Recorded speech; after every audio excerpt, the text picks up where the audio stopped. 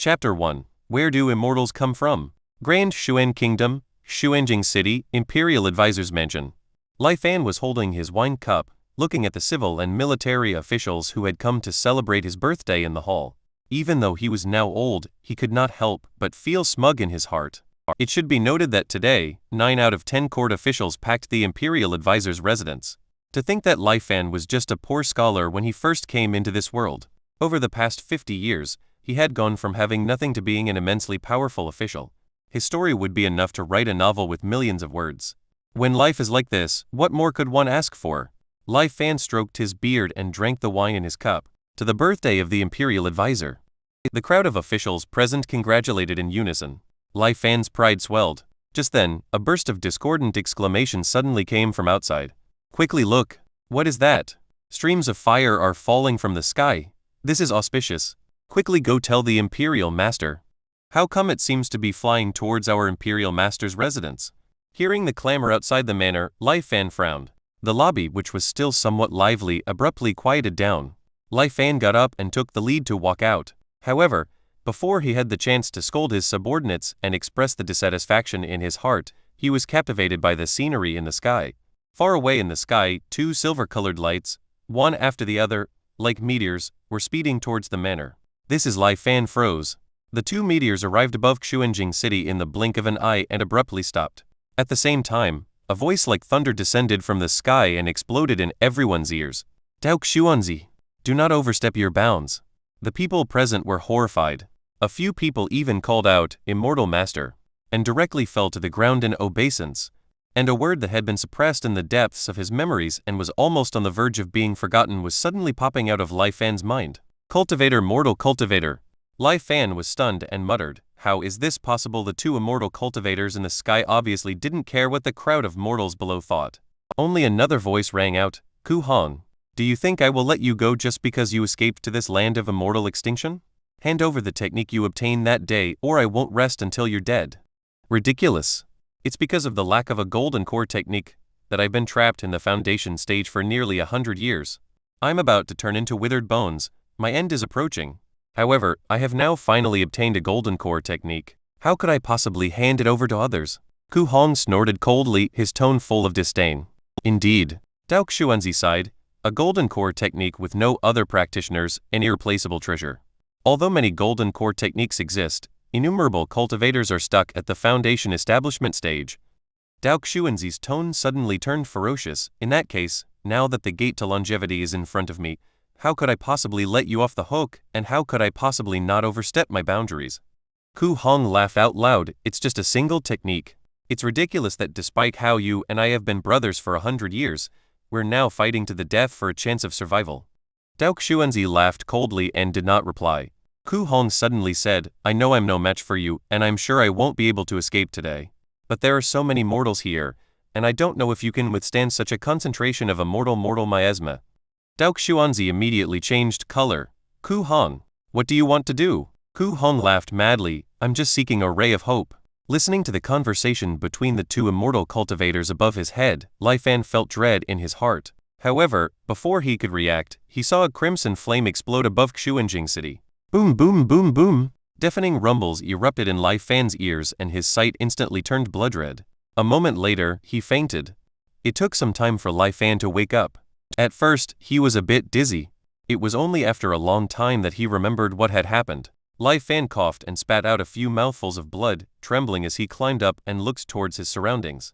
It was still nighttime, and the formerly luxurious Imperial Master's mansion had already become a ruin. The surrounding air was full of the unpleasant smell of burnt corpses. The civil and military personnel of the dynasty who celebrated a few moments ago were all dead. Lai Fan's wives, concubines, and 5 sons were not spared either. Lai Fan's aged face betrayed no emotion. His gaze was dull. After standing in place for a long time, he dragged his weak body out of the Imperial Master's mansion. Xuanjing City, which was incredibly prosperous and lively a few moments ago, had become a hell of blood and fire. There were broken bodies and collapsed buildings as far as the eye could see. The people who survived the calamity must have been less than 1 in 100. All this was because of the 2 immortal masters who suddenly came down. Lai Fan lost his strength and casually sat down in a broken wall corner. His hearing had long been destroyed in the violent explosion just now. However, it mattered not. At this moment, he only wanted to laugh. How could there be immortal cultivators in this world? Ever since he became an official, he had used the power in his hands to search for traces of any immortal Tao that might exist. After he became an imperial master and ruled 10,000 people, he rummaged through the entire world. His rule extended as far north as the Sea, as south as the Great Ocean, as east as the Ruins Abyss, and as west as the Lian Shan Mountains. There was no trace of an immortal's existence in the entire Grand Xuan, but today, several years after his hope had died, 2 immortal cultivators descended from the heavens and came to him. Without a second thought, they twisted everything he possessed to pieces. Is this immortality? And where do immortals come from? The anger and unwillingness that filled his heart turned into endless bewilderment. Heaven's will was wrong. At the same time, Lai Fan felt incomparably fortunate. He was glad that before he died, he finally confirmed the existence of immortals. Otherwise, wouldn't he have to waste another 50 years after he started his next life? That's right. How was he, a mere mortal, able to go from being a humble scholar to being an imperial master? How could he not have something to rely on? This was also the reason why he was able to survive a narrow escape from the immortals. Truth. Lai Fan murmured in his heart, and the scenery around him suddenly dimmed. It was murky and hard to see, as if a thick water curtain separated them.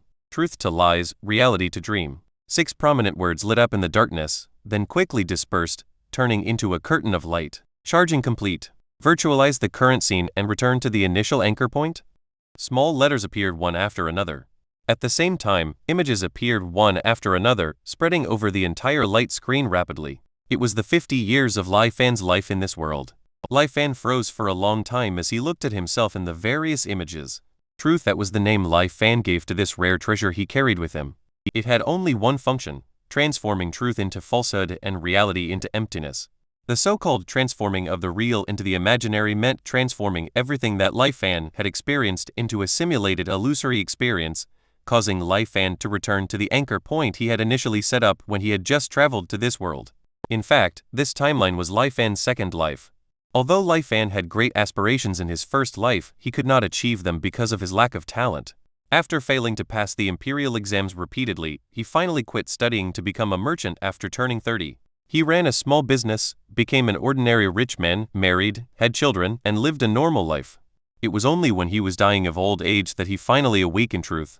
This was Lai Fan's second life, an unstoppable journey towards success. It was a pity that it was ruined now. After pondering momentarily, Lai Fan did not choose to end this life immediately. Before that, he still had a few things to do. Turning off the light screen and returning to reality, Lai Fan steadied himself and dealt with the aftermath of Xuanjing's heavy damage. After gathering the people who had survived, Lai Fan stabilized the people's hearts through his years of prestige. Even though Lai Fan could not hear, he could still find a pen and paper. Although communicating was a bit troublesome, it did not hinder Lai Fan's orders from being conveyed. First, Lai Fan ordered his garrison battalion outside the city to come to Xuanjing City as soon as possible to maintain order after the disaster. Then, he sent orders to the neighboring towns to transfer food, provisions, and officials to Xuanjing. Most of the buildings in Xuanjing were destroyed, and after the garrison battalion took over Xuanjing, Lai Fan stayed in the barracks to preside over the aftermath. Lai Fan's decree constantly transported materials and talents from the neighboring cities towards Xuanjing City. After a month, the ruined Xuanjing City had slightly recovered some of its lively atmosphere. Only after the Grand Xuan Kingdom had finally recovered from the strike by the immortals did Lai Fan begin to order the people to collect information about the 2 immortals that appeared that night. This included where they came from, where they traveled to, and whether they had any other conversations. Unfortunately, after several months of investigation, nothing else was found besides knowing that the 2 immortals seemed to have appeared from the direction of the Ruins Abyss in the east. Lai Fan's hope of profiting from both immortals dying didn't seem to happen. Shouldn't have expected such a thing. Lai Fan sighed in his heart. In that case, nothing is left for me in this world. Standing in the newly built Imperial Master's mansion, Lai Fan again turned on truth. Virtualize the current scene and return to the initial anchor point?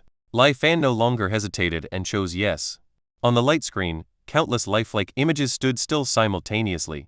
Subsequently, this life's glory and wealth shattered like an illusion, transforming into countless streaks of light that flew into Lai Fan's mind. Scene after scene flashed before Lai Fan's eyes like a flickering lantern.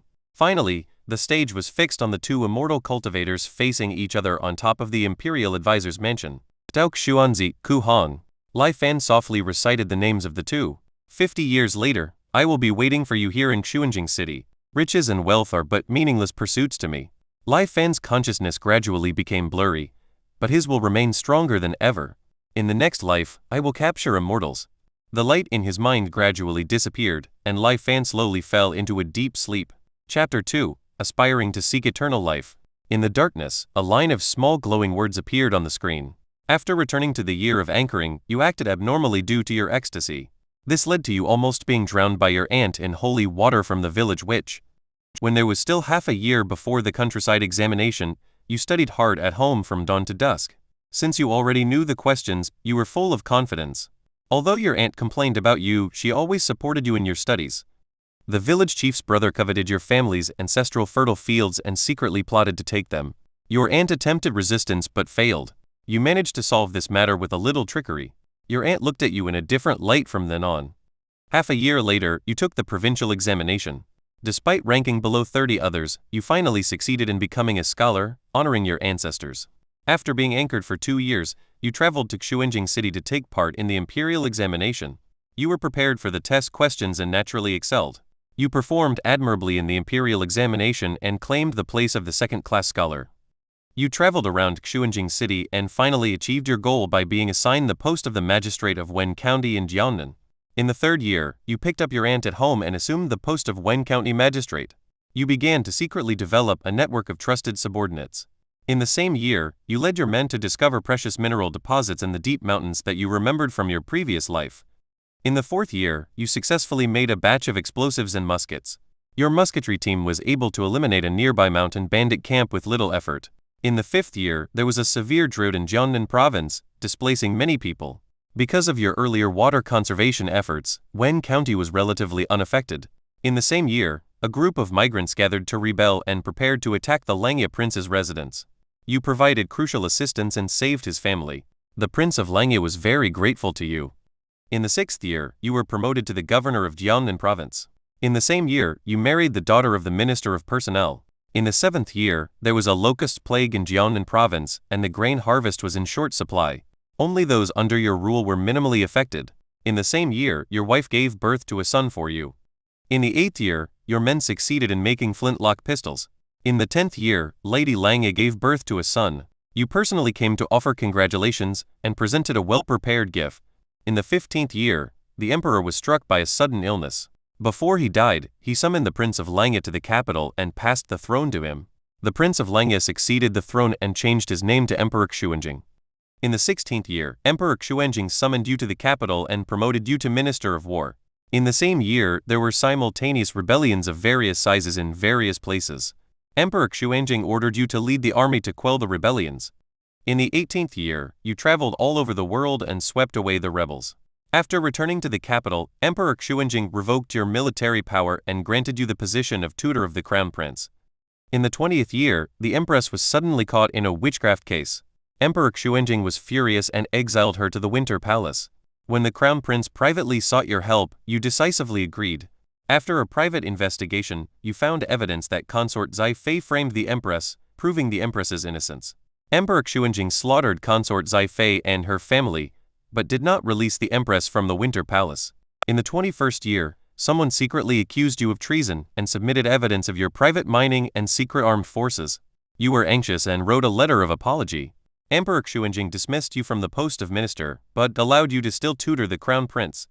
In the 23rd year, Emperor Xuanjing was on a spring hunting trip and decided to go back to the Langya royal residence in Jiangnan province to have a look. In the 24th year, Emperor Xuanjing visited Jiangnan and ordered you to accompany him.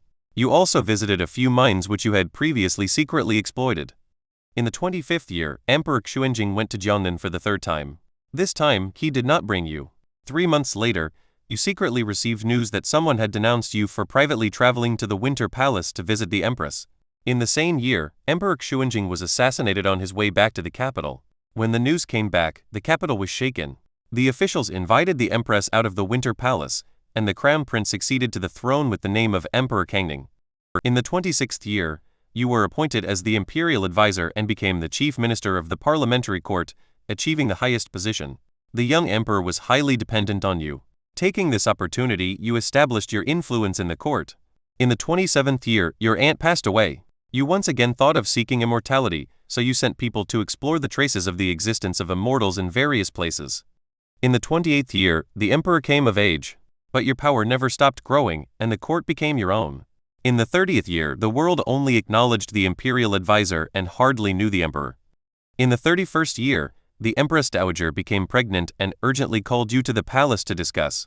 With great joy, you secretly took the Empress Dowager back to the imperial advisor's residence to take care of her. In the same year, the Empress Dowager gave birth to a son for you. In the 33rd year, when you entered the court alone, you were surrounded by the guards secretly trained by Emperor Kangning. Luckily, with the help of a special treasure, you managed to save your life. You were furious and wanted to kill the emperor and establish your rule. However, under the Empress Dowager's desperate plea and the persuasion of the ministers around you, you refrained from taking action. You purged all of the emperor's close ministers. After that, Emperor Kangning only held the name of emperor, losing all power. In the 38th year, Emperor Kangning died in a state of depression. You made your eldest son the emperor and changed his name to Emperor Longsheng. In the 40th year, the Empress Dowager died of illness. Your desire for immortality grew more intense. In the 45th year, your wife died. In the 46th year, your eldest son died of illness. In the 48th year, after decades of fruitless searching for immortality, you gave up. After being anchored for 50 years, 2 immortals came west from the ruins abyss, destroying Xuanjing City. You miraculously survived. The simulation ends. You can choose one of the following options to keep. 1. An item possessed by you during this simulation. 2. Your cultivation level in this simulation. 3. The simulated memories of a person close to you in this simulation. These memories can be inherited by that person. 4. Abandon the above choices to accelerate the recharging progress. Lai Fan regained consciousness and found himself back in his humble study. Taking in the familiar yet unfamiliar scenery, his past decades of experience crossed his mind one by one. Lai Fan couldn't help but feel emotional. Was reality transformed into simulation? Or is everything already a simulation? Or perhaps, is there no boundary between reality and illusion at a certain level? However, Lai Fan would not waste his time on things he couldn't know. Soon, he settled his mind and focused on the 4 options. The first and second items were nothing to write home about, though if Lai Fan were to embark on the path of cultivation, these 2 items could definitely help him greatly. Unfortunately, he was only a mortal in his last life as well. There was no cultivation realm to keep at all. As for the most valuable item in his own possession, it would undoubtedly be the Imperial Jade Seal. It was likewise useless, and would only invite disaster. As for the third item, to let someone also remember the memories of this simulation, this was something that made Lai Fan's heart race. For a while, several figures flashed through Lai Fan's mind. But in the end, he still shook his head. After all, hearts were the most difficult to gauge. No one knew what a person would become after getting decades of memories. Right now, truth hadn't recharged yet, and he was still a weak scholar with no power or capital. Therefore, everything should be done with stability. So there was only the 4th option left. Accelerate the recharge progress. Truth's transformation of reality into a simulation required recharging. According to Lai Fan's experience in his previous life, this charging progress could only grow naturally with the passage of time. It would take about 20 years to recharge. The recharge progress would no longer increase after reaching a maximum of 200%. Moreover, when Lai Fan was hit by a fatal blow, truth would consume recharge progress for automatic body protection. This was also the reason why Lai Fan was able to survive several narrow escapes in his last life. Hence, the 4th item was the most prudent choice. With his thoughts settled, Lai Fan no longer hesitated and decided silently in his mind. Immediately, a line of small glowing characters scattered into light spots and then quickly reformed into several new lines of characters. Name: Lai Fan Cultivation Realm. Moral Physical Age: 20/86. Mental Age: 166/1056. Up arrow charging progress: 30%. 3 lifetimes, as a human, 166 years. It turns out that I've already lived for so long. However, I remember the upper limit of mental age only being around 900 years in my previous life, but now it has increased to 1,000 years. It seems that it will increase with my accumulation of experience, which reduces the anxiety in my heart. Just as the body's lifespan had a limit, a certain limit existed for the mental capacity to endure. After carrying too many memories, a mental burden would form. Once this burden became too heavy, it would completely crush a person's soul. This was called the wear and tear of time. However, the upper limit of the mental age would increase as mental cognition increased. For now, Lai Fan did not need to worry about this. As long as I step onto the path of immortal cultivation, everything else is not a problem. Now that I'm starting over, glory, wealth, and beauties are no longer my pursuits. I only want immortality. The pain after the beloved relatives and friends around him in his previous life faded away one by one, and the powerlessness and trepidation brought about by his own body's old age all made Lai Fan's mind more determined at this moment. The goal of this life is to learn the secrets of cultivation from those two immortal cultivators. 50 years later, they will descend on Xuanjing City. With enough planning and preparation, even if they are the so-called foundation stage powerhouses, I might have a chance of winning. Perhaps what I can rely on, aside from gunpowder, is the immortal mortal miasma they speak of. Also, during these 50 years, I can't just wait. They came from the eastern ruins abyss, so perhaps I can send someone deep into the bottom of the ruins abyss first to search. The worst thing in life was having no purpose. In his previous life, Lai Fan would often wake up in the middle of the night from the Empress Dowager's bed and feel an overwhelming sense of emptiness and meaninglessness. In that life, he had stood at the very pinnacle of ordinary people. He was the master of the emperor and held the world's army in his hands. Nearly every minister in the court was a trusted aide of his. He was able to abolish the emperor's rule at any moment, and even the Empress Dowager was at his beck and call. He couldn't reach any higher. In this next simulation, should he do the same? In that case, what was the point of reincarnating from one life to the next? Power and pleasure always tasted the same after enough repetition. Perhaps, if there were no other variables, after a certain reincarnation, Lai Fan would voluntarily give up and choose to end his life. But the appearance of those two immortal cultivators allowed Lai Fan to see a whole new set of possibilities, allowing Lai Fan to see a world of unfamiliar, but tempting opportunities beckoning toward him. It ignited a great ambition and goal within him. He wanted to cultivate immortality. He wanted to live forever. No one could stop him. Lai Fan pushed open the door of the house and walked out with his head held high. Chapter 3. Immortals desire to capture immortals. Time seemed to accelerate as Lai Fan prepared for the 50th year during his third life. Lai Fan implemented his plan in a meticulous and step-by-step manner. With the experience of 2 lifetimes, everything went smoothly. He retook the imperial examinations. This time, however, with the additional decades of experience in governance, the essays he wrote were naturally far superior to his previous life. Whether it was the county, provincial, or imperial examination, he always ranked first, becoming renowned throughout the world. Subsequently, despite his youth, he was appointed as an official in Wen County. After being anchored for 3 years, he came to Wen County once more. This life, gaining control, was much more efficient than the last. With his considerable reputation and thorough knowledge of local officials, he easily took control over Wen County. Then, he began to promote and cultivate the trusted aides he had in his previous life and continuously strengthened his influence. At the same time, he drafted designs of flintlock pistols and ordered craftsmen to produce them, while assisting them with all the difficulties in production he knew about. After that, he ordered people to go around and privately recruit skilled craftsmen, striving to develop more advanced weaponry. The mountain mines were not forgotten either.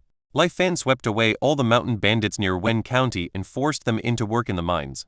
Relying on the mine resources, he established many workshops in the deep mountains to mass-produce iron weapons.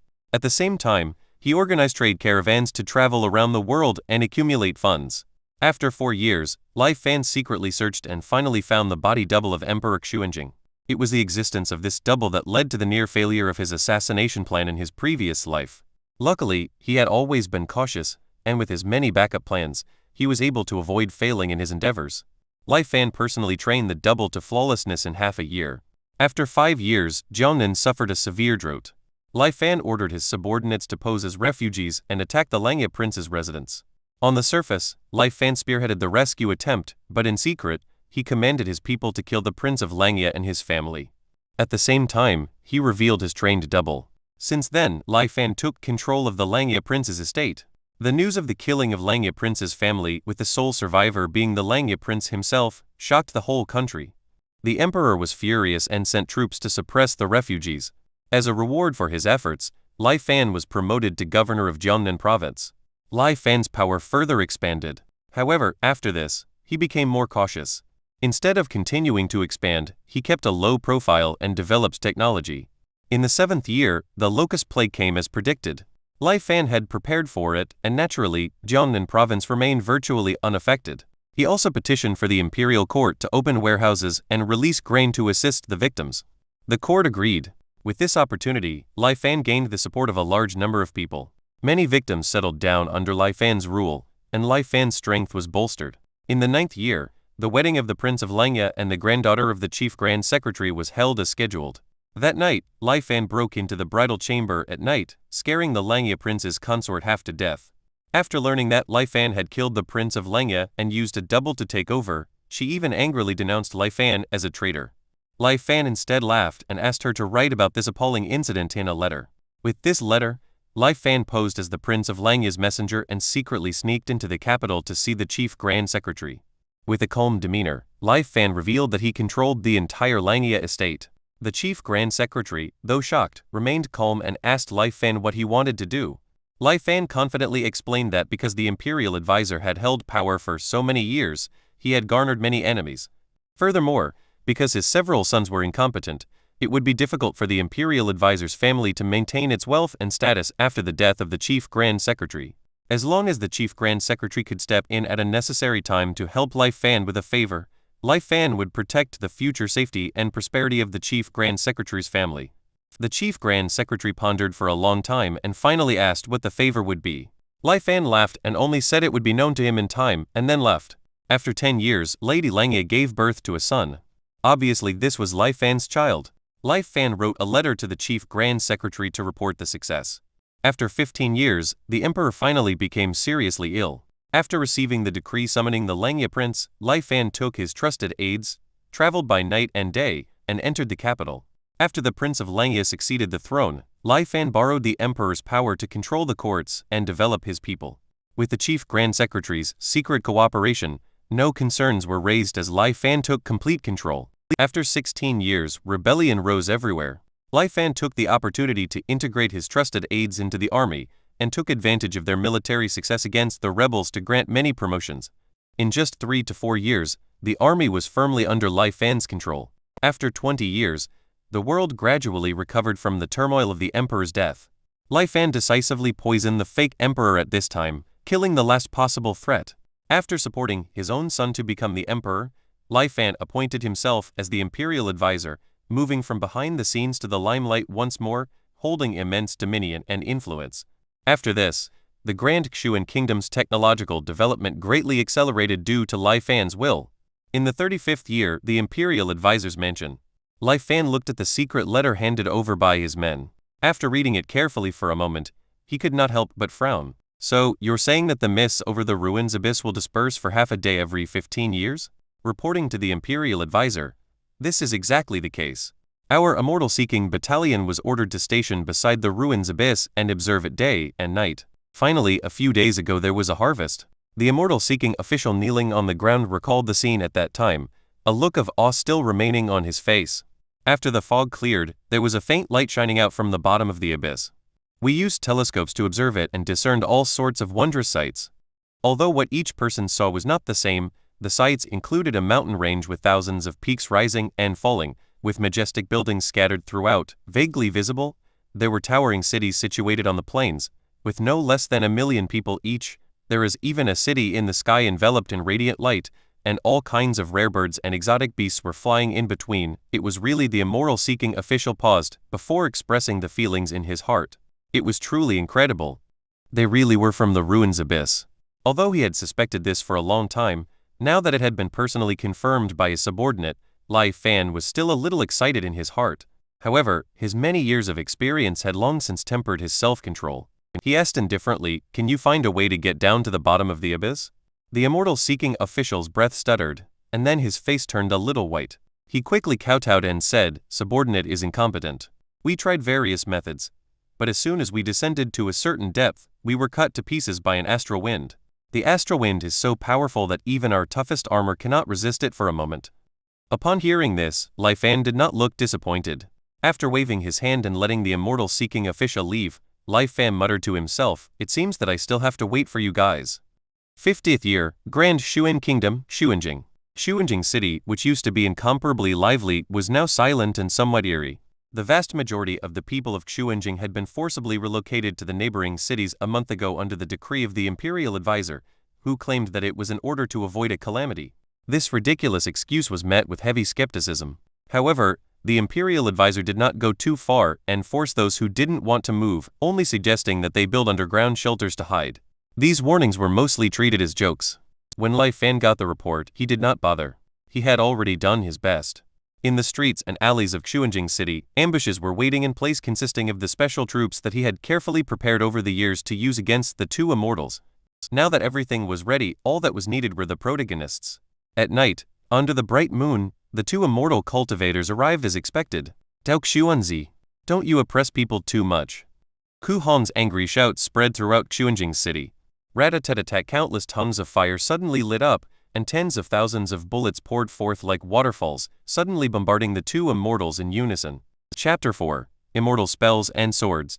The two immortal cultivators high in the sky were caught off guard and were hit directly in the face. There was no scene of blood and flesh flying. Around them, there were only concentric ripples in the air. An invisible force was blocking the tidal wave of bullets. Ho, what kind of artifact is this? Facing the sudden siege of thousands of mortals, the two immortal cultivators were as calm as usual. Ku Hong's right hand reached out and pulled a soldier into the sky, seizing the gun in the soldier's hand to scrutinize it carefully while throwing the soldier out casually. Quite interesting, using a delicate mechanical structure instead of a spell formation, and using the explosive power of a mortal object instead of spiritual power. It can actually erupt with the power of the early stage of Kai. Refining Ku Hong understood the principle of the gun after only a glance. He shook his head.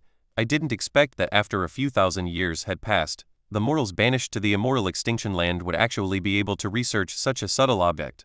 Unfortunately, it can only work in this land lacking the great Tao. Outside the land of immortal extinction, it's just a pile of useless copper and refined iron. After saying that, the gun in his hand instantly disappeared into thin air, as if he had casually put it away. As a mere mortal, how dare you make a move against us immortal cultivators? Originally, I still had some guilt in my heart, but now it seems that it's you guys who are seeking death yourselves. Ku Hong stood tall and looked at the unknown number of densely packed mortal soldiers in the darkness, contempt flashing in his eyes. His right hand quickly waved about in the empty space in front of him, drawing out intricate patterns.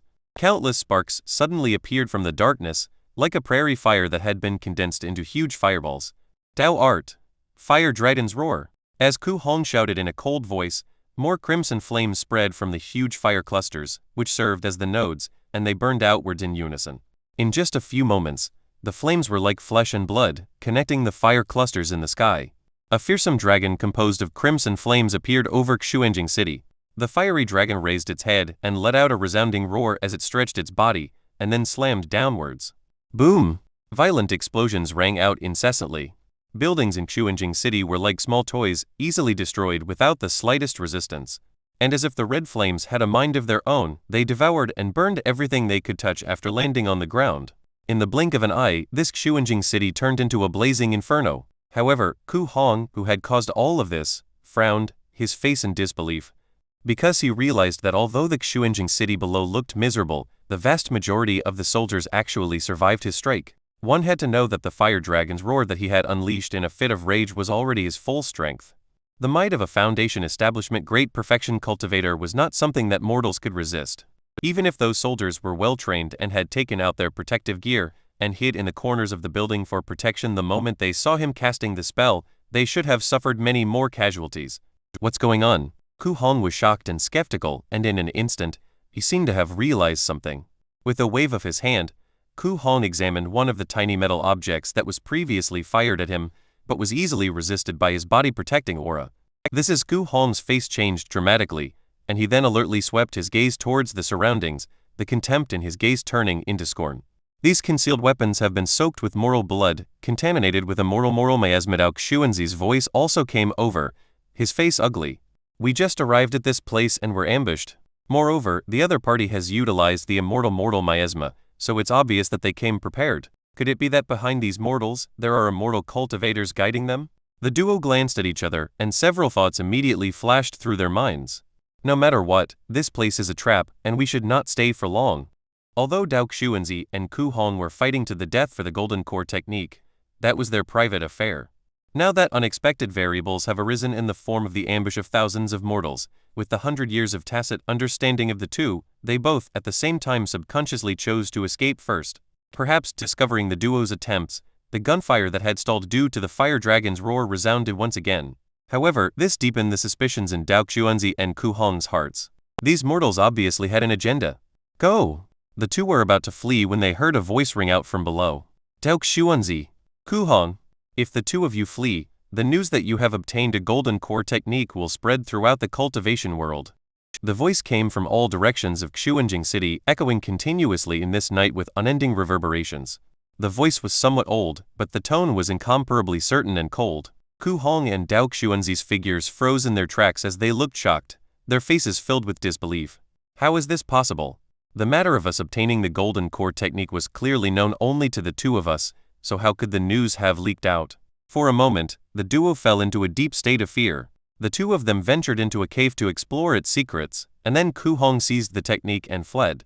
Dauk Xuanzi followed in hot pursuit, and Ku Hong was desperate enough to take the risk of breaking into a land of immortal extinction to seek a ray of hope. The people encountered during this period of time flashed in their minds one by one. Who was it? And just as the duo's minds were shaken, in the darkness, dozens of cannonballs with fiery trails were fired from various unexpected locations and flew towards the duo. You're seeking death. Ku Hong recovered from his shock and then became even more furious. Dao Art. Inferno explosion. A huge ring of fire was vaguely generated out of thin air. Not good, quickly dodge, Ku Hong. Right at this moment, Dauk Xuanzi's voice rang out urgently. Ku Hong was stunned, but with a sweep of his divine sense, fear appeared in his eyes. He was about to dodge, but it was already too late. Dozens of shells detonated around them. There were no deafening explosions. Instead, there was a cloud of dark red liquid, forming a small-scale blood rain that doused the two immoral cultivators. Chilling screams immediately resounded through the sky.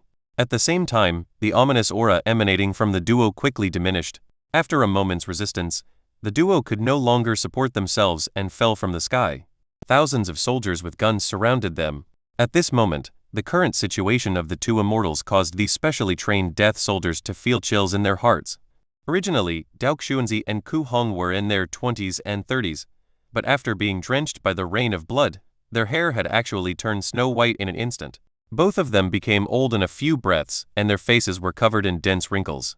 The two men hunched over and sat paralyzed on the ground. Ku Hong looked like he was going to die, while Dauk Xuanzi's cultivation seemed a little higher, being in slightly better shape, although he was still only barely clinging to life.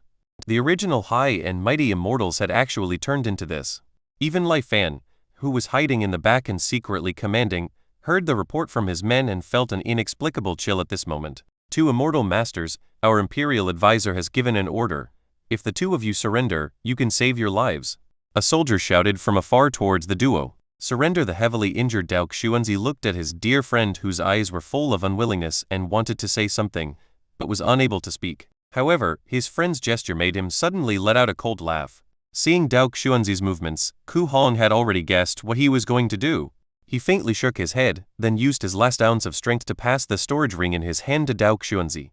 Ku Hong opened his mouth slightly, then his head fell limp and he swiftly died. High above the sky, a strange image suddenly appeared. A red, gnarled dragon appeared in the sky. It seemed to be in great pain, struggling and roaring, as if it was trying to get rid of something. However, it was all in vain. It slowly became shriveled, and in the blink of an eye, it was left with only a layer of skin and flesh. After a few moments, the entire dragon was eaten away, with not even flesh and bones left. Only then did people see clearly that it was a brown, plain-looking branch that had taken root in the dragon and devoured it. Even though it was an ordinary tree branch, it could swallow a dragon. This magnificent sight was like a brilliant firework, illuminating the sky for thousands of miles around. All the beings who saw this scene, be they human or otherwise, had this passage naturally emerge in their minds. Foundation Establishment Cultivator Ku Hong had 205 years of moral cultivation and achieved the Dao Foundation with the special item Gnarled Dragon Branch. In the land of immoral extinction, he was surrounded by thousands of mortals and was injured by the immortal moral miasma. His cultivation was lost and his lifespan was reduced. Now, in death, his Dao returns to the heavens. Pain, righteousness, and the difficulty of self-reliance around Xuanjing City. All the living beings who witnessed this vision were immersed in emotions such as these, unable to stop themselves. The magnificent sight lasted for almost half an hour and then finally dispersed gradually. The soldiers finally came back to their senses and silently looked at the other dying immoral cultivator in the field. Immoral Master Dauk Xuanzi, our imperial advisor has no intention of fighting you to the death. If you give up your resistance, our imperial advisor guarantees your safety. The soldiers continued to shout as Lai Fan commanded. Lai Fan was in the dark, but he sighed in his heart, knowing that his attempts to capture immortals in this life was a failure. He simply did not expect the immortal miasma to be so powerful in killing and wounding immortal cultivators. As expected, Dauk Xuanzi simply ignored the shouting. He also looked up at the already dissipated vision with a nostalgic look in his eyes. Gnarled dragon branch. After a long time, he brought his gaze back down and tried to straighten his hunched body. Scanning his surroundings, Dauk Xuanzi tried to find out the puppeteer behind the curtains. I don't know who you are, he said to Lai Fan. I also don't know what exactly your purpose is. Maybe this was for this golden core technique, and maybe this was for something else. Dauk Xuanzi glanced at the storage ring in his hand and said calmly, now that us brothers have been set up by you and are dead, there should be nothing more to say. But I am not convinced. Dauk Xuanzi spoke coldly. To be able to follow us all the way and know our affairs like the back of your hand without being discovered, I'm sure your cultivation must not be low. Despite such power, you don't dare to fight us head-on. To actually plot and scheme like this, hiding behind mortals and even using the immoral miasma, an underhanded thing that all immoral cultivators disdain. Dauk Xuanzi took a deep breath. My brother, Ku Hong, did not deserve this death. Dauk Xuanzi slowly rose into the air, once again towering above, looking at the crowd that was instantly on guard, with no sadness or joy on his face. You have already seen my brother's foundation building wonder. Now, I invite you all to take a look at mine. With the wonders of heaven and earth, I will build my foundation. Dauk Xuanzi chanted loudly. My foundation is named Dauk Xuan. A massive, broken iron sword appeared in the sky above Xuanjing City. All living beings under the shadow of the giant sword felt their minds dull and slow like rusty machines. I have a sword, please witness it. The heavens and earth suddenly lit up, and everyone in Xuanjing City seemed to fall into absolute stillness. Subsequently, like cracks appearing in glass, the entire Xuanjing City shattered to pieces in an instant. Truth. The charging progress plummeted, and in the split second before his consciousness disappeared, Lai Fan silently recited in his heart. Chapter 5. Flatland Ripples. End of simulation. Lai Fan, who had regained his consciousness, was still immersed in the power of Dauk Xuanzi's sword. That was a foundation establishment cultivator? Lai Fan's heart was filled with shock. Previously, Ku Hong's ability to destroy Xuanjing City alone had already made Lai Fan marvel, but Dauk Xuanzi's final sword had made Lai Fan deeply feel his own insignificance. Like a cricket facing a tsunami, from Lai Fan's point of view, he was unable to even comprehend that sword, let alone grasp its entirety. Even if it was just a glimpse, it was enough for Lai Fan to understand the gap between a mortal and a foundation establishment stage cultivator. Without the immoral miasma, I'm afraid that even if I reincarnate for 100 lifetimes and devise countless strategies, I still wouldn't be able to pose a threat to them. Lai Fan was secretly happy in his heart, but at the same time, he also felt deeply puzzled and alarmed. What is this immortal miasma? Aren't immortal cultivators all mortals originally? How come the blood of mortals has such a terrifying restraining effect on immortal cultivators? The hidden meaning behind this could not help but make Lai Fan's mind wonder. However, soon Lai Fan suppressed his many thoughts. First, let's summarize the gains and losses of this life. Watching the scenes that flashed across the light screen, Lai Fan pondered in his heart. The ambush of Dauk Xuanzi and Ku Hong was basically within my expectations. First, I used the blood-soaked bullets of the death row inmates to consume their strength, followed by using the golden core method to disrupt their hearts and minds, and then I used the blood rain to deal a finishing blow, capturing the two of them alive after they were weakened to the extreme. What I didn't expect was that the immortal miasma's restraint on cultivators was so powerful that it directly led to Ku Hong's death. What was even more surprising was that I originally thought that the 100-year-old brotherhood they spoke about was just a casual remark. I didn't realize that the relationship between the two was indeed extraordinary. When attacked, Dauk Xuanzi took the initiative to speak out to remind Ku Hong, and when Ku Hong knew that it was difficult to escape death, he gave the technique to Dauk Xuanzi on his own initiative. Furthermore, when Dauk Xuanzi saw Ku Hong die to the ambush, he gave up his chance of living and made a suicide attack to avenge Ku Hong. All of this shows that there is indeed an exceptional friendship between the two. Since this is the case, how could the two of them kill each other because of a golden core technique? Lai Fan's mind became more and more puzzled. Suddenly, he recalled the scene when he initially met the duo. A golden core technique with no other practitioners. Lai Fan was suddenly puzzled. Immortal laws can't be practiced together? With such close brothers fighting to the death over a single technique, what would the cultivation world look like? Lai Fan had a premonition that the cultivation world might be completely different from what he expected. No matter how dangerous it is, I will not falter. What's more, with the help of truth, as long as I'm careful enough, no predicament will be able to hinder me.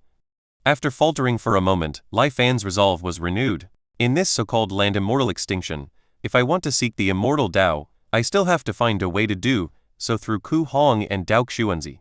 Last time, I chose to attack the two of them at the same time, but this time, I can perhaps choose to divide them. With his mind racing, Lai Fan thought of several ways to deal with them in his mind in the blink of an eye. Although the other party consisted of towering foundation establishment cultivators, Lai Fan wasn't very intimidated. In fact, he didn't treat them as formidable opponents at all. It wasn't that Lai Fan was arrogant, but instead that the function of truth to be able to start over again and again was truly heaven-defying. How could a mere foundation stage cultivation compare to 50 years of foresight and countless opportunities for trial and error? After the simulation was over, Lai Fan still chose the option to speed up the progress of recharging. Name: Lai Fan Realm. Moral physical age: 20/86. Mental age: 216/1080. Up arrow charging progress: 30%. This time, the upper limit of mental age has only increased by a few decades, so it looks like it's almost at the upper limit.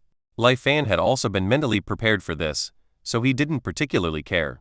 If I count the one before transmigrating, this is already my 5th life. The path to immortality is so difficult. Lai Fan sighed. I hope that these 50 years will not be wasted.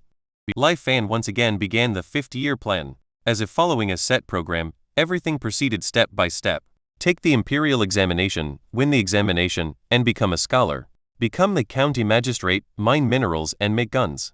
After killing the king of Langya and replacing him, Lai Fan was finally a bit anxious. Waiting 10 years to control the country was too long, and he would always have to be cowering in a place like Jiangnan. If he had 10 more years to mobilize the power of the entire world, he would have a much greater chance of success at capturing the immortals. Thus, Lai Fan decided to send a trusted confidant to sneak into the palace and secretly administer chronic poison to the emperor. Who would have thought that it was this decision that stirred up waves? Although Lai Fan's poisoning was not found, the emperor was young and strong, and the strange weakening of his body caused him to be increasingly suspicious. He suspected that someone secretly harmed him, and the chief object of suspicion was none other than the one he trusted the most, Prince Langya. This led to the emperor passing on the throne to the carefree Prince Runnan instead of Prince Langya when he passed away in the 7th year. The good news was that Lai Fan's insider in the palace sent out the news in time, and Lai Fan acted immediately after hearing the news. On the one hand, he sent his men to assassinate Prince Runnan.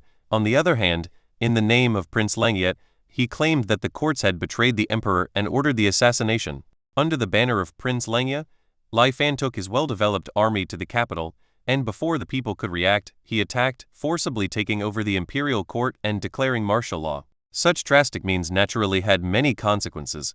The first was that the ministers in the court were not convinced. The emperor's posthumous edict was to pass the throne to Prince Runnan. Was the ascension of Prince Langya not rebellion? The ministers could not openly rebel under Lai Fan's oppression. However, they were still able to do so secretly, passively resisting and harming bureaucratic processes. There were even some who secretly contacted feudal lords, trying to invite them to lead their troops into the capital to set things right. Lai Fan was not merciful, and after killing dozens, he managed to deter the rest. Furthermore, there was also the help of the chief grand secretary in stabilizing his position. However, these few months had already ignited upheaval throughout the land. Feudal lords set up territories of their own, declared independence, and ignored the court's orders. Thus, Lai Fan could only send troops to eliminate them one by one. Although the firearms were powerful, they were limited in number. Combined with the country's vast lands, it took a considerable amount of effort. Between battle and politics, Lai Fan was very busy. It took until the 22nd year to completely resolve the internal and external problems. Due to this, he was a few years late in controlling the world than if he had patiently followed his previous lives. I still need to be cautious and patient. After everything settled down, Lai Fan could only helplessly learn a lesson. A slight difference could lead to drastic effects. If there are too many variables, my advantage of foresight will shrink greatly. Luckily, everything was just a slight ripple and did not affect the big picture. After things gradually got back on track, the gears of time flew forward, and in the blink of an eye, year 35 arrived. In this year, Lai Fan left Xuanjing City and traveled thousands of miles to personally visit the Eastern Ruins Abyss. Chapter 6. Sitting on a mountain and watching the immortals fight. TL note on term changes: Abyss Ruins Abyss. Immortal Miasma Immortal Mortal Miasma. The Ruins Abyss, located in the easternmost part of the Grand Xuan country, were so deep that one could not see the bottom, and there was a thick fog shrouding it all year round. If one were to accidentally lose their footing and fall, they would certainly end up completely annihilated. No one knew what lies beneath the ruins abyss. Even the birds were absent, and it had been a forbidden area to humans for many years. Lai Fan, on the other hand, through his last simulation experience, knew that the dense fog above the ruins abyss would disperse once every 15 years. Today, he had come to the ruins abyss to witness it with his own eyes. After all, if his guess was correct, the two cultivators, Dao Xuanzi and Ku Hong, likely arrived to this land of immortal extinction through the abyss ruins. Lai Fan stood silently, watching the endless abyss, patiently waiting. After an unknown period of time, the thick white mist that emitted an ancient aura finally changed. Whoosh! What seemed to be an ancient beast's roar came faintly from below. Only as the sound gradually became louder did the crowd realize that it was the sound of the wind. The dense white mist was stirred, creating ripples upon ripples. Then, the wind became stronger and stronger, and a large amount of white mist was forcefully expelled from the ruins abyss like a reverse waterfall rushing straight into the sky. Such a gale lasted for half an hour before the heavy fog dispersed. Lai Fan's face was grave as he took out his telescope and looked towards the bottom of the ruins abyss. At first, the bottom of the ruins abyss was pitch black and nothing could be seen clearly. Gradually, a little bit of light appeared. After a long time, the bottom of the ruins abyss shone brightly, and a mirage-like, upside-down scene was reflected in Lai Fan's eyes. According to the information, the scene that appeared at the bottom of the ruins abyss were different for each person. However, the scene in front of Lai Fan's eyes shook him to his core. There was a dilapidated mountain gate with collapsed buildings everywhere. The ground and walls, full of cracks, were filled with marks left by sword strikes and magical attacks. There were even a few areas that seemed to be drenched in blood, taking on a sinister dark red color.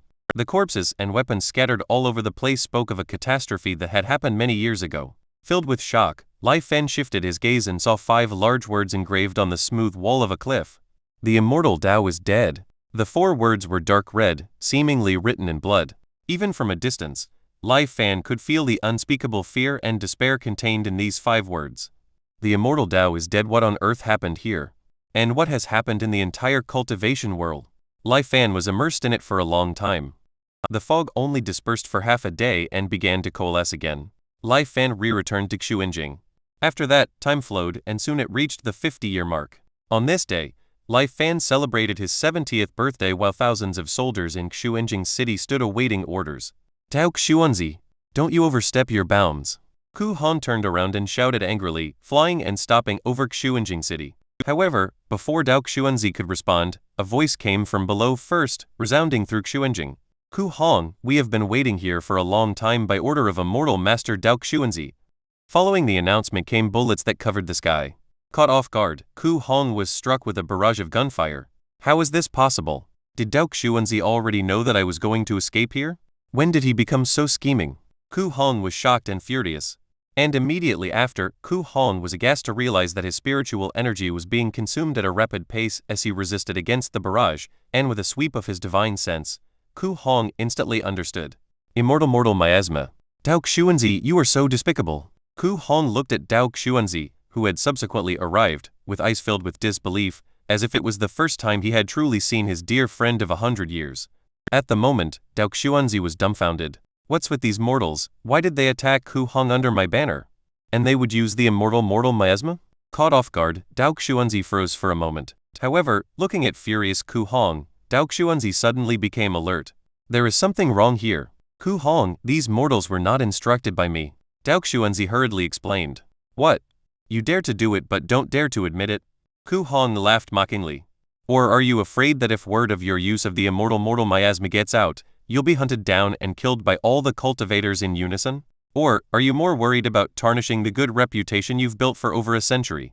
Dao Xuanzi was familiar with his brother's temper and knew that Ku Hong had lost his mind and wouldn't to listen to anything he had to say. Dao Xuanzi vaguely felt that he was caught in some kind of trap. The bizarre aura of this place even made him feel a sense of crisis. It was not wise to fight with Ku Hong at this moment.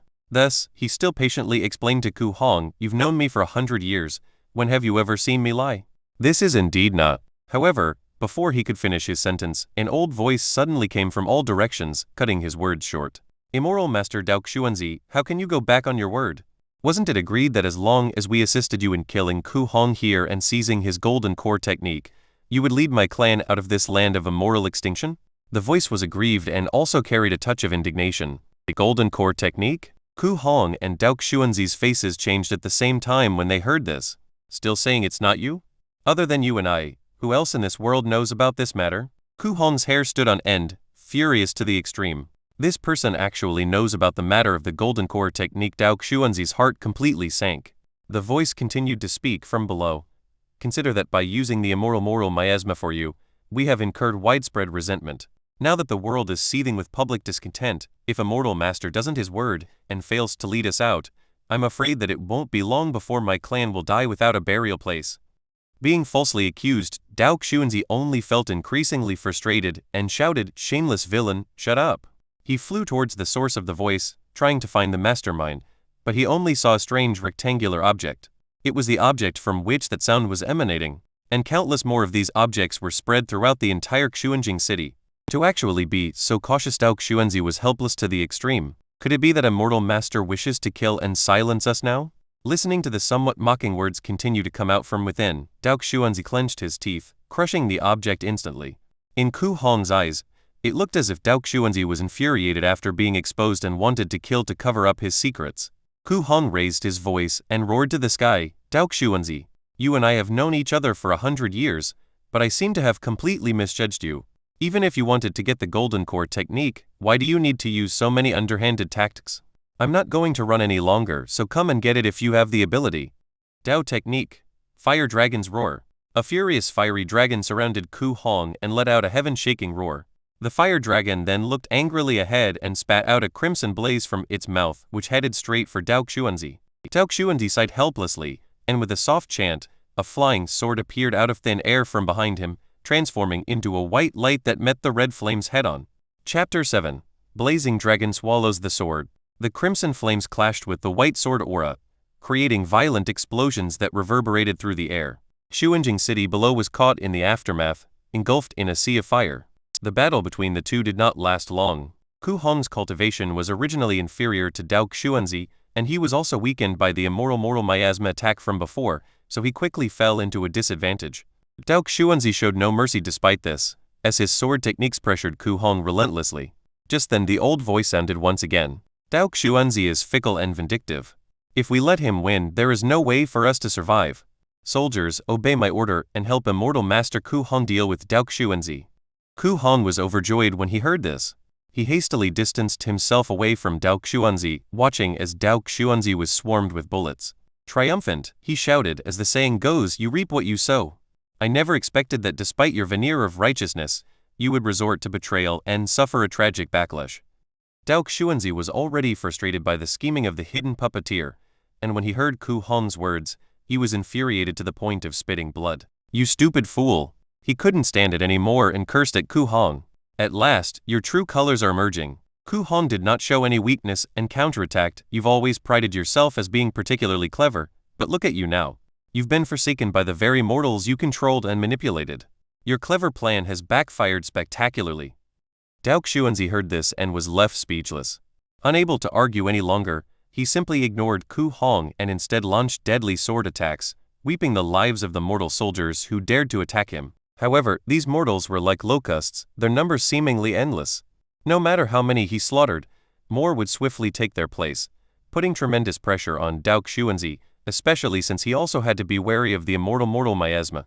Because of this, he could only use energy-consuming ranged attacks to avoid being infected. As a result, the battlefield entered a strange stalemate. At this critical moment, that old voice echoed again relentlessly. "Immortal Master Ku Hong, my clan's soldiers are on the brink of being wiped out. After Dao Xuanzi kills all of us, will he spare you? If you don't make a move at this time, when will you?"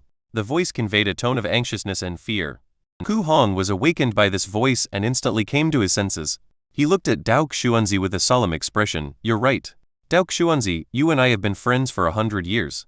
Although we have turned against each other because of this golden formation technique, we're only both pursuing the path to longevity. I'll give you one last chance. If you give up the technique and flee, I won't bother you anymore.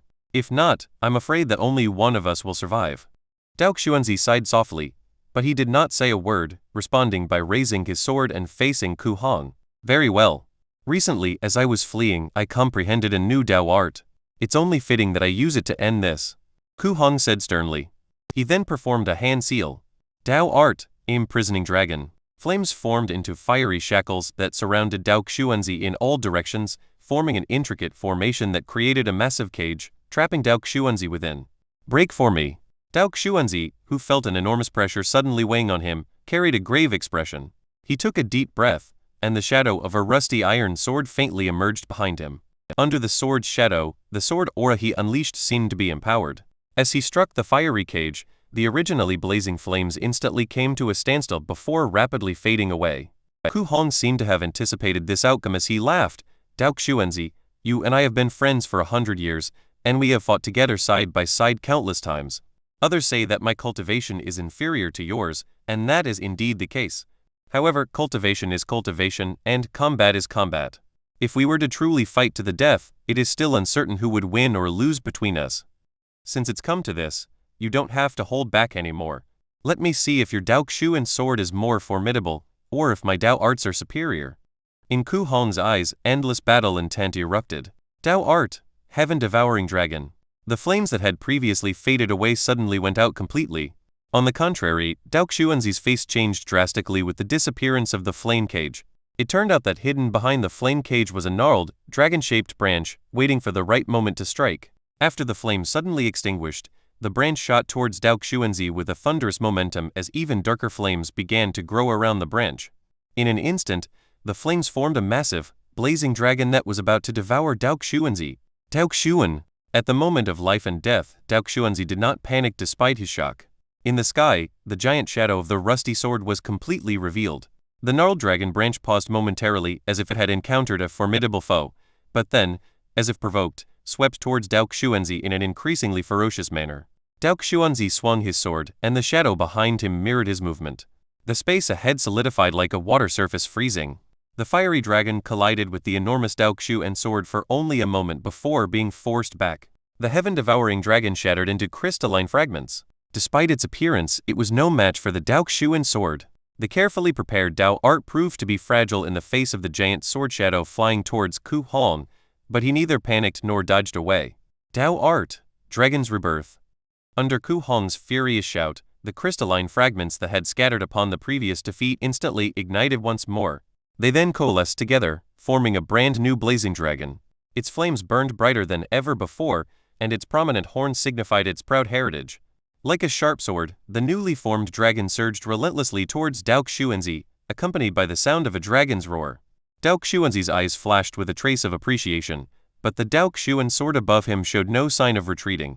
In a life-and-death struggle, whoever was more decisive and ruthless would come out on top. However, at this crucial juncture, the old voice sounded out once more, like a lingering specter. Immortal Master Ku Hong, we shall lend you our aid. Before the voice even faded, long cannonballs with fiery trails bombarded Dao Xuanzi from all directions and erupted into a rain of blood. Ah! Caught off guard, Dao Xuanzi let out a miserable scream as his imposing aura plummeted. The shadow of the Dao Xuan sword also became dim, and the blazing dragon was able to take this opportunity to overcome the Dao Xuan sword, breaking through the distorted space and piercing through Dao Xuanzi's body. On the other hand, the sword shadow wielded by Dao Xuanzi was at the end of its line, only forcing a few mouthfuls of blood out of Ku Hong before dissipating. Dao Xuanzi coughed miserably, desiring, but unable to express his final words. In mere moments, swallowed by the heaven-devouring dragon, Dao Xuanzi's body turned into a pile of bones. Chapter 8. Eternal Separation of Mortals and Immortals. Above the vast sky, a strange phenomenon formed. A gigantic sword, forged through 1,000 trials, had been abandoned in the shadows for millennia, forgotten by all. As the years passed, its blade was no longer bright, its edge was no longer sharp, and it was covered in rust. However, a wave of anger and unwillingness suddenly arose. Even as the corrosion of rust became more and more severe, the divinity and majesty of the huge sword likewise increased with each passing day. Foundation Establishment Cultivator Dao Xuanzi cultivated the Dao for 201 years, achieving the foundation establishment through the extraordinary artifact Rust Sword Dao Xuan. In the land of immortal extinction, he fought to the death with others and eventually fell at the hands of Foundation Establishment Cultivator Ku Hong. Now, in death, his Dao returns to the heavens. The brilliant scene illuminated the sky for thousands of miles like fireworks. Dao Xuanzi Ku Hong watched the magnificent scene and seemed completely stunned, unable to stop murmuring to himself. All the soldiers present also looked up at the sky and froze. I am Lai Fan, and I greet the immortal master. Right at this moment, an old man with white hair and a walking stick walked tremblingly to Ku Hong's side. Ku Hong paid him no mind, but Lai Fan was not in a hurry, patiently waiting while signaling the soldiers to stand by. Only after a long time, with the heavenly visage dispersing, did Ku Hong turn to look at Lai Fan. Are you the leader of the mortals here? Ku Hong's tone was harsh, and it was obvious that he did not have a good impression of Lai Fan. That voice that rang out everywhere before was you, right? They were petty tricks, and are not worth the immortal master's attention. Lai Fan cupped his hands and avoided discussing the matter directly. Instead, he bowed respectfully. I beseech the immortal master to be merciful and save the lives of my clan's thousands of people. Mercy. Ku Hong sneered at the request. In my battle with Dao Xuanzi, we both relied on our own abilities, and our life and death were determined by fate. You, a mere mortal, actually interfered in the battle between us cultivators. He looked at Lai Fan, his words dripping with killing intent. Although Dao Xuanzi and I fought to the death over the golden core technique, he was still my brother of more than 100 years. Now that you have killed him, shouldn't I avenge him by killing you? Unaffected by Ku Hong's threat, Lai Fan just laughed bitterly. I'm just seeking a ray of hope. As I mentioned before, if Immortal Master loses, my clan will definitely be unable to escape death. When Ku Hong heard this, his face loosened up. He sighed. What a way to seek a chance of survival. You're right. In this harsh and cruel world, who isn't struggling for that glimmer of hope? Seeing that Ku Hong's tone had softened, Lai Fan hurriedly jumped at the opportunity and said, previously, Dao Xuanzi the Immortal Master had promised me that if before Lai Fan could finish his words, Ku Hong frowned and interrupted, if it's this matter, I'm afraid I'll have to disappoint you. Dao Xuanzi probably had no intention of honoring his promise to begin with. Lai Fan froze. What does Immortal Master mean? Ku Hong laughed mockingly. For 100 years, Dao Xuanzi has presented himself as an upright and righteous figure. I can't believe he turned out to be unscrupulous with no bottom line, even deceiving mortals in his actions. He paused, watched Lai Fan's expression, and continued, the great formation of immortal extinction is so dangerous that the two of us were only able to break in with a healthy amount of luck. It would take a lot of effort for us to leave on our own, so how could we possibly take a mortal away? What? Even Immortal Master doesn't know how to leave this place. Lai Fan's heart and mind shook drastically, and his face became extremely ugly. With over 100 years of anticipation and hopes being ruthlessly crushed by the immortal cultivator in front of him, Lai Fan's mind almost collapsed. However, Lai Fan had gone through several lifetimes of trials and tribulations, and his mind had long been tempered. He quickly recovered and said to Ku Hong, this is not the place to talk. Immortal Master, please follow me. With that, he led Ku Hong through the ruins of Xuanjing City to an underground bunker. Earlier, when Ku Hong and Dao Xuanzi were fighting, the soldiers in the city were hiding in these bunkers. In Xuanjing City, there were hundreds of similar bunkers, both large and small. Although the bunkers were deep underground, they were illuminated with lights and were still as bright as the surface. There were even ventilation ducts connecting to the outside world so that the bunker was not suffocating. Ku Hong surveyed the lights on the ceiling with interest and complimented, no wonder Dao Xuanzi sought cooperation with you mortals. To be able to restrain and utilize the power of lightning, it seems that over the thousands of years, you mortals of the immortal extinction land have developed greatly. There was also the projectile weapon from before which was quite powerful.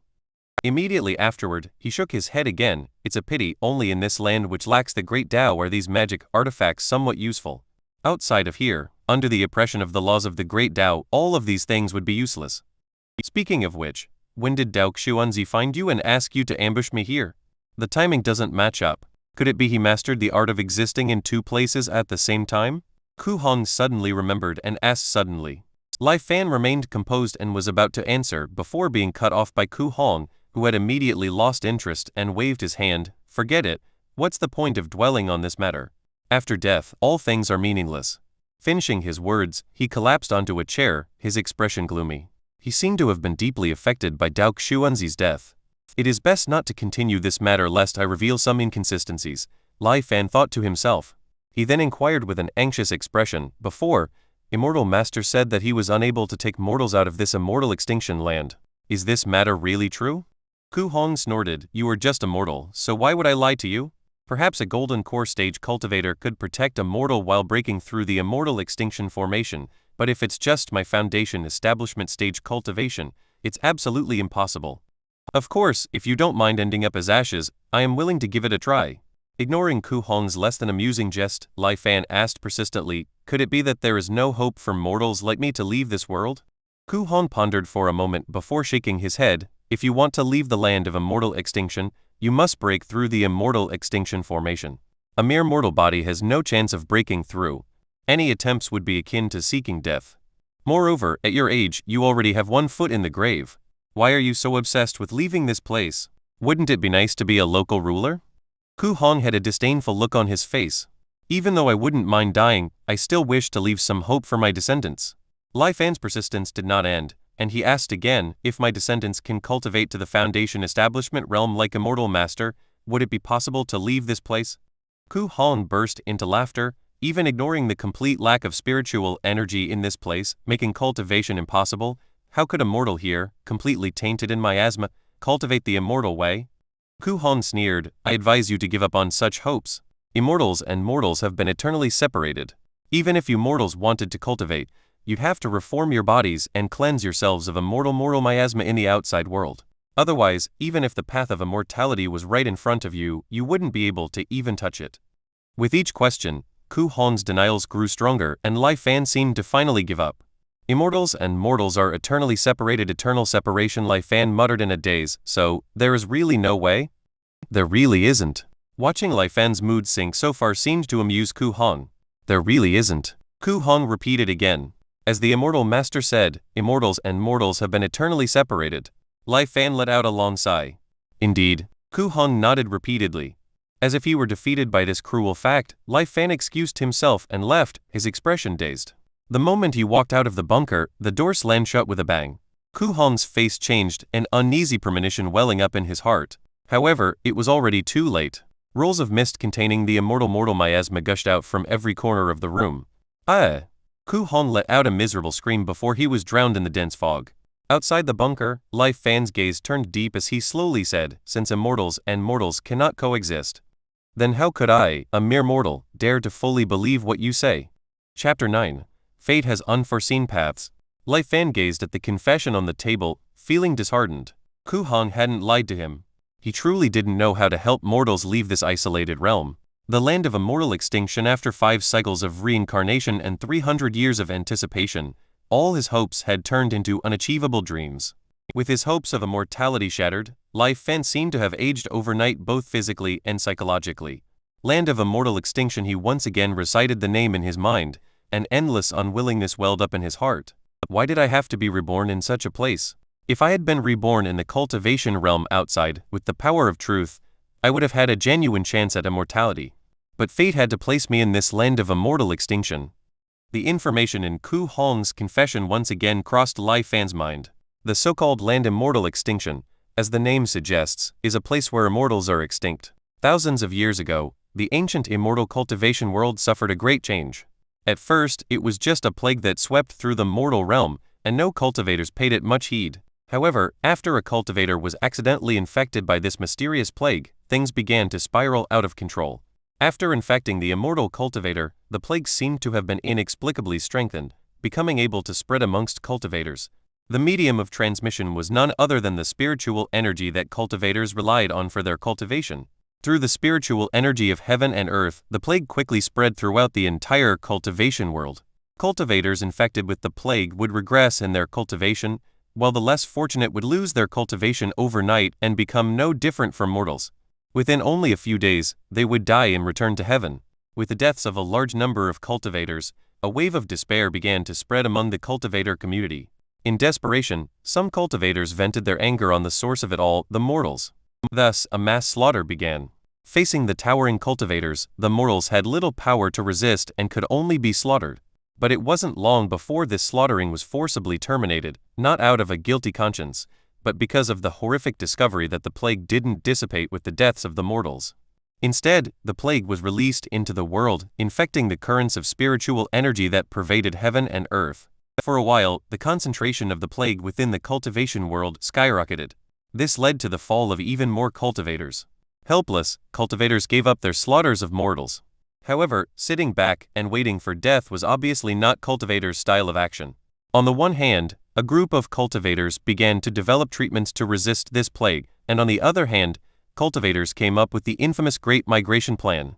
Although this plan was opposed by a significant portion of cultivators at the very beginning, most eventually agreed for the sake of their survival.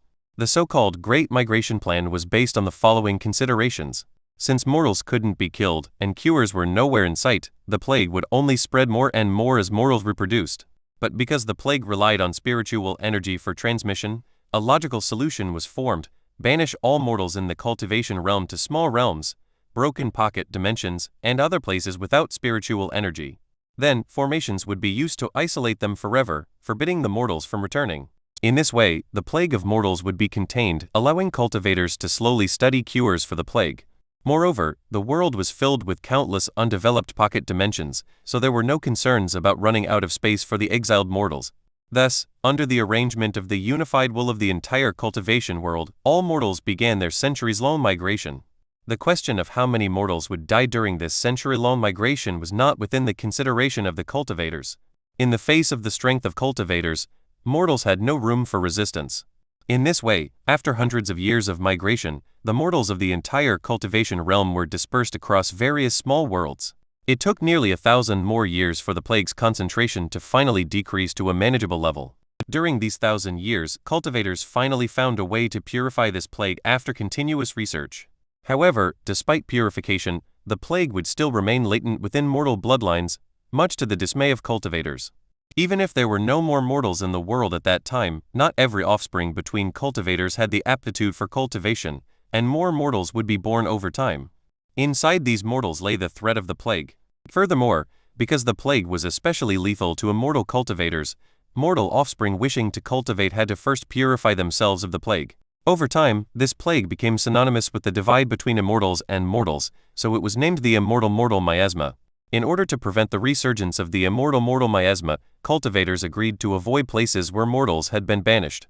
Over time, these places became the so-called lands of immortal extinction. There were countless lands of immortal extinction, both big and small, but the number of cultivators willing to risk their lives to enter these places was very few. It was already a blessing for Lai Fan to stumble upon 2 of them. Now, these cultivators did not have a way to bring mortals out. How could Lai Fan expect another cultivator of a higher cultivation level to break in? What's more, as a mortal, his lifespan was limited. Even if he could constantly simulate reincarnation, it would only be repeated within his lifespan. This year, he was already 70 years old, and the upper limit of his physical lifespan was 86. The possibility of meeting another cultivator within those 16 years was basically zero. Since this was the case, how could Lai Fan not feel despair? Though we had glimpsed the path to cultivating immortality, in the end, it proved hopelessly distant. Could it be that he could only repeat the life of a mortal over and over? Lai Fan was truly unwilling. The road to immortality was right before him, seemingly within his reach, yet it was impossible to take the first step. Thinking about everything he had experienced in his several lifetimes, his nearly 300 years of bitter anticipation, Lai Fan wasn't resigned to giving up the path to immortality. Was there really no way? Suddenly, like a bolt of lightning cutting through fog, Lai Fan thought of something he had overlooked. How had a large number of mortals migrated thousands of years ago? Although the land of immortal extinction and the cultivation world were adjacent, they were separate realms. Surely these mortals didn't come here on foot, right? There had to be some means of transportation, right? Perhaps those means were still around today.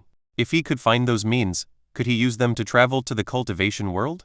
Even if it was just a slim, almost negligible possibility, it sparked a glimmer of hope for Lai Fan. His excitement surged and he immediately headed to the prison cell where Ku Hong was being held. He wanted to consult Ku Hong on the feasibility of his idea. Chapter 10: Unique Paths to Immortality.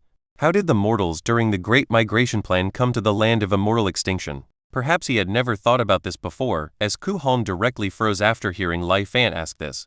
Thousands of years have passed since the era of the Great Plague, and we're not sure what exactly happened during that time. Regarding the various things that happened back then, I've only heard rumors. Ku Hong shook his head after thinking for a moment. What, you still haven't given up? Ku Hong looked at Lai Fan and couldn't help but mock. Even if you get out, what could you do? Still wanting to cultivate immortality at the age of 70, he was halfway through his sentence. But when he saw Lai Fan's icy cold eyes watching him as several trained soldiers stood beside them, he couldn't help but shiver and snapped his mouth shut. Ku Hong had long been released from his prison by Lai Fan. After being trapped in the secret room and baptized by the immortal miasma by Lai Fan, his cultivation had regressed drastically, falling directly to the early stage of Kai refining. Unable to use any of his Dao techniques, he was now just a slightly stronger mortal. After being captured, he had originally cursed and raged, but after a few rounds of severe torture, Ku Hong became obedient. It turns out that high and mighty cultivators, after losing their cultivation, are no different from us mortals. In fact, they have even less backbone than us, a soldier on the side said mockingly. Yeah, this one didn't even last an hour under us. Another soldier chimed in. Ku Hong was very frank. Better to be alive than dead. Besides, in the cultivation realm, death is common. Although you are just a mortal, your skills and determination are not bad. I can't complain about you ambushing us, as you prove superior. Don't you hate me? Lai Fan was a little curious. Hate? Of course I do. Ku Hong aggressively drank a mouthful of the wine Lai Fan had prepared for him, but what can I do about it? Now that you were the knife and I am the meat on the chopping board, how could I threaten you? Wouldn't that be a death wish? You were quite open-minded. Lai Fan smiled. It's just surviving by any means necessary. Ku Hong snorted coldly. If you could return to the cultivation world, would you still be able to continue your cultivation? After a moment of silence, Lai Fan suddenly asked. What Ku Hong didn't react immediately. If you can help me find a way to travel to the cultivation realm, maybe I will take you with me. Lai Fan promised. You treacherous villain, you still want to swindle me? Ku Hong was furious, but he soon calmed down and looked at Lai Fan fiercely. Lai Fan's face was calm. Truth or falsehood, it's still a glimmer of hope for you. Are you willing to give up on your life and just die of old age in this tiny place? Hearing Lai Fan's words, Ku Hong fell silent. His face changed intensely and it was obvious that his heart was struggling deeply. After a long time, he finally let out a long sigh. Fine. I agree. Don't worry, I, Lai Fan, have always kept my promises and have never gone back on my word. Lai Fan said reassuringly. The henchmen on the side carried solemn faces and lowered their heads. In the entire court, who didn't know that the current imperial advisor was a man of his word? If he said he would kill your entire family, he would. No need to paint a rosy picture for me, as I am already willing to help you if only to gamble for a slim chance of survival. Ku Hong said coldly. Hearing this, Lai Fan didn't bother to explain further. Instead, he directly raised his speculation. If my guess is correct, back then, cultivators should have used a magic artifact similar to a flying boat or shuttle to migrate the mortals. In ancient times, when the cultivation world was flourishing with numerous sects and schools, this kind of transportation-type artifact was very popular. Unfortunately, later on, the world underwent tremendous changes and cultivators became wary of each other. They started to act alone, and these flying boats and shuttles became rare sights. Ku Hong slowly responded. Are you referring to the catastrophe caused by the mysterious immortal mortal miasma? Lai Fan asked. Although the immortal mortal miasma was bizarre, it couldn't shake the foundations of the cultivation world. In fact, the reason why the immortal mortal miasma was able to run rampant was because the vast majority of the cultivators in heaven and earth had already fallen victim to a great calamity. The strength of the cultivation world plummeted, which is why it was unable to effectively deal with the immortal mortal miasma. Ku Hong shook his head, his complexion somewhat grave. A great calamity? Lai Fan suddenly recalled the scene of the crumbling mountain gate that he had seen in the depths of the abyss ruins previously, and he could not help but feel his heart trembling. Could it be that immortality techniques cannot be practiced together? Ku Hong glanced at Lai Fan in surprise, unsure of how he came up with the idea. Indeed, practitioners of the same technique cannot coexist. Ku Hong let out a long sigh. In the ancient times, there was no such restriction. At that time, a countless number of great cultivation sects opened their doors to the world, recruiting disciples and teaching them their techniques. Cultivators had masters to guide them, and when they encountered difficulties in their cultivation, they could ask for advice at any time.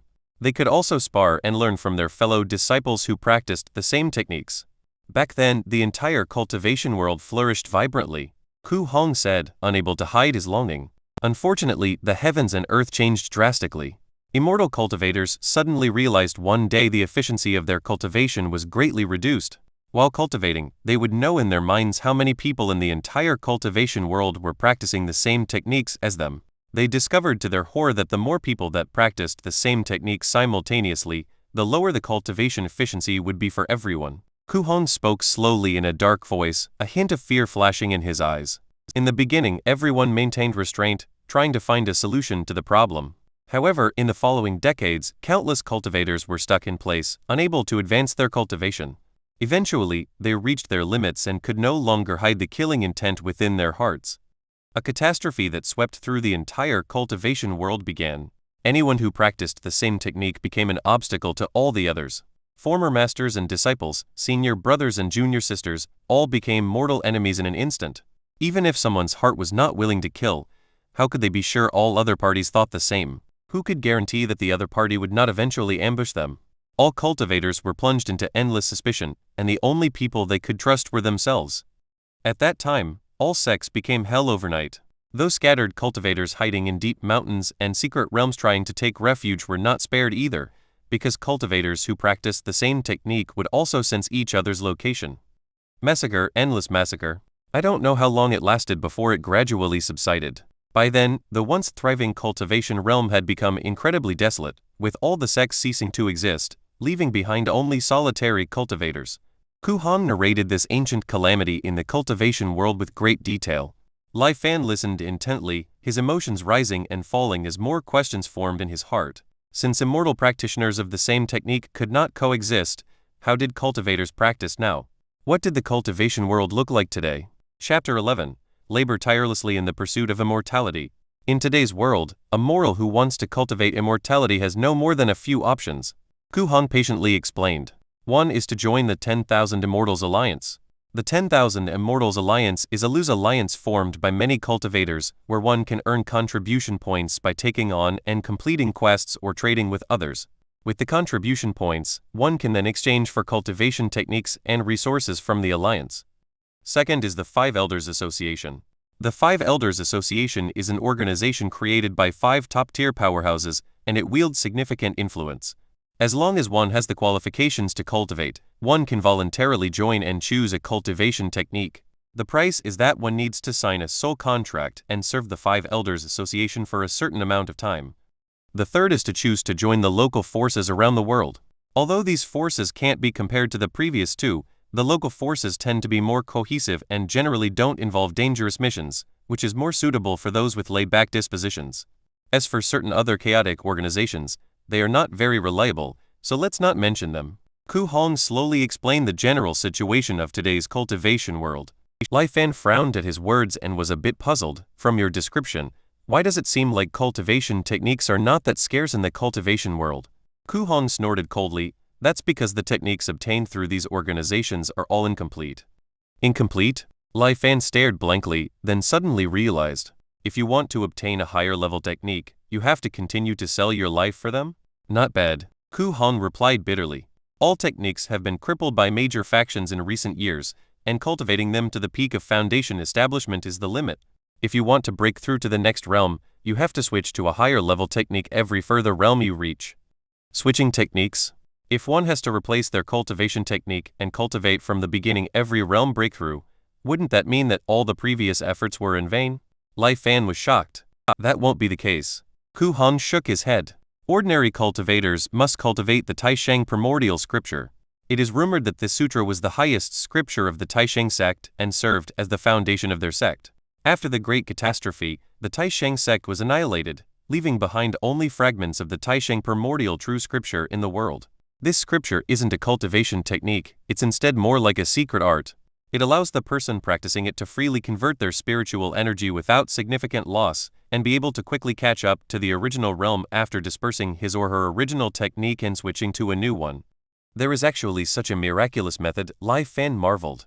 But the appearance of this remnant was quite timely. Only this way would the countless cultivators become able to accept constantly changing cultivation techniques.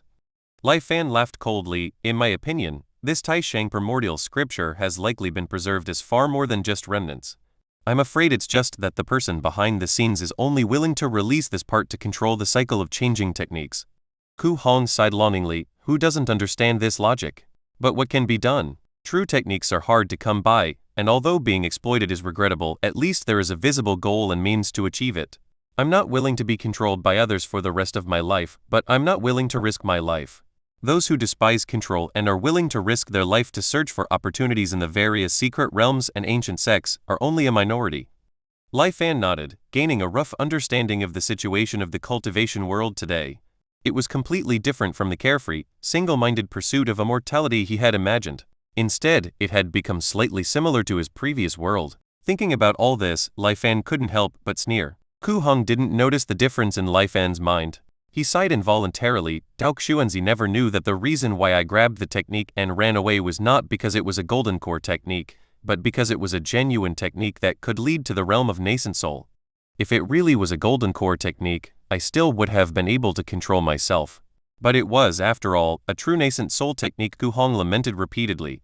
When Lai Fan heard this, his heart stirred, and he touched the ring he was wearing on his hand. Ku Hong and Dao Xuanzi's items had already been seized by him and stored in this storage ring. Perhaps it was because he had gone through many reincarnations and his mental strength was far beyond that of normal people, but the storage ring that usually required divine sense at the Kai refining stage to function was usable by him as well. However, if he couldn't find a way to leave the land of immortal extinction, these things would be completely useless to him, so he didn't have the heart to examine them carefully yet. Next, Ku Hong introduced Lai Fan to the common knowledge of the cultivation world, such as how the fall of a cultivator would invoke a heavenly vision to all within a certain range. Finally, he returned to the topic of leaving and discussed Lai Fan's hope for flying boat legacies from the Great Migration Plan. Perhaps there is indeed such a possibility, Ku Hong thought carefully before affirming. I've heard rumors that for the past thousands of years, there have been occasional reports of mortals banished to the immortal extinction lands who then secretly returned to the cultivation world. It's just that most of it is just hearsay without any solid evidence. Where there's smoke, there's fire. Sometimes rumors contain the truth of the matter. Lai Fan's heart perked up. After all, mortals and cultivators are inextricably linked. It is normal for some cultivators to leave a path for their mortal families to return. I think these mortals were able to return through the backup methods left by these cultivators. Ku Hong was not very optimistic. Even so, thousands of years have passed. This realm is also quite vast, and the possibility of being able to find these hopes is very slim. As long as there is a ray of hope, I will not give up. Lai Fan said firmly. I really don't know why you, a dying old man, remain so attached to this, Ku Hong muttered in a small voice. Lai Fan pretended not to hear and said solemnly to Ku Hong, as long as you help me find a way to travel to the cultivation world, not only will I release you and allow you to come with me, but I'll also return all of your and Dao Xuanzi's belongings, including that nascent soul technique. Truly? Ku Hong raised his head violently, a strong trace of hope emerging in his eyes. Of course. Lai Fan nodded his head. Good, if this is the case, I will do my best to help you. Ku Hong gritted his teeth and finally made up his mind. Although he had been deceived by Lai Fan several times and did not know how trustworthy Lai Fan's promises were, he was just like Lai Fan. As long as there was even a sliver of hope, he was unwilling to give up. To be trapped here for decades and die of old age was definitely not what he, Ku Hong, desired. Next, with the help of Ku Hong, Lai Fan collected history books and classics of the world, trying to find clues about the Great Migration Plan from ancient records. At the same time, Lai Fan also used the army to excavate ancient tombs, trying to find some clues from them. Although it led to a lot of public grievances, and hundreds of officials writing letters to admonish him day after day, they were all forcibly suppressed by him. Unfortunately, too much time had passed since the Great Migration Plan, and his remaining lifespan in this world was too short. 16 years later, in the 66th year, Lai Fan's end was approaching, but he still had nothing to show for it. Ordering that Ku Hong should be released, Lai Fan came alone to the underground chamber of the Imperial Advisor's mansion. With a movement of his divine mind, Lai Fan took out all the items in his storage ring and laid them out in order. First, Lai Fan focused on the jade slip that emitted a faint golden glow. It was the nascent soul technique that caused Ku Hong and Dao Xuanzi to turn against each other. TL note: Taisheng sect equals supreme sect / Mount Tai sect or something like that. I'll stick with Pinyin though and just share the translations in a note, unless people overwhelmingly prefer the westernized form. Chapter 12, Second Anchor Point emerges. Jade Cosmos 1000 Variations Sutra, Nascent Soul Technique, Current Number of Cultivators, 0. Lai Fan picked up the jade slip and a message naturally appeared in his mind. Nascent Soul Realm. Lai Fan's heart was filled with longing, but it was a pity that right now, he was still just a mortal without a hint of divine sense. Although he could use the storage ring, he could not do anything with this nascent soul technique, and could only look on with bated breath, unable to learn its content. Owning a treasure, but being unable to access it, Lai Fan could only look at it greedily for a few more moments before finally putting it down with reluctance. Lai Fan then looked at a rusty iron sword beside it. It was none other than Dao Xuanzi's Foundation Establishment treasure, Rus Sword Dao Xuan. According to Ku Hong, if a Kai refining cultivator wanted to break through, he needed to use a treasure of heaven and earth as the basis to establish their foundation. These treasures were unique, and only those with destiny could find them. Furthermore, once a cultivator establishes their foundation through the treasure will become inextricably tied to the cultivator. If the cultivator falls, then the natural treasure will fall with them, losing their extraordinary properties and becoming an ordinary object. Lai Fan stroked the unusual iron sword in front of him with his hand, but his attention was focused on the information that suddenly emerged from truth. Charging item found. Rust sword Dauk Xuan remnant. Consume to recharge? Lai Fan pondered for a moment and chose yes. The rusty sword in his hand silently disappeared, and with that, a line of small words appeared in Lai Fan's mind. Current anchor recharging progress, 1% current number of anchor points. 1 Lai Fan's heart stirred. According to the feedback from truth, when the anchor charging progress reached 100%, a second anchor point will be opened. In the future, everything will be virtualized, and when choosing to return, one could choose to restart from any one of the anchor points. If the second anchor point can really be opened, it would be incredibly convenient, Lai Fan thought, looking forward to it. For example, he kept repeating his reincarnation in these lifetimes in an attempt to get the cultivation method from Ku Hong and Dauk Xuanzi. The previous 50 years had been a repetitive ordeal for him. Moreover, uncontrollable variables sometimes arose. If he could start his reincarnation directly from the time he became the imperial advisor and took control of the world, then each attempt would be much more efficient. Thinking further, he was only immortal, and each reincarnation would last only 50 years. Although it was long, Lai Fan was able to accept it. However, once he embarked on the path of cultivation, where progress could take hundreds or thousands of years, starting over would be devastating. The thought made concerns rise in his heart. However, if more anchor points could be opened, then Lai Fan would have many more opportunities for trial and error. It was not impossible to keep trying step by step to find the perfect path to immortality. As for the initial anchor point, it could also be used as a last resort. Although heaven and earth treasures are hard to come by, the cultivation world is incomparably vast, and treasures will be abundant. As long as I can leave this land of immortal extinction and escape my shackles with these thoughts in mind, Lai Fan's desire to leave this place grew more passionate. After absorbing the rust sword Dauk Xuan, Lai Fan didn't pay too much attention to the other things in the storage ring. It was nothing more than some standard spirit stones, low-grade spiritual weapons, and other such things. Standard spirit stones, which were jointly manufactured by the 10,000 Immortals Alliance and 5 Elders Association, had different grades and were the recognized currency of the world of cultivation. Each spirit stone had a unique anti-counterfeiting seal that could not be imitated by others. In fact, the reason why a standard spirit stone was valuable was because it was recognized by the 10,000 Immortals Alliance and the 5 Elders Association, and could be exchanged for cultivation techniques. On the other hand, privately made inferior spirit stones and natural spirit stones dug out from various spirit mines were all worthless. This was because in today's cultivation world, what bottlenecked most cultivators were not resources such as spiritual kai and spiritual stones, but instead cultivation techniques of each realm. It was because the 10,000 Immortals Alliance and the 5 Elders Association controlled the vast majority of the world's cultivation techniques that they could become behemoths spanning the entire cultivation world. As for those low-grade spiritual weapons, they were mostly used as consumables in fights. Ku Hong and Dauk Xuanzai were not particularly wealthy, so the spiritual weapons on their bodies were common goods that had little value. After storing away the items in front of him, including the nascent soul technique, one by one into his storage ring, Lai Fan had become exhausted. His body was already so frail, like a candle in the wind, and it would completely fall apart at any time. Taking a deep breath, Lai Fan closed his eyes, as if he wanted to engrave his weakness at this moment firmly in his heart. Afterwards, Lai Fan no longer hesitated and called out truth, ending this life. In the darkness, scenes of his previous life flashed by rapidly, and eventually, a few familiar lines appeared in the field of vision. The simulation ends. You can choose one of the following options to keep. 1. An item possessed by you during this simulation. 2. Your cultivation level in this simulation. 3. The simulated memories of a person close to you in this simulation. These memories can be inherited by that person. 4. Abandon the above choices to accelerate the recharging progress. Lai Fan chose the first item this time. Unfortunately, his attempt to be clever by placing all of his items in the storage ring in his last life failed. Items such as the storage ring, nascent soul technique, spiritual stones, spiritual weapons, and so on appeared in Lai Fan's mind in turn. Lai Fan naturally chose the nascent soul technique. What surprised him was that after he chose the cultivation technique, he could take it out and put it back into truth at any time. Moreover, the technique was already bound to himself, in a sense.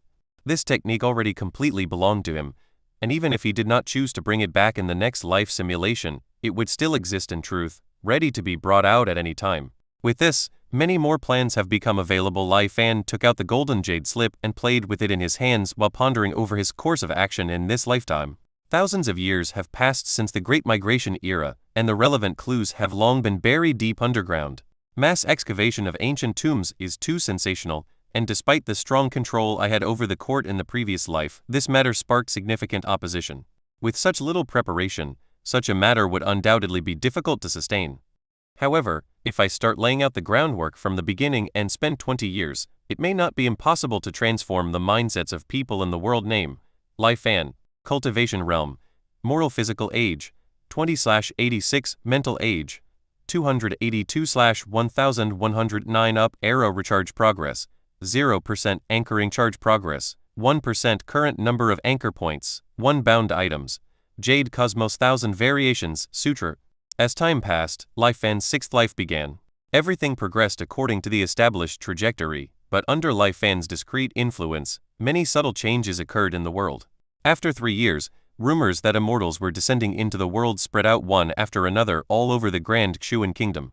In the 5th year, the School of Ancient Wisdom suddenly emerged. This school brought with it several volumes of ancient texts, which were so extraordinarily rare that they shook the entire world.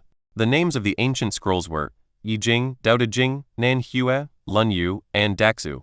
One famous literature from China. You might recognize Lun Yu the Analects as one of the core writings of Confucianism, and Dao De Jing as foundational to Taoism. Chapter 13. Shaping the World. Xuanjing City, Scholarship Abode. A group of scholars gathered together to examine the volumes of ancient books that had recently caused the world to tremble. Ever since the ancient books appeared in the world a few days ago, the city's bookstores have been printing additional copies without stopping. Even so, the demand for the published books exceeded the supply. These scholars also managed to obtain a few volumes today with great difficulty, so they invited a group of friends to come here to enjoy it together. Supreme benevolence is like water, benefiting all things without hesitation. Wonderful, wonderful.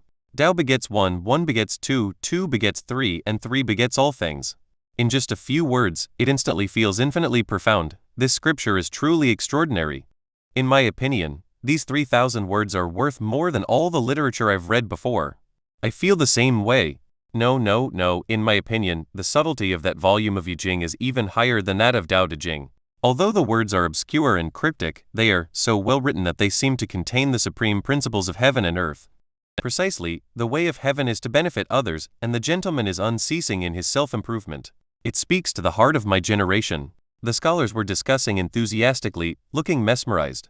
At this moment, one of them suddenly sighed. I never expected that such an exquisite text has been buried thousands of years underground without anyone knowing about it. Every time I think about it, it pains me deeply. These words also caused the crowd to echo in agreement. Yes, our late master loved reading the most during his lifetime. If he had been able to read these few volumes of scriptures, I wonder how delighted he would have been. It is unfortunate that all the world's past scholars couldn't read these scriptures. However, these scriptures were written by previous generations, lost due to war, and preserved in ancient tombs as fragments, right? As I read the Nan Hue and the Lun Yu, I notice that none of the people and events in them are recorded in the history books. Among the crowd, a voice abruptly interjected. The crowd was quiet for a moment, but then they came to a firm conclusion. It must be so. There is absolutely no possibility of forgery of such texts by modern people. Existing history books only detail nearly 3,000 years of history. Before 3,000 years ago, there were basically no detailed records. I think these classics are the product of that time. I heard that the School of Ancient Wisdom claimed that in ancient times, there were hundreds of competing schools of thought, and the classics that were born were as numerous as the stars in the sky. These few volumes of scriptures that we are reading today are but an insignificant part of them.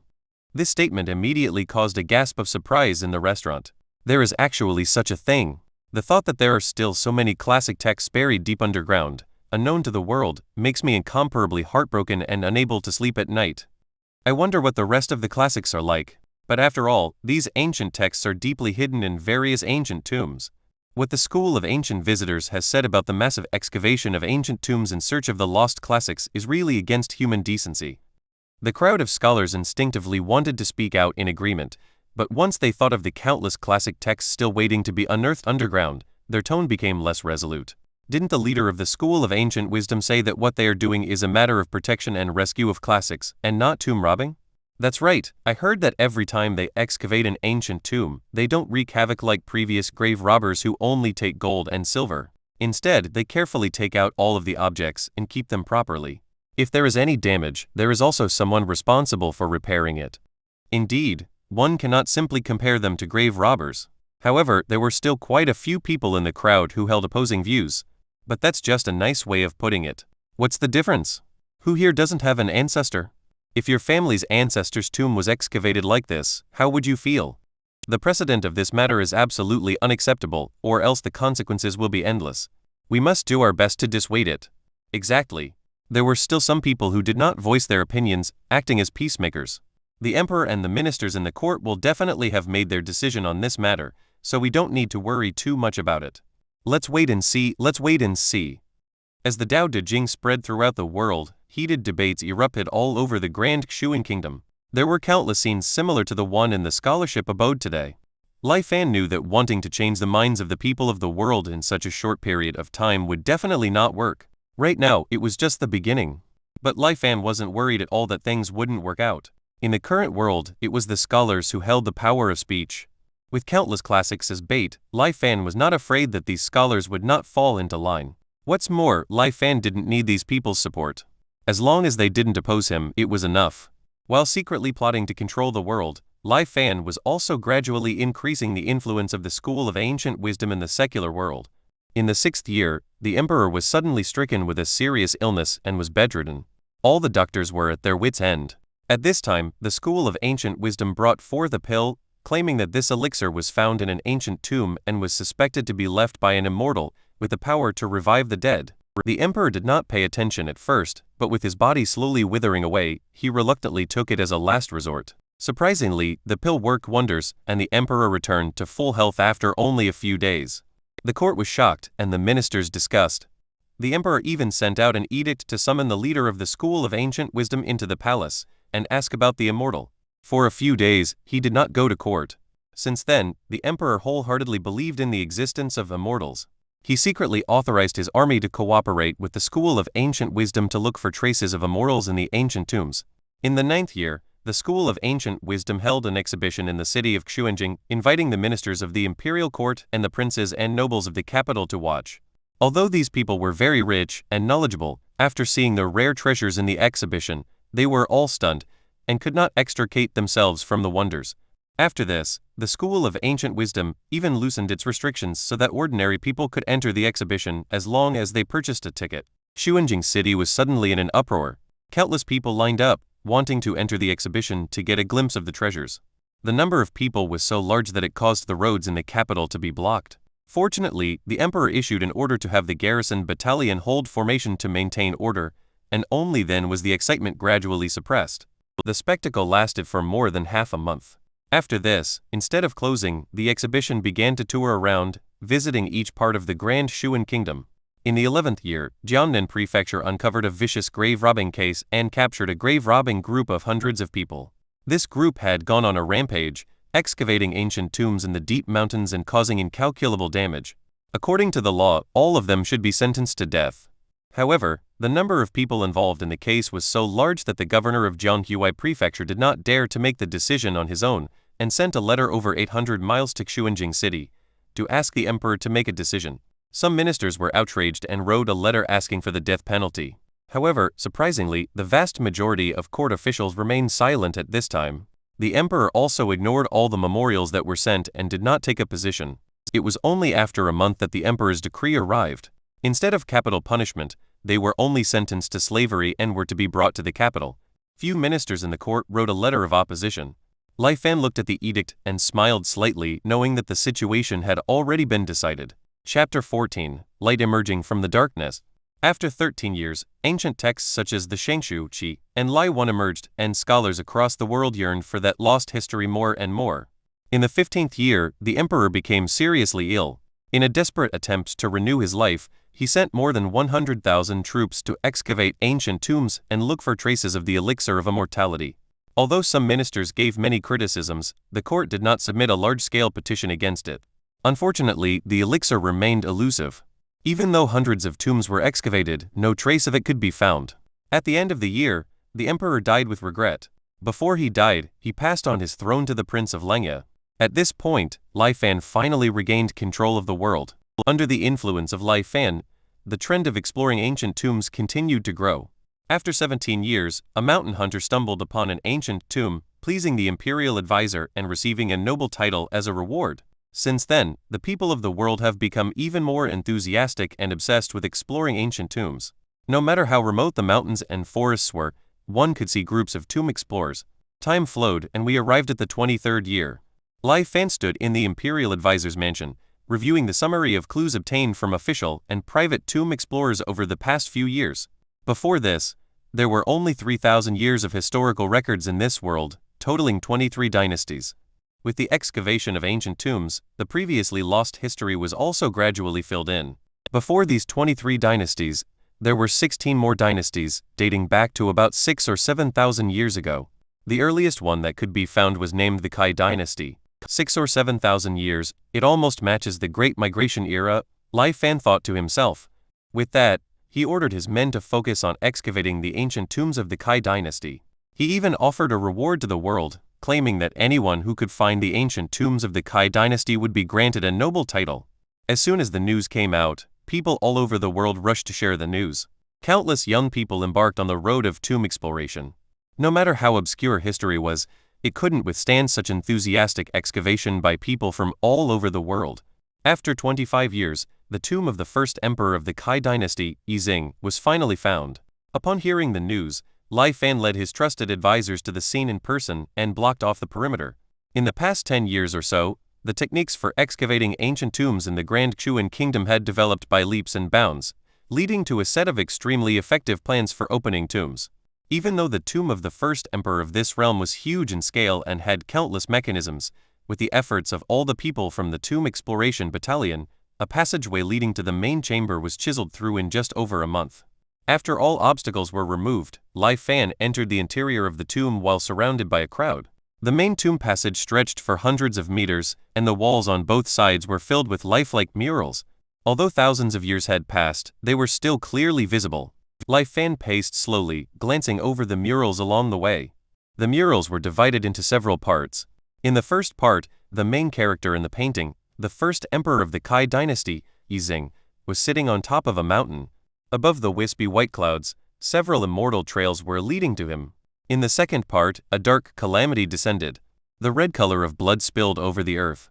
Led by Yizing, the people who survived flew through the vast sea of clouds into one large ship-like construct, and after encountering countless ferocious dangers, they arrived at a vast plain. Since then, the people have settled down here. In the third part, Yizing, with the support of the people, declared himself emperor and established the Kai dynasty. In the fourth part, there were all the trivial things that happened during Yizing's reign. After examining the murals, Lai Fan came to the main tomb chamber. The tomb space was 40 to 50 meters high and thousands of meters in length and width. The top of the tomb seemed to be modeled after a starry sky inlaid with thousands of night pearls. Inside the tomb chamber, the layout resembled a mountain gate, with peaks rising amidst a sea of clouds. It was unknown how this sea of clouds was created, nor how it remained fixed in the tomb over thousands of years without dissipating. There were invisible paths connecting the various mountaintops, and the people all marveled as they journeyed along. It really is an immortal's means, Lai Fan said in his heart. At the highest peak was a simple grass hut, surrounded by abandoned farmland. It was only after the crowd walked in that they realized that the thatched grass of the grass hut was actually made with endless amounts of fine golden thread. Obviously, this cottage was Yizing's coffin. At Lai Fan's signal, the crowd opened the door of the thatched cottage. To everyone's surprise, there were actually no remains of Yizing inside the house. There was only a wooden tablet that stood quietly inside. Written on the tablet were a few golden characters: Tomb of Yizing, outer disciple of the Tai Yan sect. Other than that, there was nothing else. It seems that although this person joined this sect called the Tai Yan sect, he was just an outer disciple who failed to embark on the immortal path. In the end, he was banished to this place by other cultivators.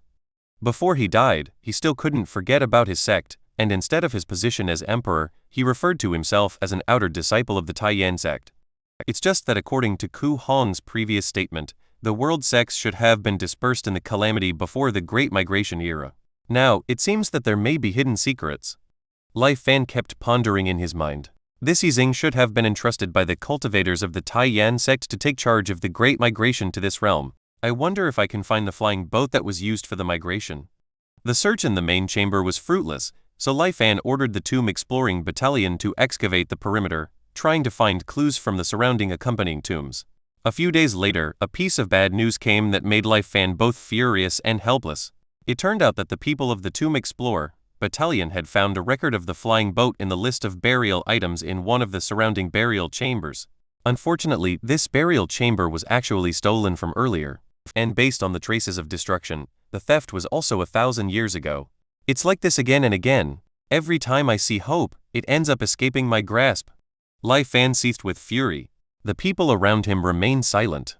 It was only after a long time that Lai Fan calmed down his mind. He still ordered the Tomb Explorer battalion to excavate ancient tombs and look for traces of the immortal boat, but he returned to Xuanjing City, lacking much hope. After another 10 years, the time came to the 35th year, but things took a turn for the better. This day, Lai Fan received an urgent report. Discovered a tomb of the immortals? Lai Fan was a bit stunned, then rejoiced and inquired carefully. It turned out that over the years, although Lai Fan was a bit disillusioned, the people's enthusiasm for exploring ancient tombs had not declined at all. Countless ancient tombs were dug over the Grand Xuan Kingdom, and as those large ancient tombs were dug up, people turned their attention to those small ancient tombs that were previously ignored. A few days ago, a group of young men were digging an inconspicuous tomb when they were suddenly injured by an inexplicable force, resulting in heavy casualties. Those who survived immediately reported the matter to the officials. It should be known that in the decades that Grand Xuan had been exploring ancient tombs, although there had been casualties, most of them were caused by traps. It was the first time that someone had encountered such a mysterious incident before they even opened the tomb. The Tomb Exploring Battalion didn't dare to slack off and sent people to investigate immediately. Although many experienced veterans and heavily armed soldiers joined hands, they could not break into this small tomb. Shocked, the people hurriedly reported the matter to Lai Fan. Lai Fan rushed to the scene after hearing the news, and after utilizing the immortal miasma, he finally destroyed the unknown power surrounding the tomb. Upon entering the tomb, amongst the array of burial objects, a small wooden boat was found. One more famous Chinese literature. Chapter 15, Foundation Establishment Remains. This tiny wooden boat was none other than the flying boat that Lai Fan had been longing for. Through a message that the tomb owner had carved on the wall of the tomb before he died, Lai Fan finally understood the whole story. It turned out that the tomb owner's name was Qian Hong, and he was a Foundation Establishment stage cultivator. More than 3,000 years ago, he was hunted down by his enemies, and in desperation, he hid in this immortal extinction land. He wanted to hide for a while and then leave, but he didn't know that there was no spiritual Kai in the land of immortal extinction, and he was a poor cultivator who had few spirit stones on his body. It didn't take long for him to run out of spirit stones. Without the means to replenish his spiritual energy, his cultivation deteriorated. After failing to break through the immortal extinction formation and becoming seriously injured, Qian Hong knew that he was trapped. However, this person was also a resilient person and did not give up. He guessed that when mortals were banished to this place 1,000 years ago, they might have left 1 or 2 flying boats. So he made many inquiries, and after spending several decades, he finally found Yixing's tomb. There was indeed a flying boat present in the tomb, but what made him despair was that the core formation array inside the flying boat had been damaged, and because he was not good at the art of formations, he could not repair it. Moreover, even if the flying boat was repaired, without spirit stones, he would not be able to provide it with enough power with his cultivation at that time. At this point, Qian Hong finally gave up on this immortal extinction land. After that, he went incognito and lived an ordinary life as a mortal. Before he died, he carved his life onto the wall of his tomb, hoping that in the future generations, if any cultivator broke into his tomb, they would bring his bones back to the cultivation realm. The few things he left in the tomb would be considered as payment in advance. The first was the source of the power that guarded Qian Hong's grave and caused the deaths of dozens of tomb robbers previously, and the reason why Qian Hong was convinced that anyone who could break in must be a cultivator. The mystical artifact, Stone Tablet of Prohibition. It was a half-broken stone tablet on which the word stop was vaguely visible. Lai Fan touched the steel and there was no response from truth, disappointing him. Previously, in order to break into the cemetery, he had used a large amount of immortal miasma, and because of this, the monument was corrupted by the miasma and had already turned into an ordinary stone. However, Lai Fan didn't care too much, since he knew where Qian Hong's tomb was and could come back for it in his next life. The second thing left by Qian Hong was 2 jade slips. The jade slips contained the techniques that he had painstakingly exchanged from the 10,000 Immortals Alliance. Minor Heart Resolve, Kai Refining Stage Technique. Current number of cultivators, 1. Record of Clouds of Water, Foundation Establishment Stage Technique.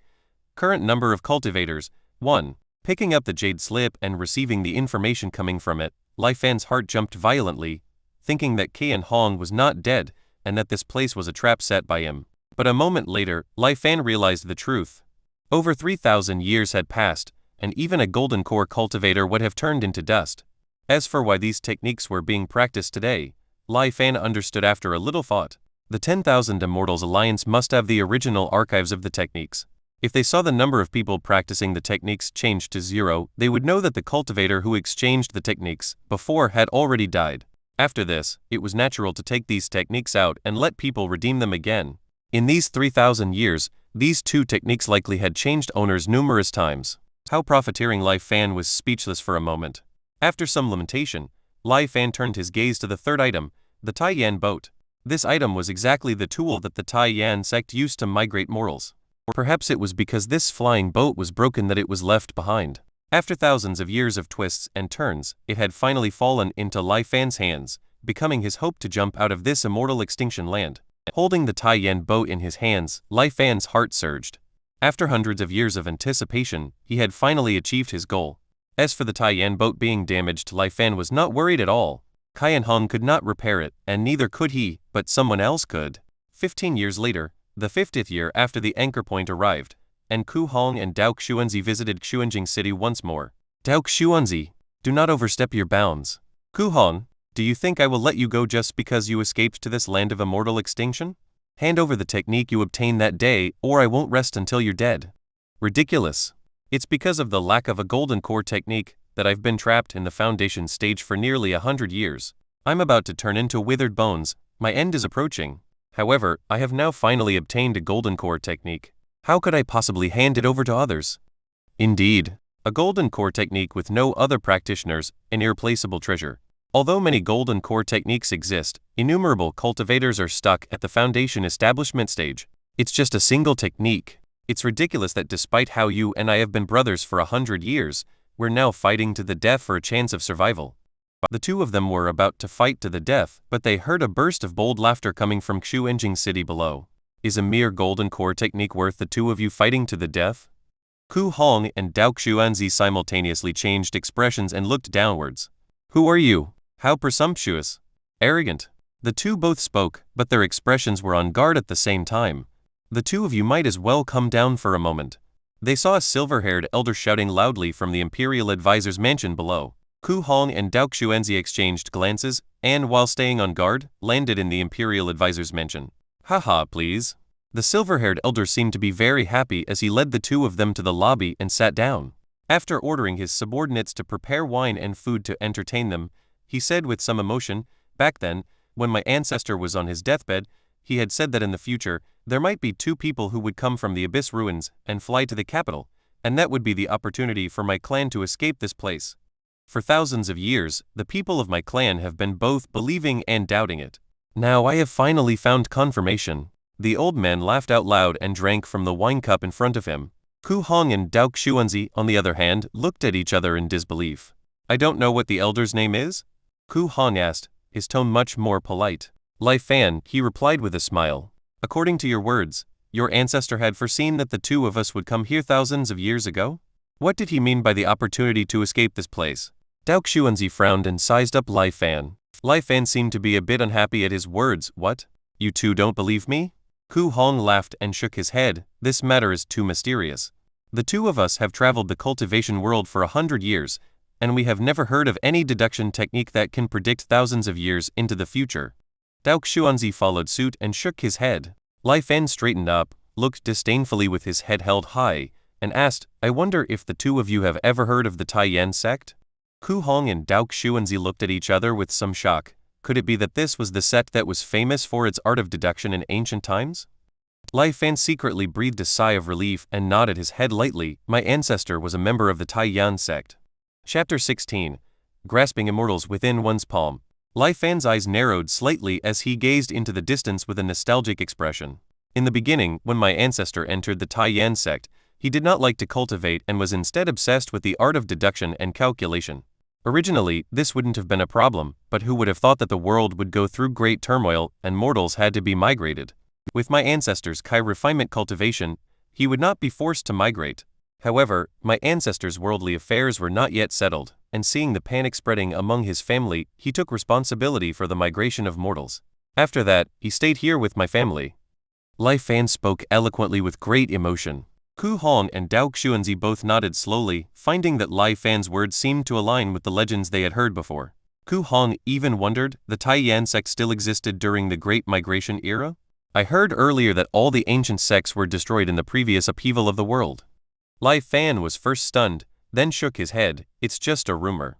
Although after the Great Catastrophe, immortal laws couldn't be practiced together, the Taiyan sect had as many techniques as there were stars.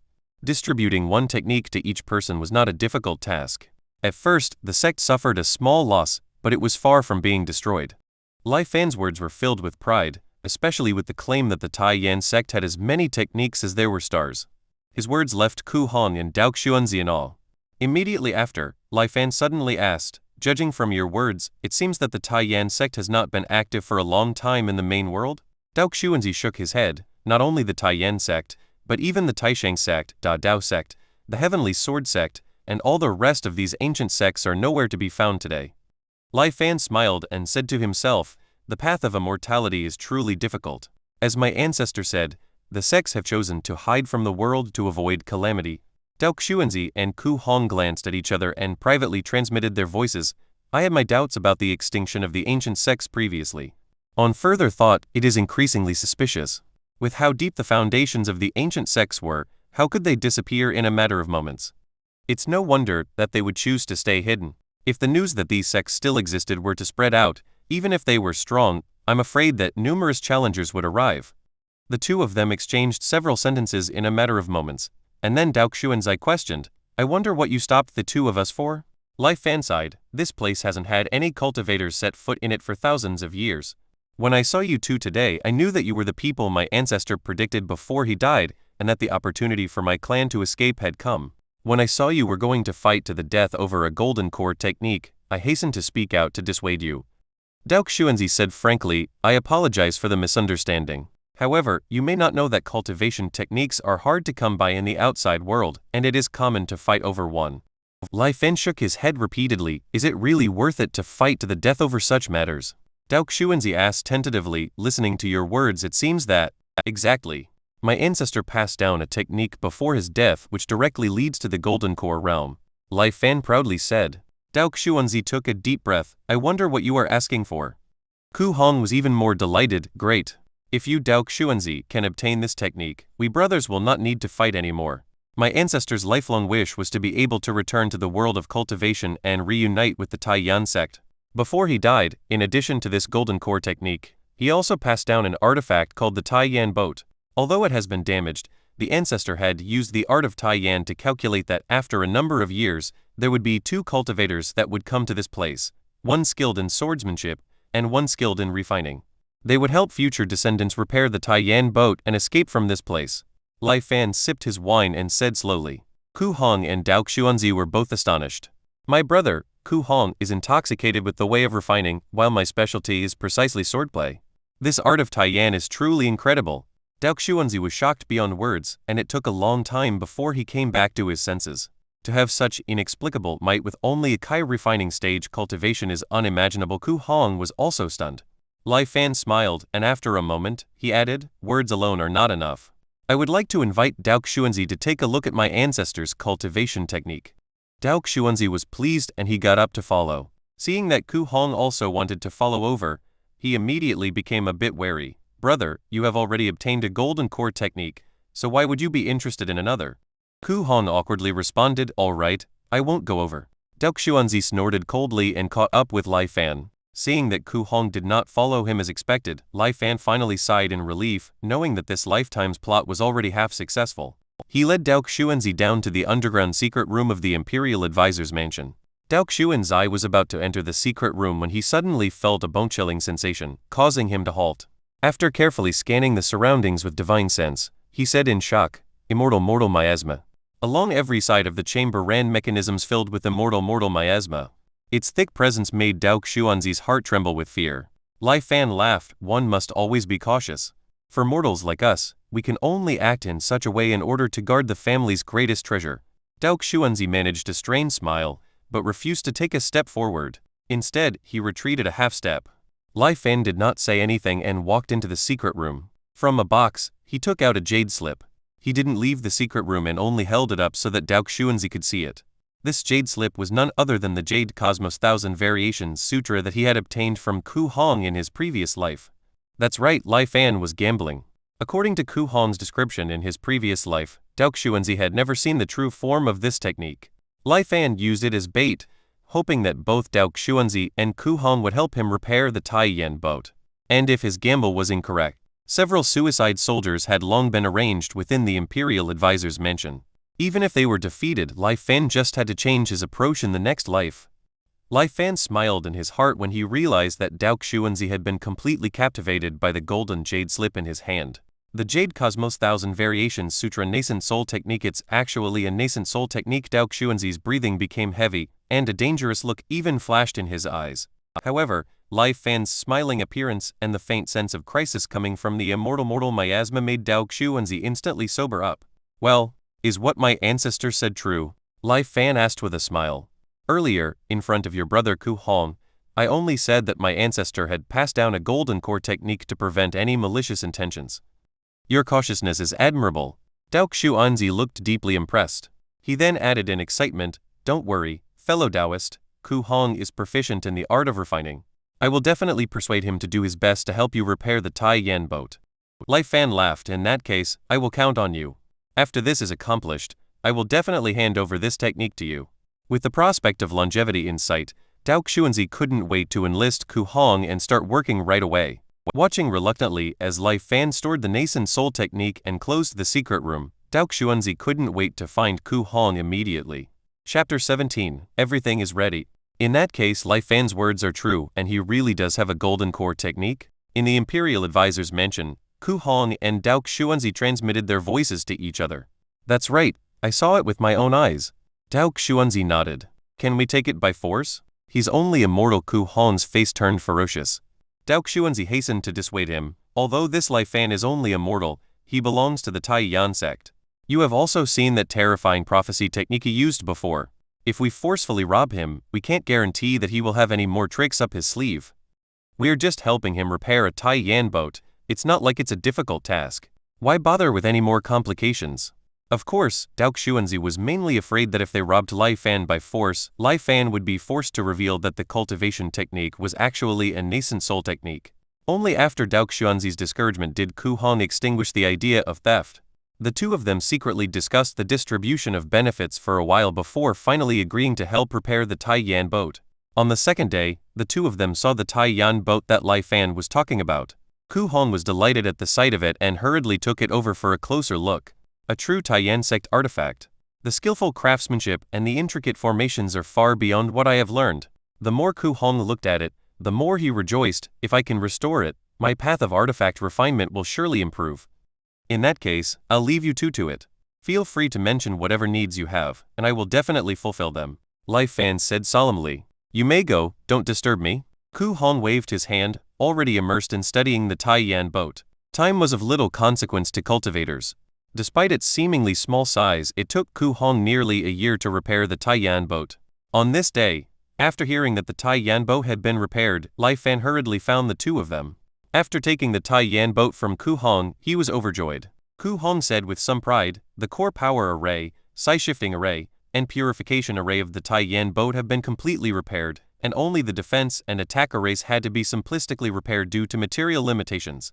It'll have no issues breaking through immortal extinction formation, but it'd be difficult to defend against an attack from cultivators. Lai Fan did not care about this, no matter.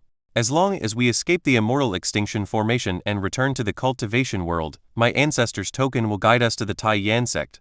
Ku Hong's eyes flickered for a moment before he enthusiastically introduced Lai Fan to the operation methods of the Tai Yan boat. This Tai Yan boat is powered by spiritual Kai and needs to be maneuvered with divine sense. There are 3 sizes which can be changed on demand.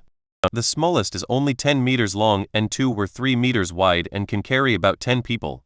The medium size is 100 meters long and can carry hundreds of people. And when it is brought to its maximum, it is 1,000 meters long and can carry tens of thousands of people. The two of us don't have many spirit stone reserves, but the ones I've inserted as fuel will be enough for you to leave here in the second form. However, piloting the Taiyan boat requires a minimum of foundation establishment divine sense. Do you need us to do it for you? Before Ku Hong could finish his sentence, he saw the Taiyan boat slowly growing larger under Lai Fan's control, turning from a tiny toy into a real boat. Lai Fan couldn't wait to step inside the Taiyan boat. The 10-meter form of the Taiyan boat was very simple with only one layer. The front deck was nearly 2 meters long and behind it was the control cabin and living cabin. Lai Fan stood inside the control cabin, his divine sense connected to the Taiyan boat. Soon, he felt an intuitive sense of how to control the ship. Under his maneuvering, the Taiyan boat rose steadily into the air and floated in midair. Lai Fan then flew the Taiyan boat up and down, left and right around for a while before suppressing the excitement in his heart and returning to the ground again. A fellow Taoist really has extraordinary means. Even though he is immortal, he is able to maneuver the Taiyan boat. Ku Hong praised. They're just some minor tricks not worth mentioning. Lai Fan smiled faintly. I would also like to thank you two fellow Taoists. After being trapped for thousands of years, it's all thanks to the two of you that we can hopefully escape now. Lai Fan's words were said with sincerity. Although Ku Hong was curious about how Lai Fan could maneuver the Taiyan boat without divine sense, he saw that Lai Fan avoided talking about it, so he could only let it go. On the contrary, Dao Xuanzi was already a little impatient now that the Taiyan boat has been repaired. I wonder. Lai Fan laughed out loud. It has long been prepared. Follow me. Dao Xuanzi was energized by Lai Fan's words and hurriedly followed. The two of them had already agreed that Ku Hong would not follow them and instead wait in place. A few moments later, Dao Xuanzi came back with a smile on his face, clearly having obtained the technique. Lai Fan, Dao Xuanzi, and Ku Hong were all very satisfied with the transaction. In order to express his gratitude to the two of them, Lai Fan held a large banquet for them. The wine and food flowed ceaselessly, and the singing and dancing continued for 3 days. 3 days later, Ku Hong and Dao Xuanzi bid farewell to Lai Fan. Fellow Taoist, we don't have many spirit stones left. If we stay in this immortal extinction land any longer, we risk losing our cultivation. That's why I've come to bid you farewell today. Dao Xuanzi said to Lai Fan. Lai Fan was a bit regretful. There are still a number of matters that my clan has settled yet, so I cannot leave with fellow Taoists. Ku Hong, on the other hand, said enthusiastically, there is no harm. If you, fellow Taoist, escape, you can come to Lingtan City in the Kong Yun mountain range to look for us. With that, Ku Hong handed over a map to Lai Fan. This is a map of the area near the exit of the immortal extinction formation that I drew from memory at the request of fellow Taoist. There are no blank jade slips here, so I had to use pen and paper. Lai Fan gratefully received the map and thanked him again. After that, the three of them exchanged pleasantries, and Ku Hong and Dao Xuanzi finally turned into two streams of light and left. After dismissing the crowd, Lai Fan came to the underground chamber alone. Placing the map and the Taiyan boat together, Lai Fan's heart was suddenly flooded with innumerable emotions. 6 lifetimes of reincarnation, more than 300 years of painstaking planning, had finally come to fruition at this moment. These 2 items were the key to escaping this immortal extinction land and journeying towards immortality. Ruins Abyss. Ku Hong and Dao Xuanzi stood in the air, looking back in the direction of Xuanjing City. Previously, when I broke into this immortal extinction land, I thought that even if I didn't die on this trip, I would be seriously injured. I didn't expect to encounter this opportunity hidden by misfortune. Dao Xuanzi said quietly as he sensed the nascent soul technique in his storage ring. Ku Hong also nodded his head in agreement and then expressed some regret. That Lai Fan's heart is not bad, he has strong willpower. It's a pity that the end of his lifespan is near, and even if he can return to the cultivation realm, he will only have a few years left to live. Immortality is an unmatched goal. Weren't you and I fighting against each other precisely over the hope for immortality? Dao Xuanzi said indifferently. Speaking of which, what exactly is the golden core technique that Lai Fan handed over to you? Ku Hong was suddenly a little curious. Dao Xuanzi didn't answer. Instead, he smiled and said, it can't be the same technique as the one in your hands, right? Don't worry, after I go back to my seclusion and break through to the golden core stage, I will definitely not forget the 3 things I promised to help you with. Ku Hong then also stopped asking more questions and was a bit excited. After I break through as well, with the 2 of us brothers together, who in the Kong Yun mountain range will be our opponent? The formation mist has yet to dissipate, but I wonder if brother would still dare to break through? Dao Xuanzi watched the fog above the ruins abyss before suddenly flying into it. Obviously, he couldn't wait to return to the cultivation realm and cultivate the new technique. Why wouldn't I dare? Ku Hong let out a loud laugh, then also followed suit and dove in head first. Chapter 18, Diving into the Abyss. Lai Fan didn't care about how Ku Hong and Dao Xuanzi would react when they returned to the cultivation world and realized that they were actually practicing the same technique. At this moment, he had already taken care of everything in the mortal realm and had piloted the Tai Yan boat to the ruins abyss. According to common sense, one should wait until the white mist dispersal day every 15 years before exploring the ruins abyss.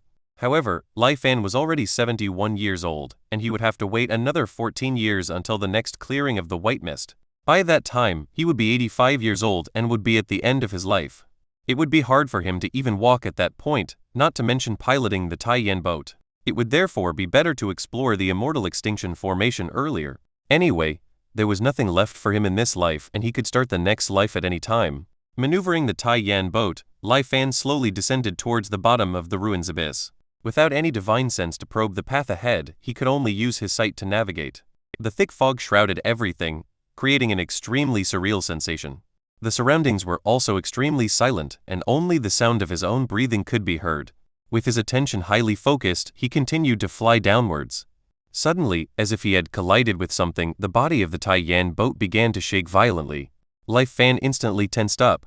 It was as if a huge invisible force was pressing down against him, and a metallic grinding sound came from outside the Tai Yan boat. Fortunately, the defense formation was activated in time, and a faint golden curtain of light enveloped the Tai Yan boat.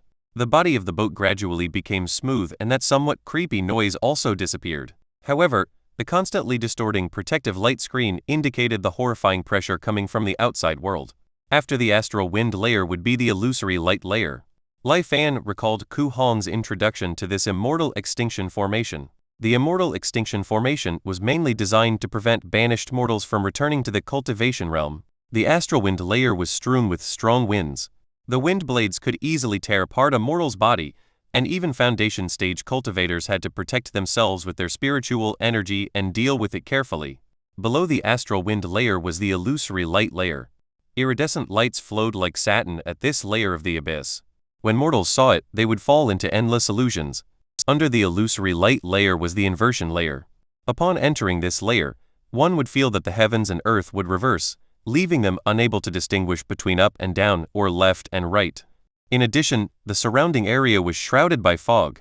Mortals with no divine sense to recognize the direction would certainly get lost. After the inversion layer was the flowing fire layer. Tens of thousands of flying stars and streams of fire flew at high speeds in this layer of space without any regularity, smashing everything in front of them to smithereens. There was also the thick white fog as cover, making it difficult to predict attacks. Below the flowing fire layer was the arcane ice layer. Starting from this layer, the fog gradually thinned out. There was nothing in the arcane ice layer besides an extremely low temperature. If there was no means of protection, one would be frozen into ice as soon as they entered. Below the arcane ice layer was the thunderstorm layer. 10,000 thunderbolts emanating a destructive aura roared momentarily in this layer of the abyss. Finally, there was an empty space that was several times more expansive than the previous 6 layers combined. According to Ku Hong, there was no danger in this layer and it was just an eerie pitch-black area. After passing through the final layer, one would be able to leave the immortal extinction formation and enter the cultivation world. Lai Fan carefully controlled the Tai Yan boat and spent half an hour before finally crossing the astral wind layer. As soon as he entered the illusory light layer, Lai Fan was caught in a heavy illusion by the illumination of the flowing lights that overwhelmed his eyes.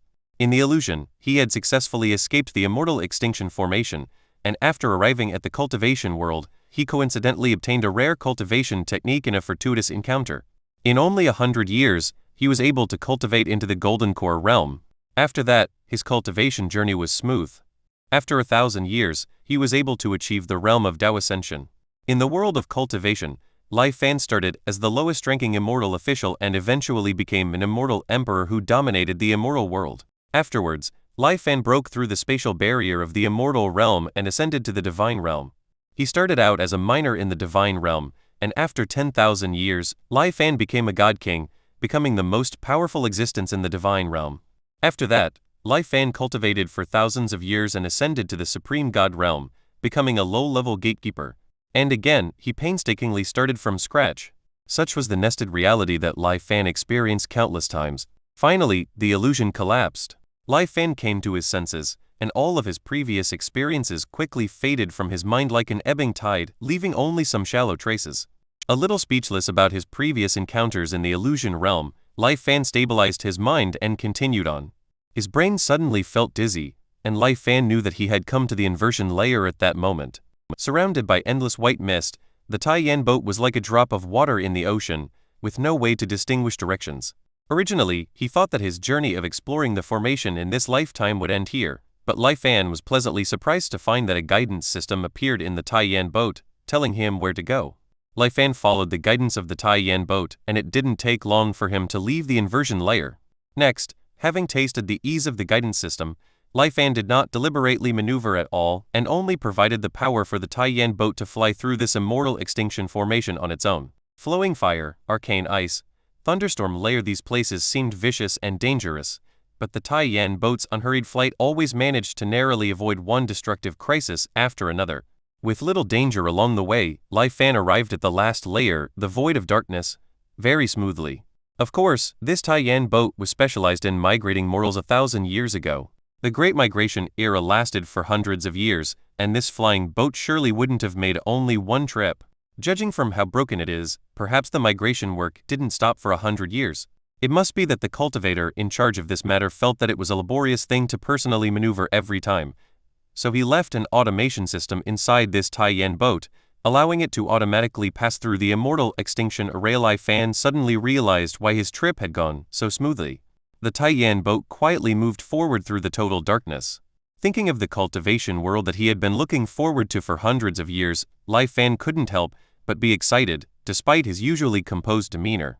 Suddenly, in the incomparably silent darkness, an inexplicably strange and distant cry rang out. This odd sound spread throughout the entire layer of darkness in an instant, echoing continuously through it. Lai Fan's heartbeat instantly stopped, as if he had encountered a formidable enemy, and the blood in his body instantly became ice cold. The eerie cries were getting closer and closer, and in the blink of an eye, they surrounded the tiny Taiyan boat, coming from all directions. Suddenly the sounds disappeared. It became silent again. The surroundings were still pitch black, but the darkness was different from before. Lai Fan felt a chill run down his spine. He knew that the Taiyan boat had been swallowed by some kind of existence. Boom! The Taiyan boat's protective light shield shattered in an instant, and the Taiyan boat's body began to disintegrate. The charging progress began to plummet in this instant. Looking deeply into the darkness of the outside world one last time, Lai Fan silently chanted, "Truth!"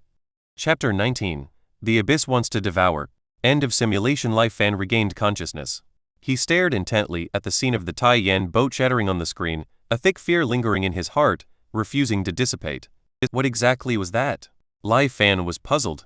When Ku Hong and Dao Xuanzi traversed the immortal extinction formation earlier, they did not encounter this entity in the dark layer. Why was his experience different? Could it be that his luck was simply bad? Lai Fan didn't think so. The dark layer of this immortal extinction formation was vast. The small Taiyan boat was like a drop in the ocean within it. Yet this unknown entity found him with such precision. Most likely, it's a method targeting mortals. It seems safer to wait until the mist clears and light shines at the bottom of the abyss before exploring. Although the last attempt failed, the gains from the previous life were indeed beyond expectations. Lai Fan pondered to himself, then decided to preserve the Taiyan boat. Name, Lai Fan. Realm, moral physiological age, 20/86, mental age, 333/1113. Up arrow. Progress in Kai condensation, 0% progress in anchoring Kai, 1% current anchor points, 1 bound items, Jade Cosmos. 1000 variations, Sutra, Taiyan boat. Looking at the increasingly limited upper limit of his mental age, Lai Fan also felt a sense of pressure. Fortunately, the realm of cultivation was within reach. As long as he left this place, the sky was the limit. In this anticipation, Lai Fan's seventh life began. Before truth had recharged, Lai Fan was determined not to take any risky actions. So, he still planned to live through the first 20 years according to the script he had experienced several times. In the third year, Lai Fan returned to Wen County, Jiangnan. In the fourth year, he secretly arrived at Qian Hong's tomb with his trusted subordinates. This time, he slowly eroded the tomb using mists filled with immortal plague. gradually weakening the stone tablet of prohibition until it was too weak to penetrate steel armor. Lai Fan, wearing armor, entered the tomb and placed his hand on the stone tablet. Detected chargeable item, stone tablet of prohibition damaged. Consumed to recharge?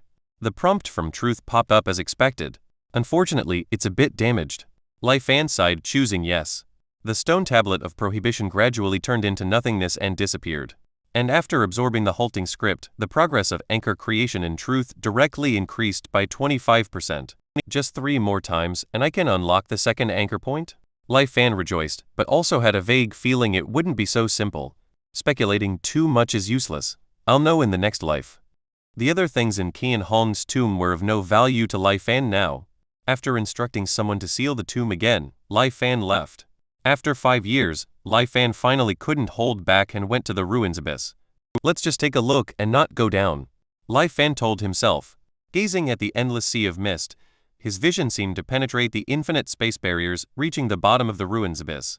Standing for a long time, as the strong wind howled, the dense fog gradually dispersed. The once treacherous immortal extinction formation now seemed less threatening. At this moment, if I were to pilot the Taiyan boat, I could smoothly reach the realm of cultivation, right? A thought suddenly popped into Lai Fan's mind and could no longer be restrained. It rapidly expanded, swiftly occupying all of Lai Fan's attention. Yes, I've waited for so long. Do I have to wait another 15 years? What does it matter if Truth hasn't completed its charge? Hesitating like this, how can I achieve the great Tao? In the last life, I tried it once. As long as I carefully avoid that unknown creature in the dark layer, I can leave this accursed place. Voices chimed in Lai Fan's ears incessantly, and his eyes gradually lost focus, becoming bloodshot, seemingly ensnared by these voices. Lai Fan continued to move forward step by step, getting closer to the ruins abyss. Just as Lai Fan was about to be drawn by the ruins abyss and crushed to pieces, at the bottom of the ruins abyss, a burst of light suddenly erupted, breaking through the immortal extinction formation and reflecting into Lai Fan's eyes. The red, frenzied state was temporarily suppressed. The words "the immortal Tao is dead" suddenly appeared in Lai Fan's vision. Boom! All those fanatical thoughts in his mind, the desperate desire to pursue the path of cultivation, and even the impulse to leap forward, all dissipated in an instant. What's going on? A now clear-headed Lai Fan was startled. In his eyes, the calm abyss suddenly turned into a lurking beast, its huge mouth open, ready to devour him. Lai Fan turned around immediately and fled without looking back. After a long while, the dense fog recondensed. At the bottom of the abyss, a faint, angry roar could be heard. 15 years later, in the 20th year, Truth finally completed its charge. With newfound confidence, Lai Fan returned to the ruins abyss. Recalling the scene from years ago, even though much time had passed, Lai Fan still felt a lingering fear. It seems my guess was correct. That creature in the dark layer truly harbors great malice towards mortals. Perhaps its mission is to devour any mortals approaching this place. Although it was dangerous, Lai Fan was not one to give up on the path to immortality. Without hesitation, Lai Fan piloted the Taiyan boat and smoothly arrived at the thunderstorm layer. He didn't descend further. Instead, he stopped just above the dark layer, patiently waiting. The strong winds began to blow. The raging thunderstorms, affected by this unknown strong wind, began to subside and gradually weaken. They slowly faded away into speckles of light. Lai Fan didn't look at this wonder. Instead, he sought to find the lurking monster in the darkness while making use of this precious and brief light. Unfortunately, he found nothing. Seeing the light about to fade, Lai Fan gritted his teeth, no longer hesitating. He drove the Taiyan boat at full throttle and rushed towards the bottom of the ruins abyss. The strange cry sounded again, and in an instant, it was right beside him. At this moment, Lai Fan completely changed the direction of the Taiyan boat's charge. After drawing a beautiful curve, the Taiyan boat, which was originally charging straight down, now moved at a speed several times faster, continuously flying upwards. Upwards and upwards. The Taiyan boat was at full power, and amidst a roar of fury, it soared back into the thunderstorm layer. Utilizing the last wisp of disappearing light, Lai Fan, now positioned high above, finally saw the true appearance of the creature lurking in the darkness. It was an enormous whale beyond description and words. Even from this far away, Lai Fan couldn't fully see its whole form. Even just its open huge mouth filled Lai Fan's entire field of vision. The whale, frustrated at its prey returning to the thunderstorm layer, roared angrily, but could only return to the darkness layer. After a few roars to vent its dissatisfaction, it reluctantly closed its mouth and disappeared into the darkness. TL note, trying out a new engine for the next few chapters. Let me know what you guys think. Notice any difference? Better? Worse? Chapter 20, Unintentional Success. Lai Fan piloted the Tai Yan boat and returned to the top of the ruins abyss. Why on earth is that? Lai Fan's face turned somewhat dark. Although he had used some tricks to see the true form of the creature, he had no idea how to escape its sight and successfully traverse the dark layer. That whale is so huge and the Tai Yan boat is so small. Every time I pass by, it always manages to find me like a cat finding a mouse. Thinking about this, Lai Fan was a bit frustrated. I can only try other methods. Fortunately, I still have plenty of attempts left. Lai Fan sighed in resignation. 15 years later, in the 35th year, Lai Fan had infiltrated the thunderstorm layer. During these 15 years, he had attempted to forcefully break through the dark layer several times. However, in these attempts, the whale found him significantly quicker.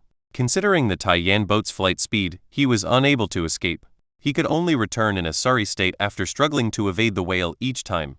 On the day the white mist disperses, the whale seems to be delayed by something and takes a while to notice me. With this extra bit of time, perhaps I can fly to the bottom of the ruins abyss. This time, Lai Fan decided to take a gamble, speeding through the dark layer before the whale could react. The strong wind picked up. The Tai Yan boat was at full throttle, bursting at an astonishing speed. The illusory scenery grew closer and closer. He was about to arrive, but the terrifying roar of the whale resounded once again. And it was approaching swiftly. Only about a quarter of the distance left, not enough time. Lai Fan made a judgment. He squinted, and a fierce determination was ignited within him. He decided not to fly to the bottom of the ruins abyss this time. Instead, he turned around and charged fiercely toward the direction from where the whale's roar came. Unfortunately, being fierce didn't help. Without a collision, Lai Fan only felt darkness all around, knowing he had been swallowed by the whale again. Not again. Lai Fan roared angrily. End of simulation. Lai Fan sighed in frustration.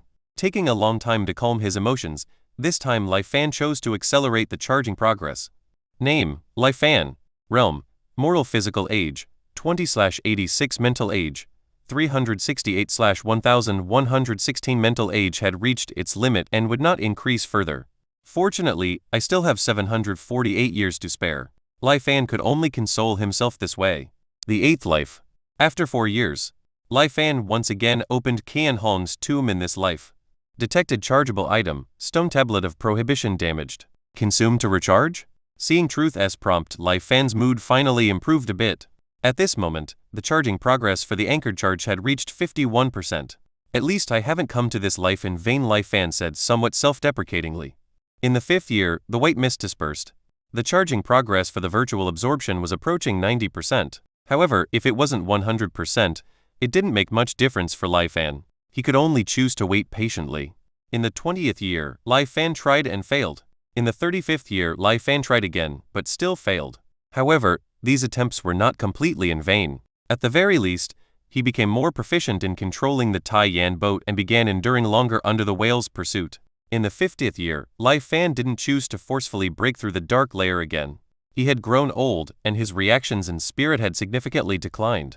It was impossible for him to succeed. So he chose to meet 2 old friends and see if he could get any clues from them. On Lai Fan's 70th birthday, Ku Hong and Dao Xuanzi arrived on time. Dao Xuanzi, do not overstep your bounds. Lai Fan listened and suddenly felt a bit nostalgic. Using the lure of a golden core technique, he brought the 2 to the Imperial Advisor's mansion. After 3 rounds of drinks, Lai Fan brought out a scroll.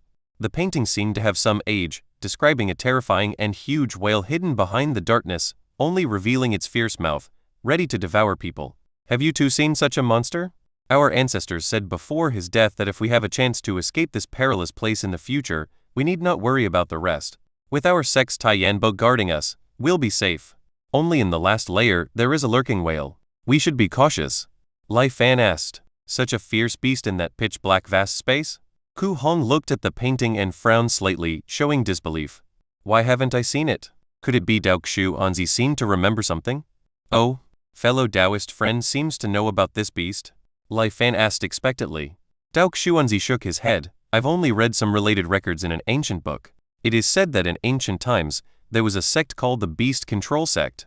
The Beast Control Sect didn't have any profound techniques, but with a skill called Beast Control Art, they could control the beasts in the world to fight for them. When the Beast Control Sect was at its peak, it was said to rival the top sects like the Taishang and Da Dao sects. Unfortunately, during the calamity of heaven and earth, the Beast Control Sect, which only cultivated one technique, perished the quickest. Among the most famous beasts controlled by the beast control sect, it seems there was this kind of whale. You mentioning it reminds me. It seems to be called the Void Ripper whale? Kuhan snapped his fingers and quickly said. Lai Fan's mind stirred, and he hurriedly asked, "Do you two know how to avoid this Void Ripper whale?" Ku Hong and Dao Xuanzi smiled somewhat awkwardly. We've only heard a few fragmentary descriptions. As for such a beast, it has disappeared from the cultivation world for thousands of years. How could we know its habits? Lai Fan couldn't help but feel disappointed. In the end, he would have to rely on himself, wouldn't he? Handing the Jade Cosmos Thousand Variation Sutra to Dao Xuanzi, after sending the two away, Lai Fan chose to end this life. Name, Lai Fan Realm. Mortal physical age, 20/86 mental age, 418/1116 ninth life. In this life, Lai Fan once again opened Qian Han's tomb, wanting to absorb the stone tablet of prohibition for charging. Unfortunately, Truth didn't react at all. Although he felt disappointed, Lai Fan was already mentally prepared. Thus, the charging progress for Truth's anchored charge remained at 51%. In the 20th, 35th, and 50th years, Lai Fan tried various methods, but couldn't rush through the dark layer under the whale's watchful eyes. In the 65th year, Lai Fan was already 85 years old, nearing the end of his life. This time, he didn't choose to end early because he didn't know how many attempts he would need to break through this obstacle. Having one more try was always better. Unfortunately, he was already too old this time, and his thinking had become slow and his reactions sluggish. Unable to match wits with the whale anymore, Lai Fan didn't force it. He completely gave up controlling the Tai Yan boat and let it sway towards the bottom of the ruins abyss from the beginning. The nebula layer, illusioned layer, inversion layer, flowing fire layer, arcane ice layer, thunderstorm layer, dark layer. Lai Fan fell asleep in a daze. When he woke up, he was shocked to find that the Tai Yan boat was almost reaching the bottom of the abyss. What's going on? Why didn't the Void Ripper whale appear this time? Lai Fan was completely baffled, but it didn't stop him from accelerating and speeding towards the faint lights appearing below. But as Lai Fan accelerated, the roar of the whale suddenly appeared. Why did it suddenly notice me again at this moment? Lai Fan frowned deeply. Then, as if a lightning bolt illuminated the night sky, Lai Fan suddenly understood. So that's why. The Void Ripper whale tracks me based on my acceleration. As long as I maintain a constant speed, I can safely pass through this immortal extinction formation. Realizing this crucial point, Lai Fan couldn't help but laugh heartily. At this point, the last shackle to leave this immortal extinction formation was completely unlocked. Amidst Lai Fan's laughter and the whale's roar, the Tai Yan boat broke through the crack between the two realms and was about to return to the cultivation world. The surroundings became blurry as if crossing the distance of several worlds in an instant. Suffering from tremendous pressure, Lai Fan suddenly groaned, blood flowing from his nose and eyes. But he didn't care. Looking back at the place he came from, because it was too far away and the perspective was infinitely high, Lai Fan saw a scene that he would never forget in his lifetime. Hundreds, thousands, tens of thousands of Void Ripper whales. They formed groups and ceaselessly opened up patches of pitch-black space in the void. And the place where Lai Fan came from, the immortal extinction formation, was getting farther and farther away as he headed closer to the cultivation world. Chapter 21. The Cultivation Realm.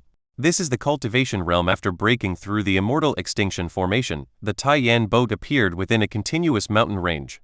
Below was a deep abyss emitting a breath similar to the ruins abyss, seemingly bottomless. The mountains rose and fell, shrouded in clouds and mist, presenting a magnificent sight. On the tallest mountain range, a vast and enormous city stood towering.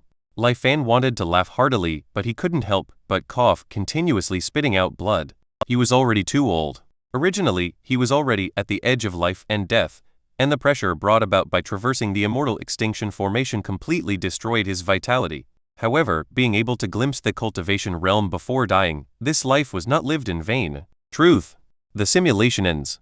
After the darkness, Lai Fan's consciousness gradually recovered. Recalling his efforts in his previous life, when he tried various methods to successfully pass the immortal extinction formation, only to accidentally discover the way to break it, Lai Fan couldn't help but feel the unpredictability of life. What he couldn't forget was the scene where he looked back at the group of Void Ripper whales. How much did the cultivators of that era hate ordinary people? They not only banished them all and sealed them with the immortal extinction formation, but also arranged so many Void Ripper whales. No wonder the dark layer is so vast, larger than all the previous layers combined.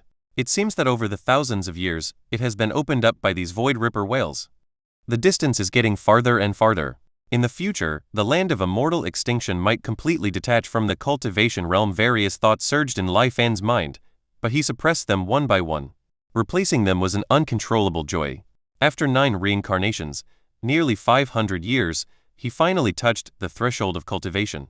It could be foreseen that the road ahead will be even more difficult. But Lai Fan's desire for immortality remained unchanged, unwavering through countless lifetimes. Back in the present, facing the choices after this simulation, Lai Fan was unusually hesitant. According to his previous plan, Lai Fan intended to choose to accelerate the charging progress. The sooner he completed the charging of truth, the sooner he could go to the cultivation realm. Yes, even though the path to the cultivation realm was now smooth and there were no dangers, Lai Fan still decided to wait until he had a chance to start again before setting off. After all, the path of cultivation is difficult, and this cultivation realm doesn't seem too friendly to ordinary people. Stability comes first, without a doubt. However, after seeing the list of available items, Lai Fan hesitated, because he saw the stone tablet of prohibition among the selectable items. After some contemplation, Lai Fan decided to choose to keep the stone tablet. He wanted to use this to verify a certain guess in his mind. Name: Lai Fan Realm. Moral physical age: 20/86. Mental age: 483/1116. Charge progress for the Void Ripper Whale: 0%. Second anchor point charge progress: 51%. Current anchor points: 1. Bound items: Jade Cosmos 1000 variations Sutra, Tai Yan Boat, Stone Tablet of Prohibition. Damage. Lai Fan's 10th life began. During the 20 years of waiting for the charging to be completed, Lai Fan followed the established historical trajectory, doing only a few things that didn't affect the course of history, preparing for his journey to the cultivation realm. After 3 years, Lai Fan arrived outside Qian Hong's tomb. After contemplating for a moment, he chose not to use the immortal moral miasma to break the tomb, but instead took out the stone tablet of prohibition directly from truth. The stone tablet he brought from the previous life underwent a strange change once it appeared in the world. A soft white light enveloped the stone tablet, making it look somewhat illusory. After a while, it started to dissipate like ice in the scorching sun. Unsurprisingly to Lai Fan, the power of the stone tablet of prohibition within Qian Hong's tomb had just become much stronger. As I thought, cultivation techniques cannot be practiced together, and the same goes for natural treasures of heaven and earth. There should never be 2 identical treasures in the world, but I used the power of truth to create another identical one out of thin air. The result is that the 2 wonders spontaneously fused and eventually returned to one. As for which one disappears and which one remains, of course, the strong one will survive and the weak one will not. Lai Fan then commanded his men to forcefully attack Qian Hong's tomb. As expected, the strengthened stone tablet of prohibition was remarkable. Even when using the immortal moral miasma, it took considerable effort to reduce its power. Wearing armor, Lai Fan entered Qian Hong's tomb and looked at the stone tablet of prohibition. Its appearance had not changed much on the outside, it just seemed slightly less damaged. Truth still couldn't absorb it, indicating that it was only a quantitative change and had not reached a qualitative one. Lai Fan squinted and ordered his men to move the stone tablet out of the tomb. When the strengthened stone tablet of prohibition was removed from the tomb, the destructive force surrounding it suddenly disappeared. With this, Lai Fan's experiment ended. He stored this enhanced stone tablet of prohibition in the Tai Yan boat to be used as his asset for the journey to the cultivation realm in the future. In the 20th year, truth was about to finish charging. Lai Fan mercilessly executed a group of corrupt officials and landlords, confiscating the wealth accumulated by their families for generations. Because after going to the cultivation realm, he would still have to deal with mortals, so it was necessary to prepare wealth in advance. In addition to money, food was essential. However, food was the foundation of the country, and Lai Fan was asking for too much at once. Officials and even merchants in the capital heard about this and seized the opportunity to raise grain prices, attempting to make a fortune. Lai Fan didn't hesitate.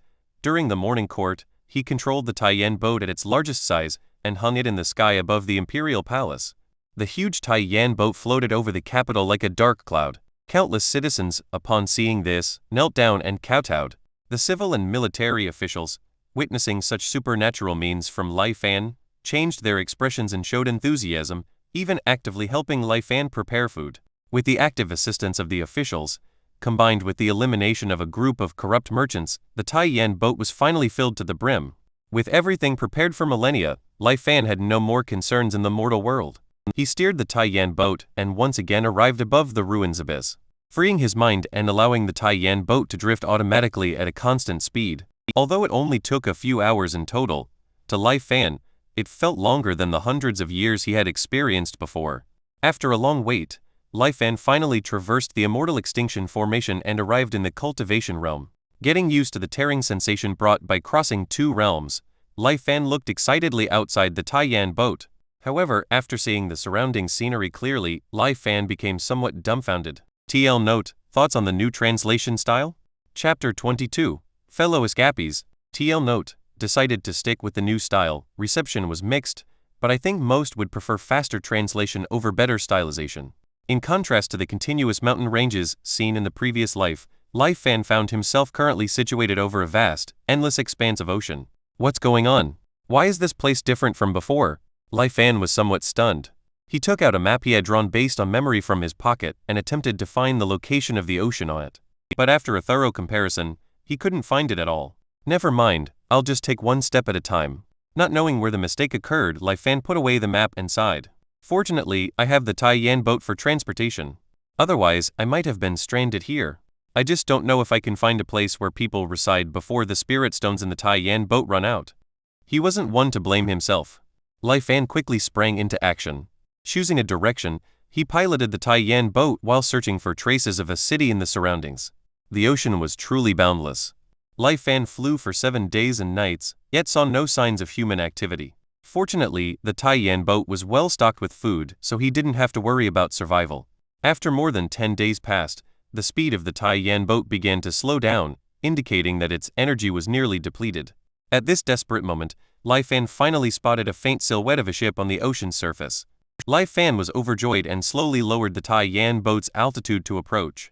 However, as he got closer, he was rendered speechless.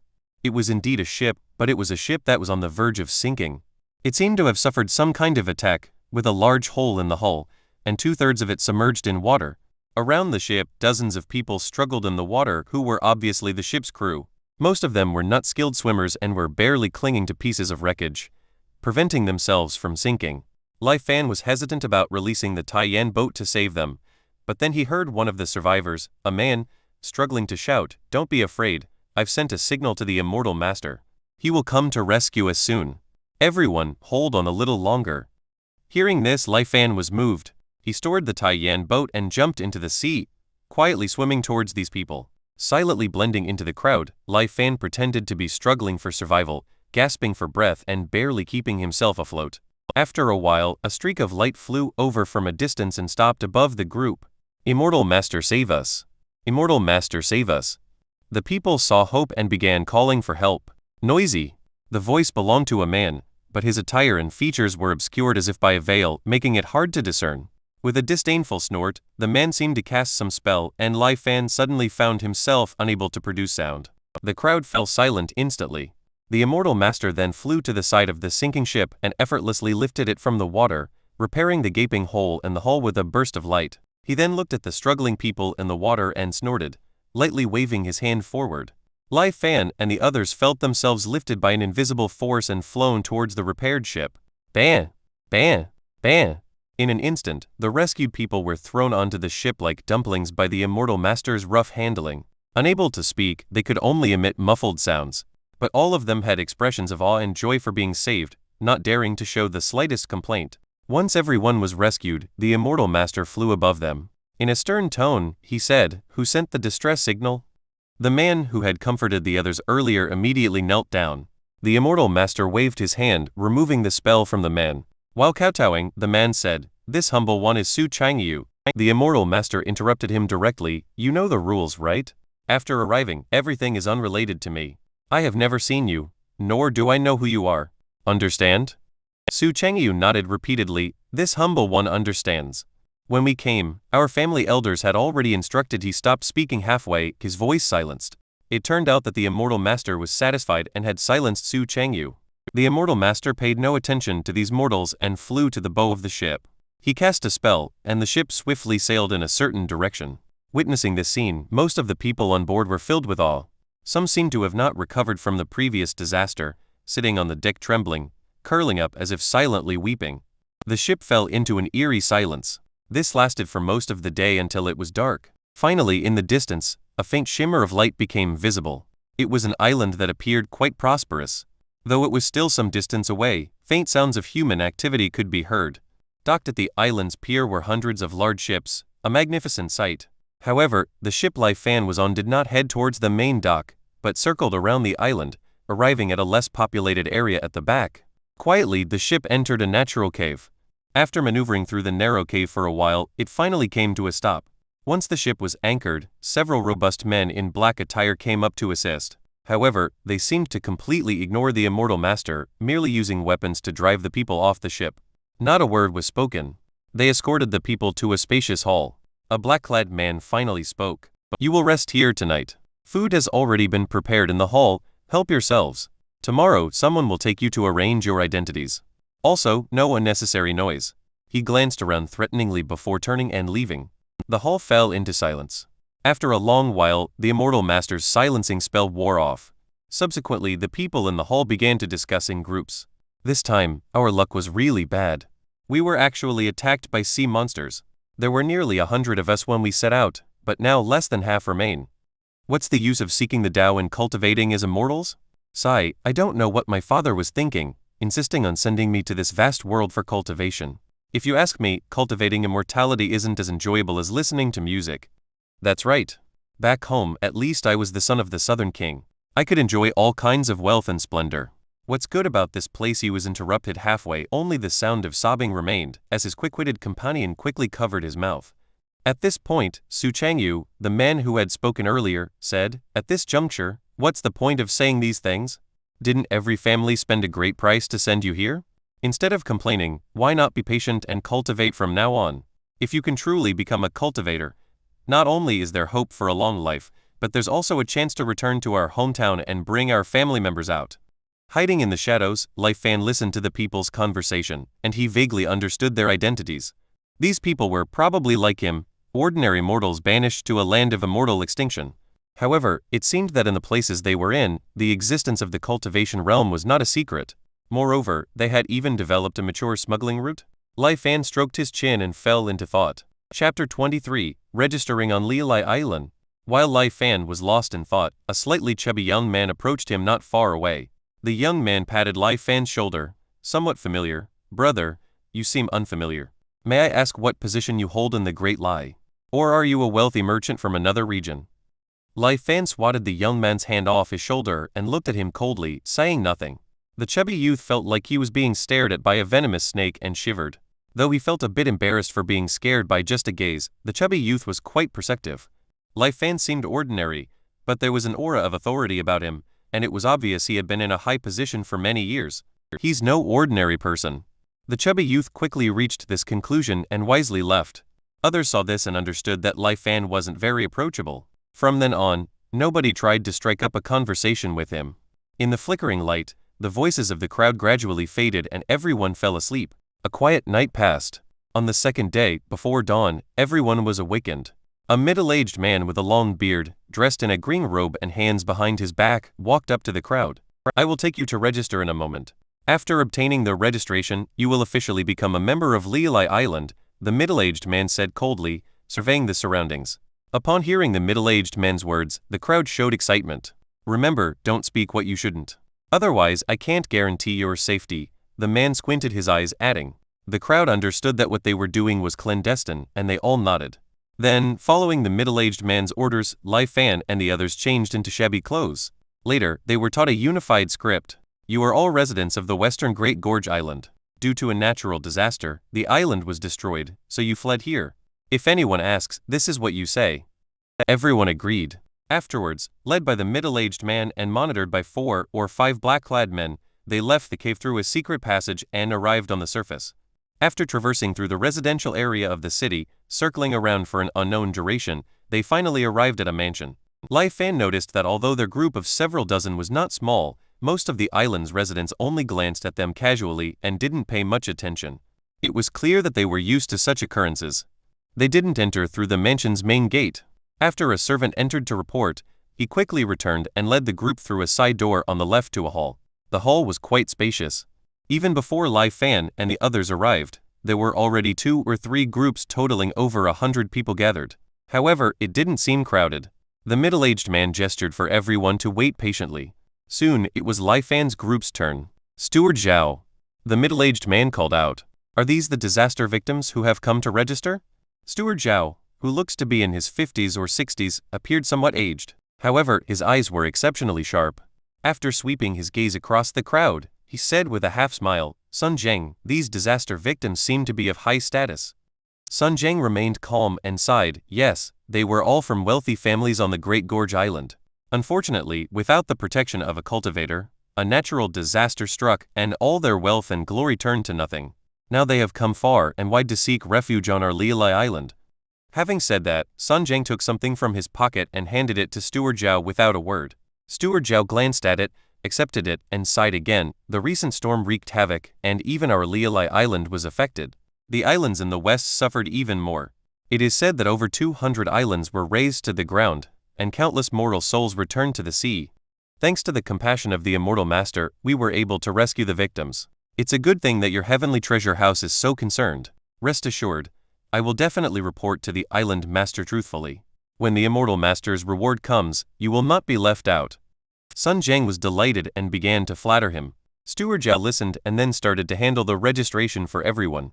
Not long after, it was Lai Fan's turn. Steward Zhao looked at Lai Fan with a trace of curiosity. What is your name? Steward Zhao asked. Lai Fan answered truthfully. Come, drip a drop of your blood on this. Steward Zhao wrote Lai Fan's name with a pen dipped in blood on a rectangular object that seemed like jade, but was not actually jade. He then handed it over. Lai Fan pricked his finger, letting the blood drip. Afterward, as if imbued with life, the blood seeped into the 2 characters Lai Fan. Keep this spirit symbol well, it will be your identity proof from now on. Whenever you need to receive work, distribute food, or go through inspections on the island, you must show this spirit symbol. Do not lose it, Steward Zhao emphasized, more friendly towards Lai Fan compared to the others, and gave additional instructions. This drew the attention of Sun Zheng and the others. Lai Fan didn't say many words of gratitude, and after nodding, he put away the spirit symbol and walked to the side. The distribution of registrations was efficient, and soon, everyone had obtained their Lialai Island household registration. The crowd was excited. After leaving that place, they didn't return to the previous cave, but were led by Sun Zheng to the courtyard of a house. Now that you have obtained your household registration, shall we sign the contract? Sun Zheng said to Su Changyu and the others. Su Changyu took out a thin piece of paper from his pocket carefully and then pricked his finger to write his name with blood, solemnly and respectfully. After signing, the paper self-ignited without fire, turning into a wisp of green smoke, drifting away, and no one knew where it went. After the 3 contracts, only one more remains. When we settle down completely, I will sign the final contract according to the agreement, Su Changyu said calmly. Humph, it's troublesome dealing with you exile refugees. If not for the sake of the Immortal Master, our heavenly treasure house wouldn't engage in such a loss-making business, Sun Zheng snorted, somewhat dissatisfied. However, he didn't say much afterward, but proceeded to explain the things they needed to pay attention to on the island. All residents of Lialai Island can obtain a residence using their household registration spirit symbol. Although it is in a remote area at the northernmost periphery of the island, at least you will have a place to shelter from the wind and rain. Apart from that, for the first year after registering, you can receive a certain amount of free rations every month. Of course, if you are used to delicacies and can't tolerate this welfare food, you can spend your own money to dine on the island. After saying a lot, Sun Zheng's mouth was dry and he paused for a rest. Suddenly, he heard Su Changyu ask, I am wondering, how can we cultivate? This was exactly what Lai Fan was concerned about. He pricked up his ears and listened carefully. Chapter 24. Purge miasma to refine Kai. Sun Zheng glanced at Su Changyu and patiently explained, for ordinary people to cultivate, they need to cleanse the miasma within their bodies. The concentration of miasma in the bodies of those of you who have returned from exile is far higher than usual. So, without purging the miasma, it's impossible to cultivate. Su Changyu furrowed his brows and said, We are well aware of this. But how can we remove this miasma? There are several methods to remove the miasma, replied Sun Zheng. The first is using the pure body spirit pool on the island. Soaking in the pool for a day and a night can completely remove the miasma from the body. Unfortunately, the materials needed to open the spirit pool are astonishingly high. Although we are wealthy on Lialai Island, we can only open it once every 3 years. The last time it was opened was a year ago, so it'll be almost 2 years until the next opening. Moreover, the quota to enter the spirit pool is limited and the competition is fierce. As outsiders without a foundation, it's unlikely for you to outcompete the island's residents. Sun Jing shook his head. What about the other methods? Su Changyu continued. The second method is to practice the cleansing heart mantra, along with specific medicines and diet. Over time, this can change your physique and gradually eliminate the miasma. Although it takes a long time, often 5 to 6 years of effort, it's stable and doesn't require any special costs. The mysterious yellow cleansing heart mantra and the corresponding elixirs can be purchased at the island's pharmacies. 5 to 6 years, Su Changyu murmured softly, then persisted. Are there any other methods? The third method is to become an experimental subject, Sun Jiang said. At this point, his face turned somewhat unpleasant, seeming to struggle to suppress his fear. But he continued to answer Su Changyu. Experimental subject? Su Changyu was somewhat bewildered. That's right. Some immortals are very interested in the miasma within us mortals. Every year, they select volunteers from the mortal population on the island to serve as experimental subjects. Using special methods, they continuously extract the miasma from the research subjects. In a matter of a few months, the miasma within the experimental subjects can be completely extracted. Seemingly recalling something, Sun Jiang's face turned a little pale. However, this process is extremely painful. It's akin to being on the edge of survival, unable to live and unable to die. Most people can't endure until the moment when all the miasma is completely extracted and end up going insane. I don't recommend you to use this method. It's truly unbearable for an ordinary person. It was unknown whether Su Changyu paid heed to Sun Jiang's advice. He remained silent for a moment and asked, "Are there any other methods?" Sun Jiang shook his head. It's said that the direct descendants of those immortals can reshape their bodies using celestial treasures, not only eliminating concerns about miasma, but also improving their cultivation aptitude. However, this method is beyond our imagination. Even our Lialai Island can't grant this privilege. That's all I know. If you truly want to cultivate, think about it carefully in the days to come. After speaking, Sun Jiang noticed Su Changyu looking somewhat distraught and couldn't help but console. I know you've all been through a lot to return from exile, and you all have a heart inclined towards cultivation. Who wasn't like that in the beginning? Unfortunately, cultivation is truly difficult. Even if you manage to purge all the miasma from your body, very few can sense the spiritual energy of heaven and earth, and even fewer can draw it into their bodies. Why bother? Being an ordinary person is not a bad thing. Sun Jiang seemed to be consoling Su Changyu and perhaps himself as well. With the invisible nourishment of heaven and earth's spiritual energy, even if you can't cultivate, you can live longer than in the land of immortal extinction. It's not in vain that your family paid a great price to send you here. Instead of tirelessly pursuing cultivation, it's better to enjoy life and live in the moment. Sun Jiang finished his speech and then left. The people present showed various expressions. Some looked joyful, taking Sun Jiang's words to heart and finding an excuse for indulgence. Some couldn't accept the arduousness of cultivation and burst into tears. Some wore worried expressions, unsure of what to do. Only Su Changyu had a determined look on his face, seemingly having made some kind of resolution. Observing everyone's reactions, Lai Fan felt deeply that in this world, every person had their own unique circumstances, and each person's choice determined their vastly different fates in the future. Without meddling further, Lai Fan took advantage of the distracted crowd and quietly left. After inquiring, he found the place to receive a free residence on the island. Lai Fan presented the spirit token and was then led by a designated person to the residential area in the north of Lialai Island. Here, countless houses were densely packed, some empty and some already occupied by people. Most of these houses had only one room, but fortunately, they all had a small courtyard enclosed by walls, preventing them from feeling too bleak. The seventh of the sixth row, this is it. The impatient person handed the key to Lai Fan and hastily left. Lai Fan opened the courtyard door, walked in, and closed the door behind him. The room was very simple, with only a bed and a few tables and chairs, making Lai Fan quite uncomfortable.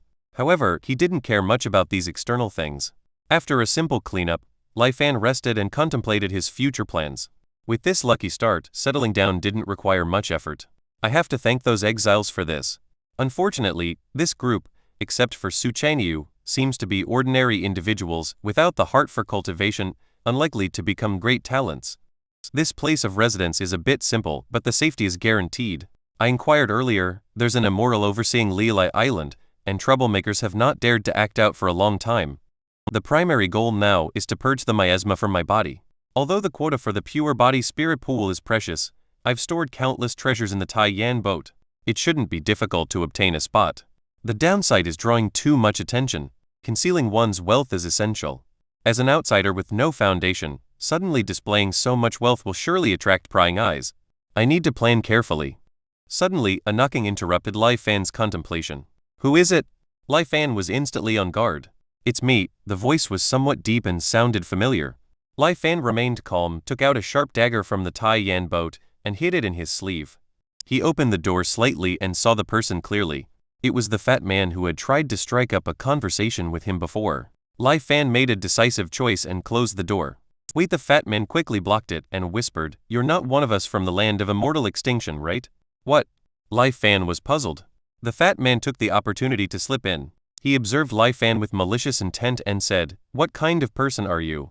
What's your purpose for sneaking into Lialai Island? How do you know I'm not from the land of immortal extinction?" Lai Fan asked back. The fat man looked disdainful. "When I fell into the water, I vaguely saw your suspicious figure. At first, I thought it was an illusion. After seeing your performance last night, I became more and more suspicious. So, I kept an eye on you. Seeing you urgently look for a residence, I secretly followed you to test the waters. Indeed, as soon as I tried you, you revealed yourself," the fat man said proudly. "From the looks of it, you're quite shrewd and attentive," Lai Fan nodded. "Of course, besides me, those fools wouldn't notice a stranger had entered," the fat man boasted. "In that case, apart from you, no one else noticed this, right?" Lai Fan asked. "Of course not. How can those idiots be compared to me?" The fat man's words were abruptly cut off, because a sharp dagger had pierced his chest. Watching the fat man falling to the ground, Lai Fan's face remained expressionless. Chapter 25. Wealth moves the heart. Term change. Heavenly Treasure House. Heavenly Treasure Pavilion. Dragging the fat man's corpse into the Tai Yan boat and cleaning up the bloodstains on the ground, Lai Fan then casually returned to his room, acting like nothing had happened. "Truly ignorant," Lai Fan commented. The fat man clearly hadn't figured out the situation. Relying on a bit of cleverness, he thought he could threaten Lai Fan, maybe trying to obtain some benefits from him. But did he ever question whether Lai Fan had actually infiltrated Lialai Island? This group of exiles, weren't they the same, obtaining their status by posing as disaster victims? Once they acquired the household registration of Lialai Island, they truly considered themselves native inhabitants. Lai Fan saw this clearly. Previously, the immortal who concealed his face and came to pick them up, as well as the Heavenly Treasure Pavilion where Sun Jiang was, were very cautious in their actions, afraid of being discovered. Obviously, their identities as mortals from the land of immortal extinction were not something they wanted others to know about. Because of this fat man, who had no understanding of the situation, came to threaten Lai Fan, and Lai Fan killed him without hesitation. He didn't believe that the Heavenly Treasure Pavilion and the group of exiles would make a big fuss about this. Furthermore, even if they investigated that the fat man had visited Lai Fan before disappearing, now that they couldn't find the body, as long as Lai Fan insisted he hadn't seen him, they couldn't do anything to him. After all, if the matter escalated, it would not benefit either party. And if Lai Fan hesitated and didn't take action, leaving the fat man alive, it might actually lead to various troubles. So Lai Fan decisively chose to nip any potential threats in the bud. As Lai Fan predicted, a few days passed, and besides Su Changyu asking about it once, the mysterious disappearance of the fat man didn't attract any attention from anyone else. This incident was just a small episode in Lai Fan's island life, quickly pushed to the back of his mind. During these days, Lai Fan inquired about various affairs on the island while planning how to use the treasures in the Tai Yan boat in a reasonable manner. Gradually, Lai Fan gained a general understanding of the Lialai Island he was currently on. This sea area was called the Kongyun Sea.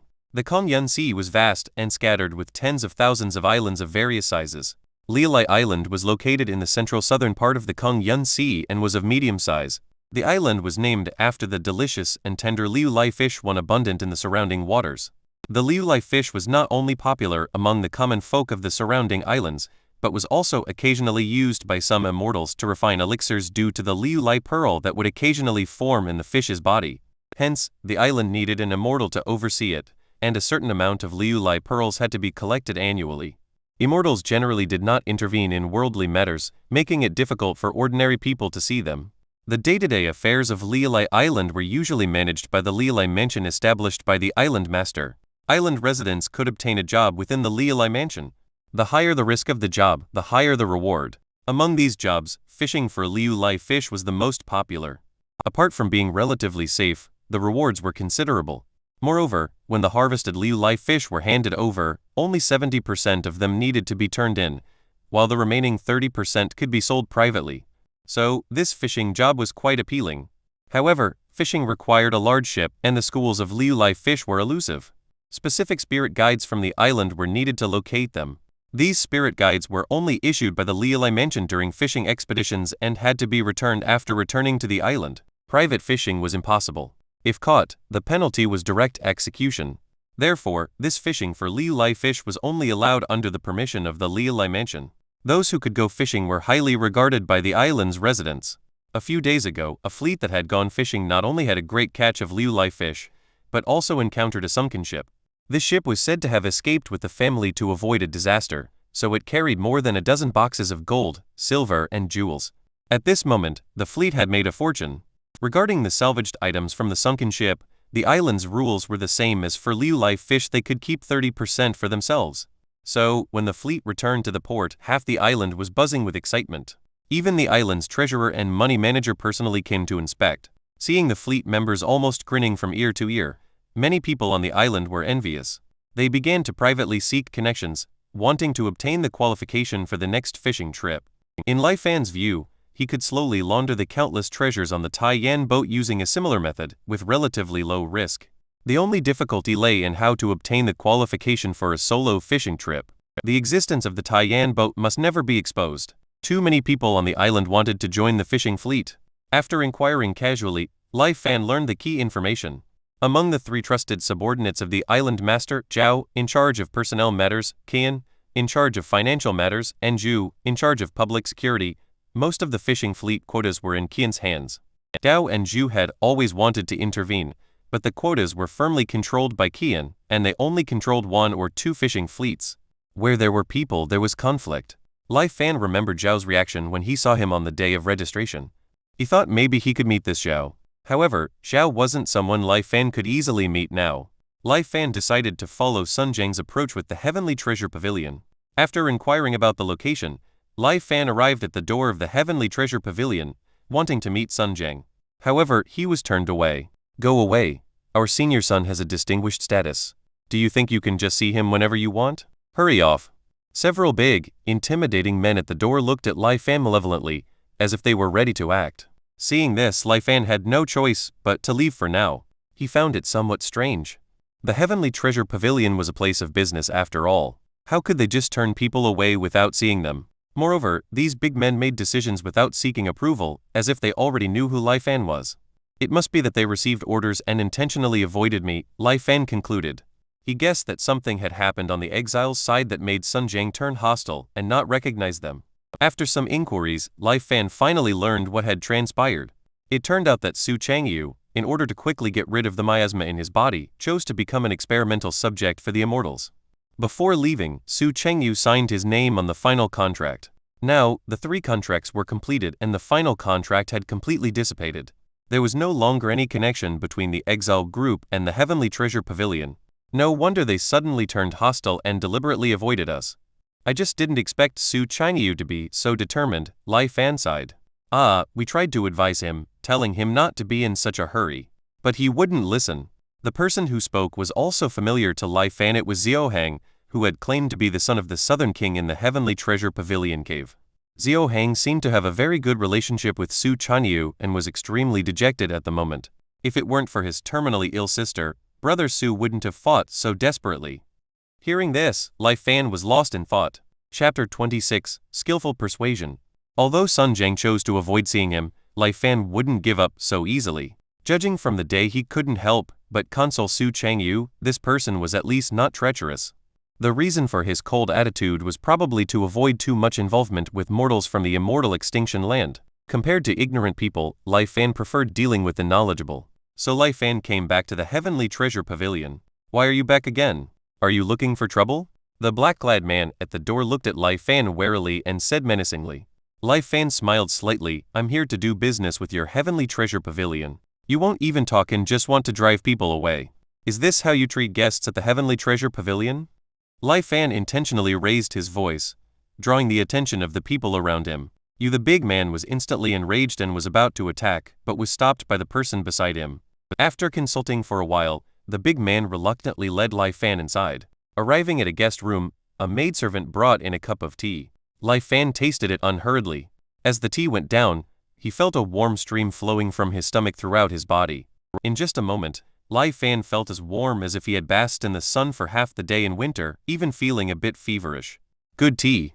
Lai Fan couldn't help but praise. Great Yuyan Dragon Tea, which grows around the underwater volcanoes near Great Yuyan Island. There are only a few of them. Now with the destruction of Great Yuyan Island, Great Yuyan Dragon Tea has temporarily become a rare item. A person with a smile on his face walked in and said slowly. It was Sun Jiang. My thanks to you, senior son, Lai Fan replied without reservation and finished the remaining tea. When Lai Fan put down the teacup, Sun Jiang narrowed his eyes and asked slowly, the matter of transportation is over and there should be no more entanglement between us. Why have you sought me out again? Sun Jiang's tone was not friendly and there was a hidden killing intent in his eyes. It seemed that if Lai Fan's answer didn't satisfy him, he would take action and kill. Lai Fan didn't care about Sun Jiang's aggressive questions and replied with a smile, Elder son, you misunderstood. I really came to discuss business. Business? With you? Sun Jiang was initially surprised, then sneered while looking at Lai Fan. Lai Fan remained unfazed and silent. Seeing Lai Fan so assured, Sun Jiang gradually became serious. What business? I wonder if the Heavenly Treasure Pavilion is interested in the slots for the sea expedition fleets. Lai Fan said slowly. Every time a fleet sets sail, aside from occasionally salvaging precious treasures, just the Liu life fish and other marine specialties are enough to make a lot of profit. If you say that the Heavenly Treasure Pavilion is not interested, that's impossible. But the slots for the fleet are firmly controlled by Steward Kyan. Not to mention the Heavenly Treasure Pavilion, even Steward Zhao would find it extremely difficult to occupy an extra slot. As a newcomer, what ability do you have to covet it? Sun Jiang stared at Lai Fan, seemingly trying to read something from his face. If I can meet Steward Kyan, I have my ways to convince him, Lai Fan replied confidently. Seeing Lai Fan so determined, Sun Jiang hesitated. Then let him meet Steward Kyan. It's not a difficult matter. If things don't work out, just chop him up and feed him to the fish in the sea. At this moment, a somewhat lazy voice came from outside the room. Lai Fan's eyes condensed, and he saw a woman wearing light yellow clothes and a veil walking in. The woman sounded like she was only 17 or 18 years old, but her well-proportioned figure exuded a mature and tempting charm. Greetings, manager. Sun Jiang stood up immediately upon seeing the woman, respectfully greeting her. Thank you in advance, manager. Lai Fan remained calm, arching his hand. You seem to have some confidence. You don't seem like someone who speaks empty words. The woman sat across from Lai Fan, tilting her head slightly, looking curious. I have always been a man of my word, and I never go back on my promises, Lai Fan said frankly. The woman in yellow lightly laughed out. If this matter really comes to fruition, my Heavenly Treasure Pavilion may have to extract the corresponding benefits. According to the rules of the island, each time you go out to sea, you can keep 30% of the harvest for yourself. I don't want any of this 30%, half of it will be given to Steward Zhao, and half of it will be handed over to your Heavenly Treasure Pavilion. Lai Fan nodded his head in agreement and spoke shockingly. The woman in yellow froze. She resumed and carefully sized up Lai Fan for a few moments. That's strange. In that case, what do you want after going to such great lengths? I only want a quota to enter the pure body spirit pool, Lai Fan said frankly. How the woman was really shocked at this time. She looked at Lai Fan several times, as if to make sure she hadn't heard it wrong. Lai Fan locked eyes with her, his gaze firm. The woman laughed lightly, as if she had heard a particularly funny joke, and burst into laughter. Come on, uncle, you're quite old, and you want to learn cultivation from others? After laughing for a while, she struggled to stop, and managed to say a sentence before bursting into laughter again. Sun Jiang looked at Lai Fan, also full of disbelief. Lai Fan just looked at the woman calmly, without speaking. The woman's laughter grew fainter. Haha, in the end, she laughed dryly and returned to normal. But seeking immortality at your age? That's funny, she said with a smile, tapping her chest, seeming a bit relieved. But if I seek longevity, I will not regret it even if I die, Lai Fan said indifferently. The woman in yellow did not say anything for a long time. Good, I shall accept this matter. In the end, she clapped her hands and said, I will send someone to inform you when a date has been set. In that case, it is so agreed. I live in the 7th house of the 6th row outside the city, so you may go there to look for me. Lai Fan arched his hand and turned to leave. Only the woman in yellow and Sun Jiang remained in the room. After a long silence, Sun Jiang couldn't help but say, Manager, that pure body spirit pool quota. Although the quota for the pure body spirit pool is highly contested on the island every year, it's not as if our Heavenly Treasure Pavilion doesn't have the strength to fight for it. What's more, if he can really secure a fleet of ships to go out to sea, it will only take 5 years or so for the profits brought in by the fleet to be enough to cover a quota.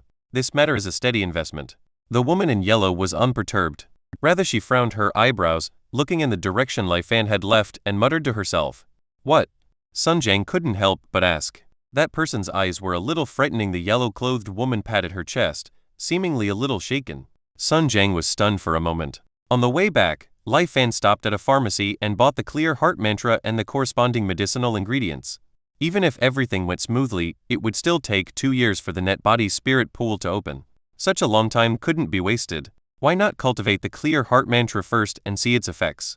Maybe Lai Fan had exceptional talents and could eliminate the miasma in his body in less than 2 years? In the following days, Lai Fan stayed at home practicing, waiting to meet with Steward Zhao.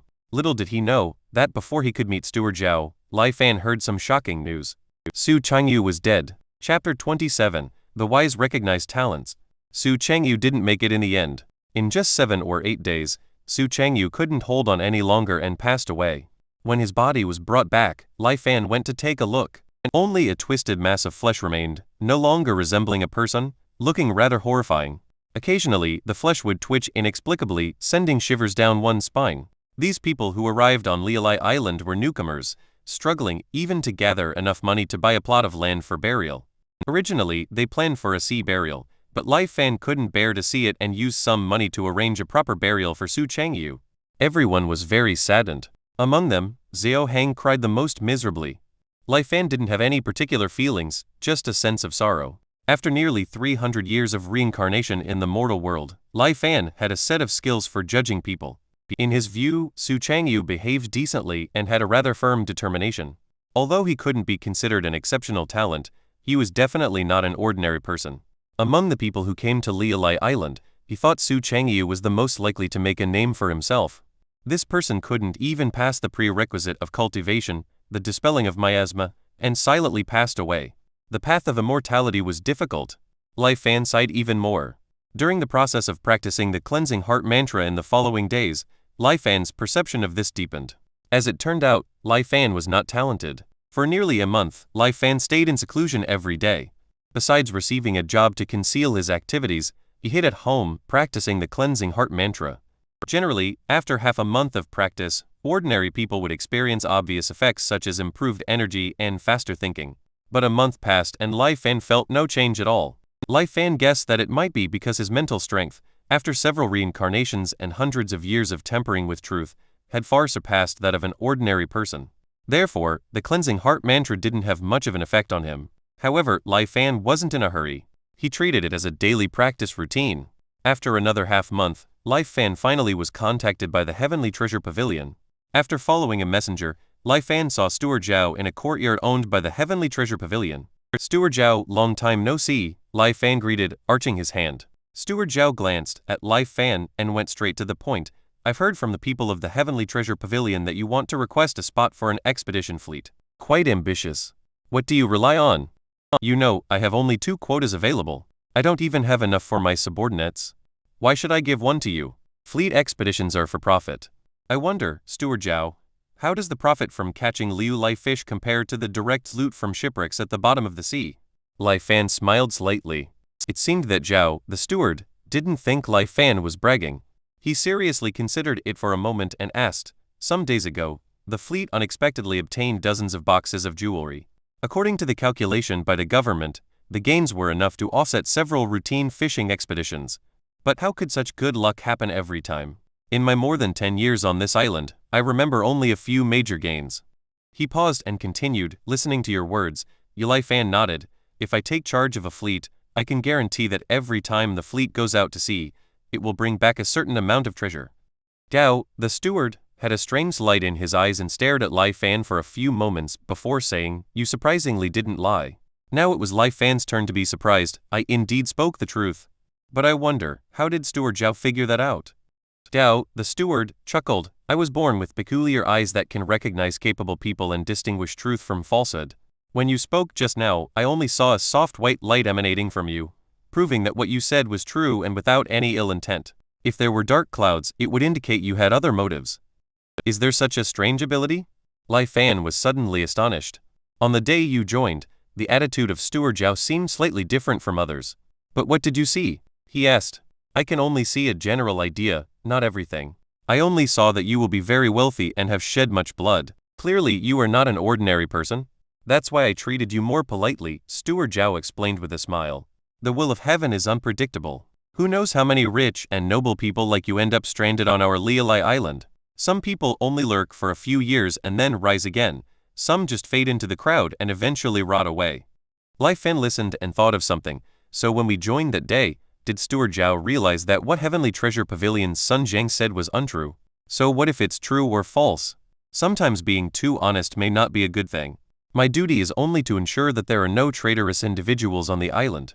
It doesn't matter where you come from, as long as you keep to yourself, I won't treat you badly, Steward Zhao said dismissively. There is an immortal cultivator on the island, so we don't fear any trouble. Moreover, gathering the disaster victims was also the command of the immortal master. If Sun Zhang can lead so many disaster victims to our Lialai Island, why would I make things difficult for him? Steward Zhao explained. Lai Fan listened and gained a rough understanding of Steward Zhao's approach, so the topic of the two returned to the fleet of ships going out to sea. Since Steward Zhao can see that what I have said is true, can you consider the matter of the quota? Lai Fan asked. Steward Zhao tapped his finger on the table a few times before saying, You're a newcomer with no roots, so if I were to risk handing over the fleet to you, it would definitely cause a lot of dissatisfaction. How about this, the next time you go out to sea, you can follow along. If you really manage to salvage treasure every time you go out to sea, then it won't take more than a few times for the crew to be convinced of you. At that time, you can then take over the fleet in name.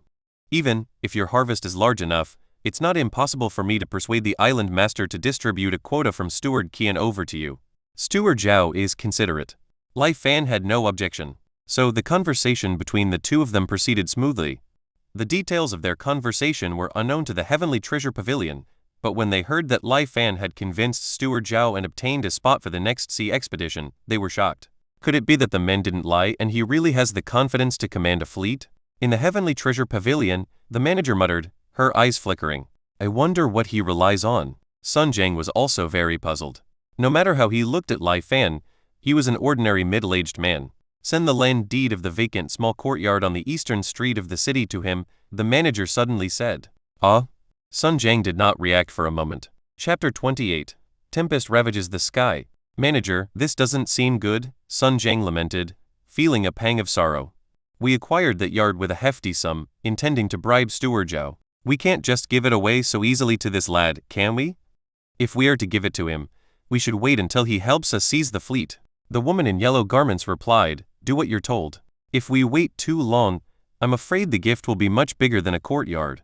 Muttering to himself privately, Sun Zhang ultimately dared not defy the orders of his superior and obediently sent the land deed to Lai Fan's hands. Lai Fan didn't refuse. There was no need to move anything either. He moved into the eastern street courtyard that very day. Compared to the slums outside the city, the surroundings of this yard were significantly better. At the alley's entrance, official personnel from Lialai Mansion maintained order and security. The small courtyard was also more spacious than the previous residence, comprising a main house with 3 rooms and 2 wings on each side. Although not overly large, it was sufficient for Lai Fan's single occupancy. Turning down several maidservants sent by the Heavenly Treasure Pavilion, Lai Fan settled down in the courtyard and patiently awaited the fleet's next departure. He initially thought it wouldn't take long, but an unforeseen event postponed the departure indefinitely. A calamity approached a tempest. Lai Fan had heard numerous discussions about storms on Lialai Island during conversations among its residents, but he hadn't paid much attention. He thought it would be similar to typhoons or hurricanes he had encountered before crossing over, just a larger storm. However, when the tempest actually arrived, Lai Fan realized he was sorely mistaken. On that day, while Lai Fan was practicing the cleansing heart mantra as usual in his home, he suddenly heard booming sounds outside. The strange and shrill sound dominated the island's sky, quickly spreading across the entire Lialai Island. Quick, get back home. The tempest is coming. May the immortal master protect us, protect us. Mother, where are you? Come home quickly. Chaos erupted on the island, with panicked and fearful cries filling the air. Lai Fan was momentarily puzzled. Suddenly, he saw a blue curtain of light in the sky above Lialai Island. The light screen resembled an inverted giant bowl, spanning the entire island and covering everything within. The island protection formation has been activated. No need to panic. Stay at home and don't go out. A clear female voice accompanied the appearance of the light screen, spreading across the island. May the immortal master be merciful. Listening to the chorus of voices around him, Lai Fan looked up and carefully observed the island protection formation. The blue light flickered, isolating the island from the outside. On the light screen, obscure characters, unfamiliar to Lai Fan, occasionally appeared, looking extraordinarily mysterious. Like the cries of ghosts, the howling winds gradually started, resonating in the air. The ripples on the light screen rippled, blocking the fierce wind. Inside the light screen, it was calm. The sky began to pour down torrential rain. The raindrops were so dense they almost formed a line, striking the light screen. Ripples spread on the light screen, deflecting all of the torrential rain. Outside, the storm roared, but inside, it was tranquil. So, this is the power of an immortal? Lai Fan admired secretly. Although he had witnessed the destructive power of Ku Hong and Dao Xuanzi, who could both obliterate an entire city with ease, seeing this island protection formation still made him eagerly yearn for it. The tremendous waves continued for nearly half an hour. Gradually, the rain subsided and the wind diminished. Just when Lai Fan thought the tempest was about to end, he suddenly sensed something was amiss. The sky not only didn't clear up, but darkened further. Countless dark clouds appeared from nowhere, layer upon layer, seemingly endless, pressing down towards the island. In an instant, the heavens and the earth turned pitch black. The thick dark clouds seemed within arm's reach, almost tangible. The clouds appeared to be brewing something, plunging Lialai Island into a brief silence. The silence was soon shattered. Boom! A thunderous sound exploded near Lai Fan's ears. Boom! Boom! Boom! Deafening roars, like thunder, erupted from all directions, incessant and unending. Like an endless symphony without a conclusion, it reverberated through the heavens and the earth. In the midst of this tremendous sound, Lai Fan felt his head spinning, eyes dazzling, and chest pressed as if by a massive boulder, making it difficult to breathe. Touching his nose, he realized fresh blood was flowing. Lai Fan was alarmed, planning to rush back into the house for cover, but suddenly he felt the ground violently shaking beneath his feet. As the world spun around him, Lai Fan quickly lost balance and fell to the ground. It seemed like being continuously struck by something. The earth trembled violently. Looking up, Lai Fan saw a sight that almost took his breath away. A wall of water, of indeterminable height, occupied his entire field of vision. Under the assault of the roaring winds, it descended towards Lialai Island with a force that could shatter anything. The monstrous wave was about to fall, burying everything beneath it.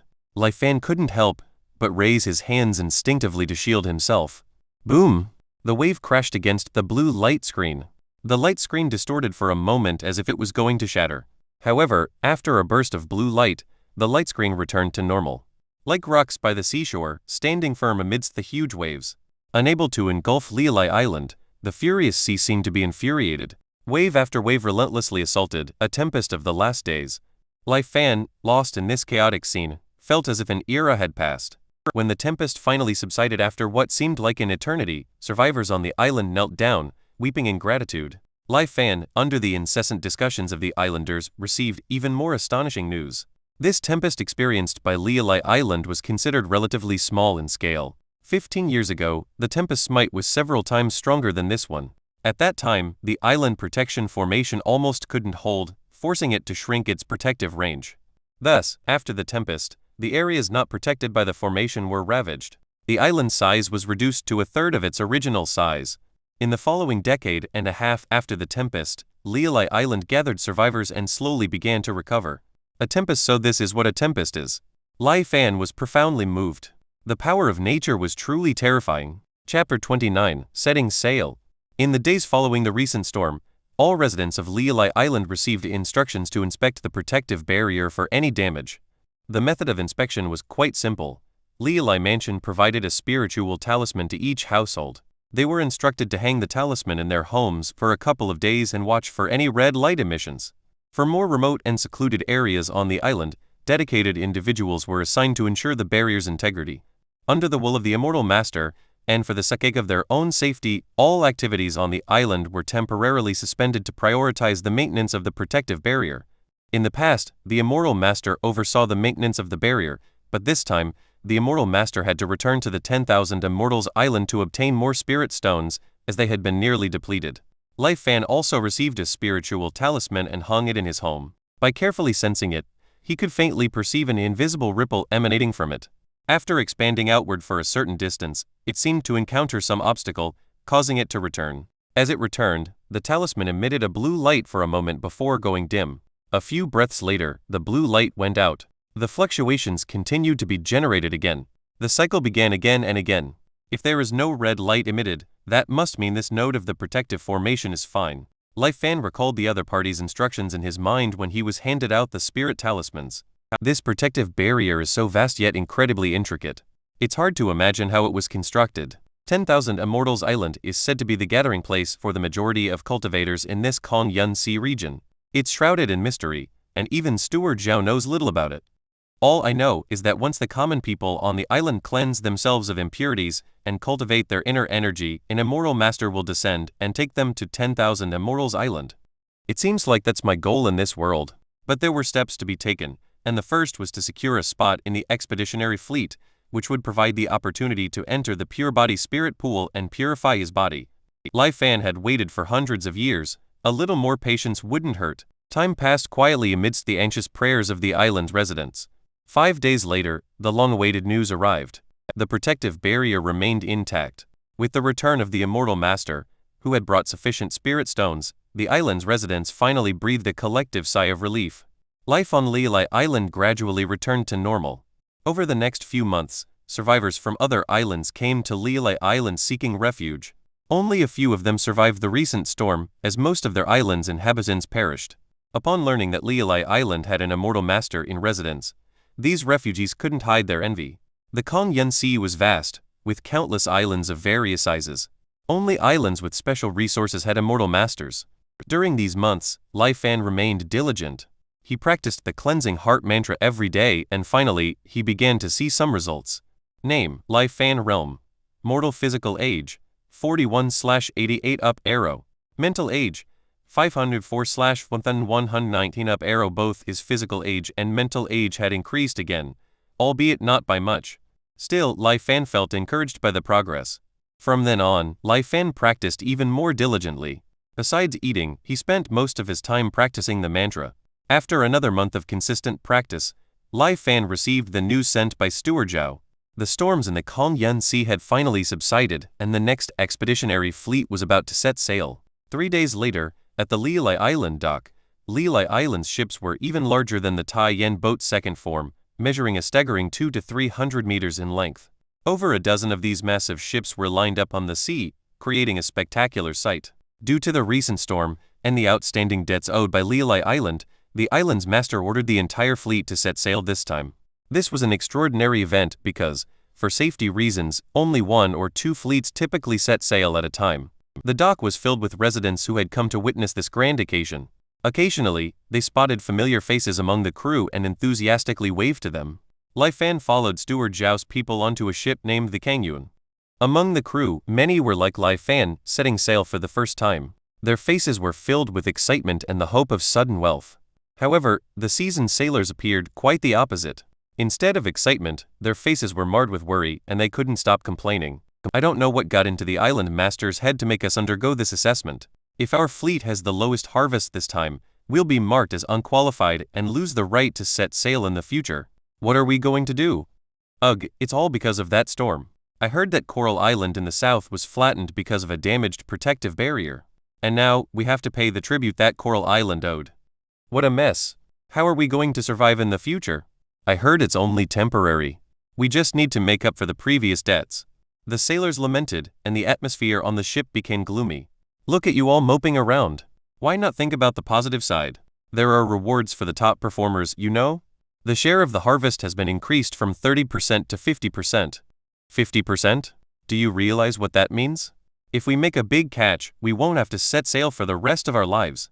Just as the sailors were discussing, a dark-skinned man walked over and scolded them. Captain, do you have a plan? The sailors asked eagerly. They were clearly familiar with this man and trusted his leadership. Don't worry, this time, we have someone capable on board this time. I guarantee we'll return with a full haul, the captain said proudly, pointing at Li Fan, who stood behind him. He looks so clean. Has he ever been out to sea before? The sailors looked at Li Fan and shook their heads in disbelief. Are you all blind? Don't you recognize talent? This person was specially invited by Steward Zhao. He's going to take over our ship soon. Be more respectful. The captain scolded them angrily as if he were truly upset.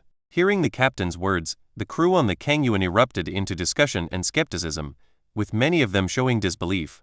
This young man? Is he capable? He looks inexperienced. However, the dark-skinned captain, with a satisfied smile on his face, turned to Lai Fan. It seemed his scheme had succeeded. Chapter 30. Treasures of the Deep Sea. Hey Obo, you've been the captain of the Kangyuan for almost 10 years. How can you just agree like that? You saved my life, Hey Obo. If you want to leave, Liu-san, will be the first to object. Exactly. Why not throw him into the sea to feed the fish once we're out at sea? It's perfectly normal for someone to die at sea. The crew on the ship was stirred up, and Lai Fan seemed to have become a public enemy. The man used his hands to pacify the crew, saying, "Calm down, everyone.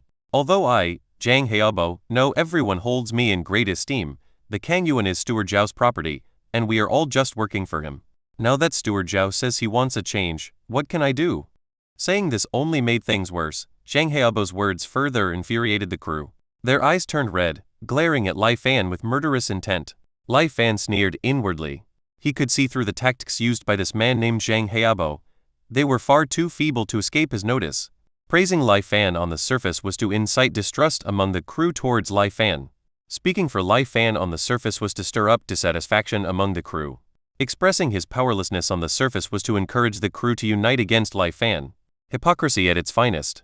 These were just petty political maneuvers. Lai Fan, with a fearless face, walked in front of the crew, standing tall and loudly declaring, "If you all don't trust me, do you not trust Steward Zhao's judgment? Moreover, we are about to set sail this time, just watch my methods. I will definitely not disappoint everyone." Lai Fan's voice was loud, drowning out the clamor of the crowd. The crew, seeing Lai Fan's extraordinary momentum, were momentarily suppressed and no one stepped forward to argue. Lai Fan didn't give them a chance. After bidding farewell, he took the lead and entered the cabin alone, leaving behind the crew with wide eyes and a sullen-faced Zhang Heobo. The group whispered among themselves. Could that kid really have some skills? Perhaps it's possible. Steward Zhao's eyes are extraordinary. He rarely makes a wrong judgment. He doesn't seem like an ordinary person. What, you believe that every time we go out to sea, you can lead us to find treasure? I don't believe it. You're obviously just using connections to snatch the position of captain of our fleet. Do they think I'm ignorant? Since he's already said it, I want to see how he'll end up. Zhang Heobo was secretly resentful, looking at his subordinates who were taken in by Lai Fan's words, feeling even more frustrated. "Sail! Head out to sea!" he shouted angrily. The Kangyuan set off without wind, leaving the port and heading into the open sea. The Kangyuan didn't rely on wind or manpower, but a set of miniature formations powered by spiritual stones. The ship was equipped with spirit detectors. When a nearby area showed signs of a school of liu-life fish, the detectors would emit signals. However, the sea was vast and the range the detectors could sense was limited, so experienced sailors were needed to first find the approximate area where the fish might be. In a typical year, the activity areas of the liu-life fish were relatively regular, making them easier to catch. But if there were raging storms and the fish migrated, all previous experience became useless. It was like finding a needle in a haystack, purely relying on luck. And it seemed like the Kangyuan wasn't very lucky this time. Half a month passed, and apart from catching some ordinary fish and finding some common sea minerals, there was not much of a significant catch. Not only were the crew members all frowning, but Zhang Heobo was also getting anxious. After all, there were penalties for the last place this time. Compared to other jobs on the island, the work of the sailors going to sea was low risk and high reward. No one wanted to lose out like this. The island's rule is to return within a month. We've only caught this little this time. It's very likely we'll have the least catch. Let's hope for a turning point in the next few days. May the immortals bless us. Zhang Heobo looked at the calm and deep sea, feeling helpless. Just then, he heard footsteps behind him. Turning around, Zhang Heobo saw Lai Fan walking towards him. "What, are you finally willing to come out of the cabin?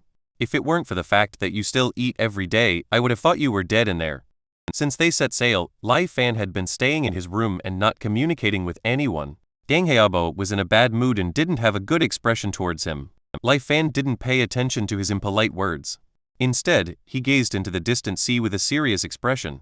He just stood there, not saying a word. Zhang Heobo saw Lai Fan's strange behavior and felt a bit uneasy, looking in the direction he was staring at, but saw nothing unusual on the sea's surface. Lai Fan's expression became even more serious. Yet, he remained silent. After a while, Zhang Heobo couldn't bear it and asked, "What are you looking at?" Lai Fan was startled and turned around, full of regret, staring at Zhang Heabo angrily. What are you pretending for? Zhang Heabo was a little guilty but persisted. I want a small boat. Lai Fan didn't answer him, but turned his head and said in a deep voice, I've sensed treasures. What? Zhang Heabo was a bit confused at first. What? But he quickly reacted and exclaimed, Are you not kidding? Quick, prepare a boat for me. I've seen treasures shining in the deep sea, waiting for me to salvage, Lai Fan said solemnly. Zhang Heabo was hesitating, but then Lai Fan said, The opportunity is fleeting. The brilliance of the treasures is dimming. I'm about to lose its position. Zhang Heabo immediately woke up. Hurry, prepare the boat. The Kengyuan was equipped with several small boats, generally used to explore narrow passages or venture into unknown and dangerous sea areas. And when the small boat was ready and lowered, Lai Fan sailed away alone. It was only when the small boats were put down and Lai Fan was driving away alone that Zhang Heabo suddenly came to his senses. He didn't know how he could have believed Lai Fan's words just now. Sensing treasure buried under the deep sea? How could that be possible? He was about to say something when he heard Lai Fan shouting from afar. Don't follow me, wait for my signal. Why? Zhang Heabo couldn't help but shout and ask. You are too noisy. It's easy to interrupt my detection. Lai Fan responded. The corner of Zhang Heabo's mouth twitched, but recalling the scene just now when Lai Fan glared at him, he seemed to think that perhaps the other party had not told a lie. Time passed, and 2 hours had passed since Lai Fan left in his boat alone. Maybe he ran away alone. A crew member asked anxiously as he looked in the direction Lai Fan was leaving, unable to help himself. What nonsense are you talking about? The sea is vast, and he didn't bring any provisions. Where could he possibly go? Zhang Heabo scolded the crew member and was about to say more when he saw a red signal in the sky from a distance. Quick! Move the ship there! Zhang Heabo immediately ordered. The Kengyuan activated its power and quickly arrived at the location of the signal. There, Lai Fan stood on the small boat looking exhausted. The treasures are right here, he said to everyone. Zhang Heabo and his men looked at each other, unsure if it was true or not. A while later, Zhang Heabo gritted his teeth and said, Get into the water. Release the nets. Amidst the doubt of everyone, 1 crate, 2 crates, a total of 16 crates of gold, silver, and jewels were slowly hoisted up. Chapter 31. Returning to Lialai Island. Under the clear moonlight, all the crew members on the Kengyuan ship had red eyes and were panting heavily. Until now they all seemed as if they were in a dream. 16 large boxes filled with gold and silver treasures were quietly placed on the deck. Some were still not at ease and pinched themselves. Feeling the pain, they stared at the treasures on the ground, unwilling to shift their gaze for a moment. Lai Fan didn't actually brag. He really returned with a full load. However, the extent of this full load far exceeded everyone's imagination. Various jade ornaments, gold and silver, jewels, and other treasures filled the boxes, dazzling everyone. They had spent half of their lives making a living by fishing at sea. Even in the most beautiful dreams, they had never seen such a surreal scene. As for Zhang Heabo, his mind was completely blank. It's actually true. That guy can really find treasures sunken at the bottom of the sea. Such ability having lived on Lialai Island for over 20 years, Zhang Heabo naturally knew that aside from the immortals, there were some ordinary people in the world who possessed incredible abilities. For example, communicating with the birds in the sky, foreseeing disasters in advance, being able to breathe underwater for extended periods, or seeing through lies, in the case of Steward Zhao. However, these extraordinary individuals were few in number. They were either entrusted with important tasks on various islands or were taken as servants by the immortals and brought to the island of 10,000 immortals. They were truly rare to come by. Unexpectedly, this Lai Fan was also one of these extraordinary individuals. Suddenly Zhang Heabo thought that Lai Fan had recently moved to Lialai Island. Could it be that he had been forced to move here because his original island was destroyed by a disaster? It made sense. He was a newcomer, so no wonder Steward Zhao regarded him highly even though he was just a new resident. Everything made sense. At this moment, Zhang Heabo regretted deeply. Zhang Heabo, oh Zhang Heabo, you had a rare opportunity to encounter a benefactor. Not only did you fail to seize it, but you even mistakenly thought that the other party came to steal your little ship fleet. The more Zhang Heabo thought about it, the more regretful he felt. He wished he could just slap himself. No, I must apologize quickly, immediately, right away. Such extraordinary individuals are honored guests wherever they go. If he gains power and bears a grudge against my actions from a few days ago. Zhang Heabo gave himself a shake and was about to go to Lai Fan's room to apologize. Huh, is it just my imagination? Why do I feel like these boxes haven't been submerged for long? Weird, we didn't see the sunken ship when we salvaged them. It's probably drifted here along the seabed currents, right? Or maybe it was blown up to the sky by the wind disaster and then fell into the sea here? Why worry about all that? As long as these treasures are real. In the whispers of his subordinates, Zhang Heabo hurriedly left. In the room, after Lai Fan had politely sent Zhang Heabo away, he stretched his weary body. Naturally, those 16 boxes of treasures were thrown down by him. He came alone to a deserted area, unfurled the Taiyan boat, moved a small part of the treasures he had plundered from Dakshuan into the boat, threw them into the sea, and finally sent the signal, allowing the crew of the Kangyuan to come and salvage them. But the boxes were indeed heavy. If it weren't for him constantly practicing the cleansing heart mantra over the past few months, coupled with the invisible nourishment of the spiritual energy of heaven and earth, his strength wouldn't have increased significantly, and he would probably not have been able to handle it alone. Even so, after the matter was finished, Lai Fan felt like he was falling apart. For the first time, I made a big splash. I won't need to throw this much in the future. Lai Fan calculated in his mind. As for Zhang Heabo, Lai Fan didn't care about him at all. For Zhang Heabo, the position of the fleet's captain was the foundation of his life. If someone suddenly wanted to snatch it away, it would be strange if he didn't react. Moreover, the tricks he used were childish to Lai Fan. In Lai Fan's eyes, Zhang Heabo simply didn't matter. He didn't have that kind of importance at all. In the end, he was just a simple fisherman. For Lai Fan, the fleet he valued was just a small stepping stone in his plans. Ants do not know the aspirations of humans.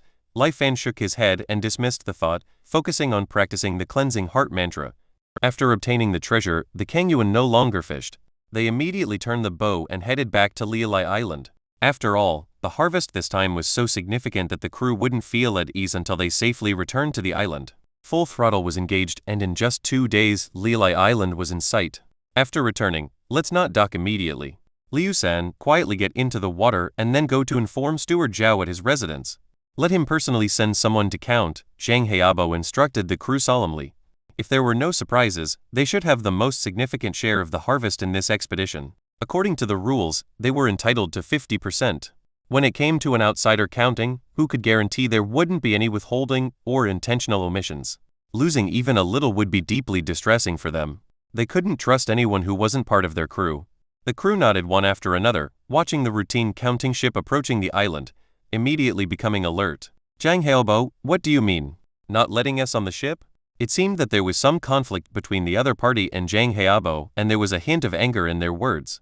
However, Zhang Heabo didn't pay any attention. Seeing Zhang Heabo's lack of response, the other person became more mocking, judging by your ship's draft. I'm afraid you're returning empty-handed this time. It seems your tenure as a captain is coming to an end. If you really can't make it, come to my ship. I guarantee I won't let you starve. The crew of the Kangyuan, hearing their leader being insulted, became furious and was about to retort. But Zhang Heabo stopped them. Regardless of what the other side said afterward, Zhang Heabo acted as if he hadn't heard, waiting for Steward Zhao's representative to arrive. It seems that Zhang Heabo's ability to hold onto the position of the Kangyuan ship's captain is not without reason. He's not as pitiful as I imagined, but his background and experiences have limited him. Lai Fan nodded to himself after witnessing this scene. The commotion on the dock attracted quite a few onlookers, and people were pointing and discussing the Kangyuan ship. Fortunately, the standoff between the two sides didn't last long. Soon, Steward Zhao personally arrived with his men. Chapter 32, Treasure Seer Physique. As the 16 boxes of riches were unloaded in full view of everyone at the pier, the entire dock was abuzz. You see, the last time a fleet had such a huge harvest it was just a few months ago. When did salvaging treasure from the depths of the sea become so easy? Or perhaps, had the waters near Lialai Island become so rich that treasures were abundant everywhere? The people on the island were deeply skeptical. Soon, the excitement intensified. Who wouldn't want to become rich overnight? Countless excited individuals rushed back home to share what they had witnessed at the pier. They too wanted to set sail. They too wanted to salvage the treasures from the sea floor. Thus, the news of the enormous treasure gained by the Kangyuan sailed like wildfire and quickly spread across the entire Lialai Island. Heavenly Treasure Pavilion. The woman in yellow was meticulously appraising a new batch of items when she suddenly heard hurried footsteps. Innkeeper, innkeeper. Sun Zhang burst in without a greeting. What's going on? The woman in yellow was somewhat puzzled. Treasure more than a dozen boxes, Kangyuan Sun Zhang gasped, his words disjointed. The woman in yellow was unimpressed. It's just a dozen or so boxes of treasures. Is it necessary to make such a fuss? To digest these things on the island, they'll have to go through our Heavenly Treasure Pavilion's channels. While the woman was speaking, her expression suddenly changed. Wait, did you say Kangyun? The ship that uncle named Lai Fan is staying on? Sun Jiang nodded repeatedly. The woman in yellow was stunned for a while before she regained her senses. No wonder that guy was so confident in convincing Steward Zhao. He was absolutely certain that he could find treasure as long as he set sail. That's right, that's right. This ability of his is just like our Heavenly Treasure Pavilion's manager, Sun Jiang said with envy and admiration. Luckily, you, the manager, had the foresight and gave him a small courtyard before. You've established a relationship with him. When he returns from this sea voyage, he will surely become famous. If we want to win him over again, it will probably cost us a lot. The woman in yellow interrupted Sun Jiang and instructed, go arrange it immediately, see when you can arrange a meal with him. Also, send someone to deliver the land deed to him. Sun Jiang was taken aback, but this time he didn't say anything and hurriedly went downstairs to handle it. In the room, only the woman in yellow was left speaking softly.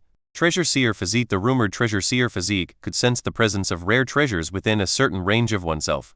The manager of the Heavenly Treasure Pavilion, Yin Yueding, the elder sister of the woman in yellow, possessed this special physique. It was precisely relying on this heaven-defying ability that Yin Yueding established the Heavenly Treasure Pavilion, a large commercial organization that spanned across the Kongyun Sea, from nothing in only 10 years.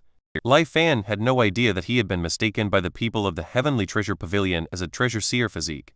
At this moment, he was in the residence of Steward Zhao. Your talent is indeed extraordinary. Your first sea voyage resulted in 16 crates of treasures.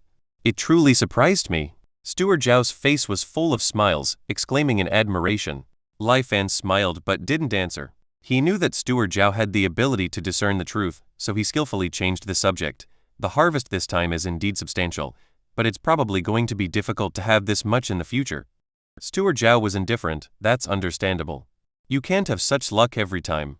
He then continued, however, with just the harvest from this time, it's enough for me to organize a separate fleet for you. Lai Fan nodded. In that case, thank you, Steward Zhao. I heard that you've been diligently trying to obtain a spot in the pure body spirit pool, Steward Zhao said suddenly while sipping his tea. That's correct. I have gone through many things in my life and only now understand that worldly fame and fortune are fleeting. Even the richest man will turn into dust after 100 years. Only by seeking immortality and achieving longevity can one not have lived in vain in this world. Lai Fan sighed deeply, feeling deeply emotional. Steward Zhao stared at Lai Fan for a long time before sighing, you have the aspiration to become an immortal at such a young age. I'm not as good as you. Seemingly reminded of something, Steward Zhao's face displayed a complex expression. More than a decade ago, when I was about your age, I coincidentally saved an immortal. The immortal asked if I was willing to follow him in cultivation, but I knew I had already passed the prime age for cultivation.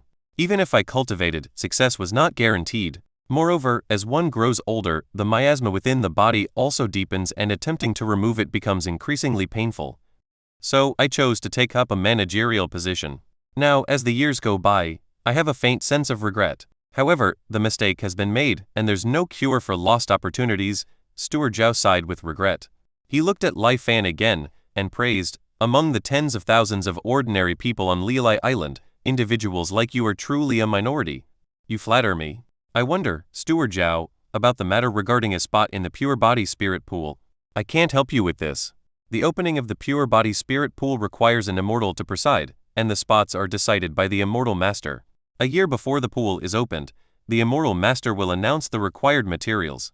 Each family collects and submits the materials according to the contribution level, determining the spots, Manager Zhao explained, shaking his head. But you don't need to worry. Heavenly Treasure Pavilion has branches on various islands in the Kongyun Sea. In terms of collecting materials, there are very few on Lilai Island who can surpass them. Lai Fan thought of the image of the woman in yellow and nodded. After spending some more time with Steward Zhao, Lai Fan took his leave. As soon as he returned to the courtyard, Sun Jiang arrived, apparently waiting for a long time. Is your manager inviting me to dinner? It was indeed a coincidence. Lai Fan was just thinking of meeting her again, so he readily agreed. As for the land deed that Sun Jiang brought, Lai Fan didn't accept it. He planned to meet the woman in yellow again in the evening. As night fell, the lights began to glow. Lai Fan arrived at the Heavenly Treasure Pavilion. There was only one person in the room. However, she had changed into a purple robe and was not wearing a veil anymore. Allow me to formally introduce myself. I am the manager of the Heavenly Treasure Pavilion on Lilai Island, Yin Yuezhan. Lai Fan. Yin Yuezhan chuckled. You are indeed straightforward. I'm just a mere mortal, there's really nothing worth mentioning, Lai Fan said frankly. Is the treasure seer physique also insignificant in your eyes? Yin Yuzhen looked at Lai Fan with a wry smile. Oh, I don't know about the treasure seer physique, Lai Fan said calmly, though he was intrigued. You mean the treasure seer physique isn't worth mentioning to you? Yin Yuzhen furrowed her brows, gritting her teeth. But when she saw that Lai Fan really seemed to not know, she reluctantly explained the matter of the treasure seer physique to him.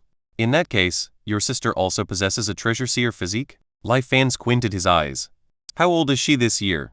What does she look like? Where was she 20 years ago? And where is she now? Chapter 33. Two Talented Sisters.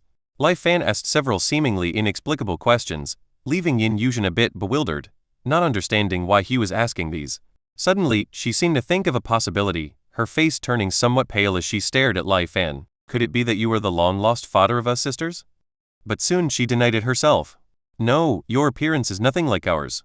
It's just curiosity, Lai Fan said indifferently, not paying attention to the strange thinking of this young girl. I understand, curious about someone of the same kind, it's human nature, Yin Yuzhen said, nodding repeatedly as if she understood. Lai Fan couldn't be bothered to explain further. Yin Yuzhen sighed and said slowly, we were originally from the northern Night Island. Our parents passed away due to disaster when we were young, leaving only my sister and me to rely on each other. In my memory, my sister and I could only beg for a living every day, barely managing to get by. But at some point, my sister began to always find valuable things in different places. Our lives gradually improved day by day, and later, my sister single-handedly established the Heavenly Treasure Pavilion, Yin Yuzhen recalled. Unfortunately, I haven't seen my sister for several years, she said, full of nostalgia. Oh? Where did she go? Lai Fan furrowed his brow. 3 years ago, my sister caught the eye of a passing immortal and was taken away. At first she would send messages to let us know she was safe. But later, we never heard from her again, Yin Yuzhen said, holding her chin in her hands, looking pitiful. Taken away by an immortal? Could it be that she was taken to cultivate immortality? Lai Fan couldn't help asking. That's what I hope for. In the letters my sister sent back before, she used a secret code that only the two of us understood, telling me that her current situation was very dangerous. If she doesn't contact us in the future, it means she might have met with misfortune. She asked me not to look for her anymore, Yin Yuzhen sighed, her eyes showing a hint of sadness. Lai Fan couldn't help but ask after hearing this, can it be that it's her special physique, the treasure seer physique, that has attracted trouble? This is also something I can't figure out. Although the treasure seer physique is indeed very powerful, being able to sense treasures within a certain range of oneself, this ability is also limited. My sister is only a mortal and can sense only things that are of some value to mortals. These treasures, in the eyes of those immortals, are essentially equivalent to broken copper and iron. It's not like there weren't any immortal masters who sensed my sister's talent before, but in the end, they didn't take it very seriously. I don't know why, but in the end she was still taken away by that immortal master. Yin Yuzhen sighed again, a hint of sadness showing in her eyes. Although my sister is in danger, she has left behind her foundation. The Heavenly Treasure Pavilion, which she worked hard to build for most of her life, must not be destroyed in my hands, Yin Yuzhen said, staring at Lai Fan with big eyes. That's why I came to you today. Lai Fan raised his eyebrows, but didn't say anything. Yin Yuzhen explained to herself, I don't have my sister's magical abilities. After my sister disappeared, the business of the Heavenly Treasure Pavilion declined day by day. I also misjudged a few items later and failed to realize they were forgeries, resulting in another significant loss. The elders gradually became dissatisfied with me and even considered joining forces with outsiders to drive me out and divide the assets of the Heavenly Treasure Pavilion. Fortunately, they still had some concerns about the immortal who took away my sister, so they hesitated and didn't take action. So I came to Lialai Island to explore new markets and avoid trouble for a while. Originally, I thought of developing here for a few years, accumulating some strength, and then going back to settle accounts with them. But I didn't expect to encounter another treasure seer physique on Lialai Island. Yin Yuzhen was somewhat excited. With your help, I will definitely regain control of the Heavenly Treasure Pavilion. Why should I help you? Lai Fan remained unmoved. I'm not interested in the affairs of your Heavenly Treasure Pavilion. My only desire lies in cultivating immortality. Before, you promised that if I helped you profit on a fleet voyage, you would assist me in obtaining a spot for the pure body spirit pool. You're not going back on your word now, are you? Yin Yuzhen seemed to be mentally prepared for Lai Fan's response as she nodded. Our Heavenly Treasure Pavilion conducts business with integrity. What we promise, we will certainly fulfill. However, she paused, looking at Lai Fan with a cunning expression. However, what? Lai Fan's face darkened. Yin Yuzhen smiled lightly. Even if you can enter the pure body-spirit pool, so what? It's not an easy task to remove the miasma from your body. Almost only half of the people who enter the pool every year are successful. And the older you are, the higher the failure rate. You're not young anymore. Are you sure you have 100% certainty of success? Each person only has one chance to enter the pool in their lifetime. If you fail, you might bid farewell to cultivating immortality forever. I know that success with the pure body-spirit pool is not guaranteed, but a 50% success rate is worth trying for me. However, from what you're saying, Lai Fan looked at Yin Yuzhen, his eyes narrowed. That's right. Yin Yuzhen had a triumphant expression on her face, knowing that Lai Fan had taken the bait. In the last letter from my sister, a pill named the body cleansing pill was sent. According to what my sister mentioned in the letter, by taking this pill, the probability of successfully removing the miasma from the body will greatly increase. If combined with the pure body-spirit pool, even at your age, there's a high chance of success. With such a miraculous pill, why haven't you taken it until now? Lai Fan couldn't help asking. Not everyone is as determined as you to cultivate immortality. My wish is to do good business and protect the heavenly treasure pavilion left behind by my sister, Yin Yuzhen replied. Everyone has their own aspirations. Lai Fan nodded slowly. So, do you agree? Yin Yuzhen looked at Lai Fan with hopeful eyes. Allow me to consider this. I will give you an answer in 3 days. Lai Fan contemplated for a moment, not agreeing immediately. All right, I'll wait for your message, Yin Yuzhen said, somewhat disappointed, but still nodded. Farewell. I hope I didn't make a mistake this time. Yin Yuzhen watched Lai Fan's retreating figure, her expression becoming serious, murmuring softly. When dealing with Lai Fan, Yin Yuzhen had been playing the role of a junior and a young girl. Her intuition told her that Lai Fan didn't dislike her acting this way. Moreover, interacting with Lai Fan in the capacity of a junior would make things easier to succeed. Yin Yuzhen wasn't like her sister, possessing the ability to sense treasures innately. However, she had her own unique traits. Apart from her sister, Yin Yuzhen was the only one who knew that she could vaguely sense the good or bad outcomes of events since childhood. It was precisely relying on her sister's treasure-sensing physique and her own ability to anticipate fortune and avoid calamity that the two sisters were able to grow up smoothly and prosper. Chapter 34, The Cleansing Heart Mantra's Effect. Lai Fan inquired discreetly and confirmed that Yin Yuzhen was not lying about the body cleansing pill. So, 3 days later, he met Yin Yuzhen again and agreed to her request. Both parties agreed that before the pure body spirit pool opened, Lai Fan would help the Heavenly Treasure Pavilion collect a certain amount of treasures every once in a while. When the pool was opened, Yin Yuzhen would give the body cleansing pill to Lai Fan. Of course, to show sincerity, Yin Yuzhen brought out the land deed. Since they had an agreement, Lai Fan didn't hesitate and accepted it. Thus Lai Fan moved again. The property was located in the central part of Lialai Island, surrounded by a bustling and lively environment. However, with its unique architectural structure and embellishments of vegetation, it was completely isolated from the noisy surroundings. Though in a bustling place, it felt as if it were deep in the mountains. The area of the building was several times larger than Lai Fan's previous small courtyard. The artificial hills, lakes, flowers, plants, and trees inside needed care. Lai Fan declined maid sent by the Heavenly Treasure Pavilion and hired a few servants from the island to clean every 3 days. Yin Yuzhen was quite helpless about Lai Fan's caution. Fortunately, Lai Fan didn't overlook the agreed-upon matters. Over a year, Lai Fan joined 3 official sea expeditions of Lialai Island, each time bringing back several boxes of treasures, astonishing the whole island and winning a fleet quota for the Heavenly Treasure Pavilion. Afterward, every time the Heavenly Treasure Pavilion's fleet set sail, Lai Fan would go with them. Over the year, Heavenly Treasure Pavilion's earnings were overflowing, almost equal to the total profits of the previous 5 years. In the eyes of everyone in Heavenly Treasure Pavilion, Elder Lai not only had great abilities, being able to find treasures on each expedition, but was also meticulous and decisive in his thinking. During one of the sea expeditions by the Heavenly Treasure Pavilion, a few crew members were tempted by the valuable items brought up from the sea. They planned to unite and kill for the treasures. Unexpectedly, Elder Lai had already sensed the abnormality and struck preemptively before they could act, executing them all. The corpses were thrown into the sea, and their heads were strung together to deter others. Privately, people said that perhaps those crew members were just boasting recklessly after drinking, and they might not have had the courage to commit murder and theft. But just because there was this slight possibility, Elder Lai didn't hesitate to kill them all. Moreover, the island's authorities not only didn't punish him, they instead praised Elder Lai for his reasonable and effective protection of Lialai Island's assets. Even when the islanders found out about it, They cursed those pirates for deserving their fate and praised Elder Lai for his decisive action. Since then, there were no crew members in Heavenly Treasure Pavilion's fleet who dared to harbor evil intentions. Lai Fan, of course, didn't care about what others thought of him. In order to completely control the fleet as soon as possible, harsh measures were necessary. He didn't have so much energy to waste on these worldly matters. During this year, whenever he had free time, he diligently cultivated the cleansing heart mantra. It was not only because it could purify the miasma, but also because Lai Fan had discovered something that delighted him. The recharging progress of truth had accelerated. Before this, the recharge progress of truth could only increase naturally as time passed. It would reach 100% every 20 years, slowly rising to the upper limit of 200% after reaching 100%. In the previous 9 cycles, Lai Fan had tried various methods to try to speed up the progress, but none had succeeded.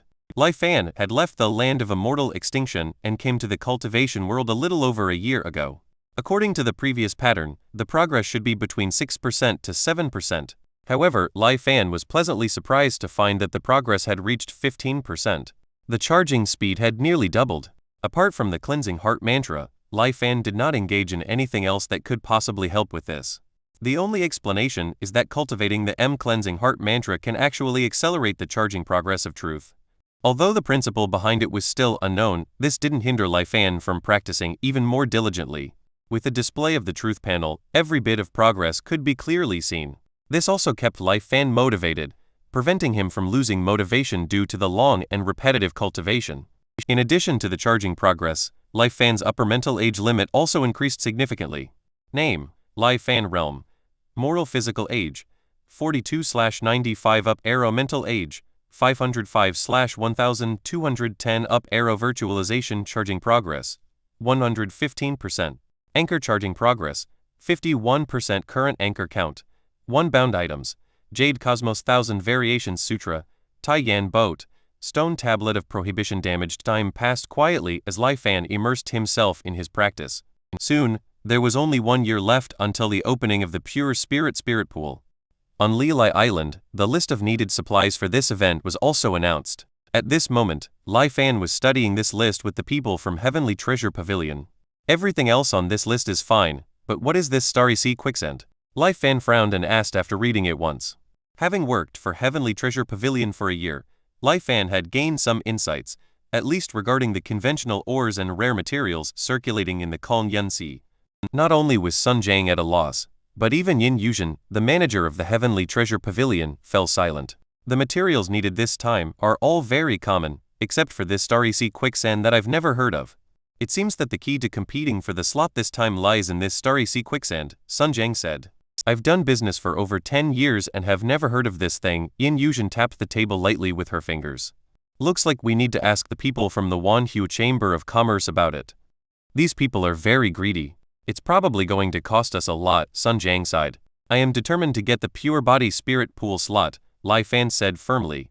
The Wanhu Chamber of Commerce wasn't a local business in the Kaln Sea, but instead came from a distant continent. It was said that the trading company was supported by immortals, allowing them to easily cross endless seas and come to this remote Kaln Sea for business. Yin Yuzhen established a connection with the Wanhu Chamber of Commerce over a decade ago, and the two sides have engaged in trade over the years. It was through the Wanhu Chamber of Commerce that the Heavenly Treasure Pavilion could quickly digest the large number of treasures found by Lai Fan and convert them into profits. We still have a year of preparation time. The Wanhu Chamber of Commerce's trading ship should pass through the Kaln Sea in 3 months. At that time, I can contact them, Yin Yuzhen said. We can't solely rely on the Wanhu Chamber of Commerce. In the past year, Lilai Island has gathered many disaster refugees from other islands. These refugees are from various places in the Kaln Sea, and there might be someone who knows about this Starry Sea Quicksand among them. We can inquire with them. Other forces on the island are also looking for this Starry Sea Quicksand, so we also need to monitor them closely. If they find anything, we can take action accordingly, Lai Fan decided. Chapter 35. Fruits are all preordained. With the announcement of the materials needed for the Pure Body Spirit Pool, the surface of Lilai Island appeared calm, but there were already hidden undercurrents. Even ordinary people who didn't care about this matter knew that the major powers on the island were now searching for something called Starry Sea Quicksand. After inquiring covertly without results, Lai Fan unexpectedly received an unexpected guest one day. It was Xiao Hang, the person Lai Fan had encountered when he first came to the cultivation world.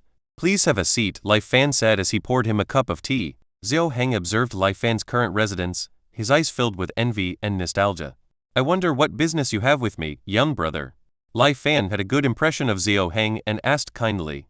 Xiao Heng first looked around cautiously, then leaned in and said softly, "I heard that Brother Lai has also been looking for starry sea quicksand lately?" Lai Fan's eyes narrowed. "Indeed. I am already of an advanced age and want to cultivate, and my only reliance is the pure body spirit pool." "Why, do you know about this item?" Xiao Heng swallowed nervously, and nodded. "Yes. When the immortal master descended to the land of immortal extinction, he promised that as long as the necessary materials were collected, a group of people could go to the cultivation world. Among them was starry sea quicksand." Lai Fan was momentarily stunned. Afterward, he expressed his confusion. "Is that so? Why don't I have any recollection of this? I asked those people from before, and they all claimed ignorance. Hence, my inquiry."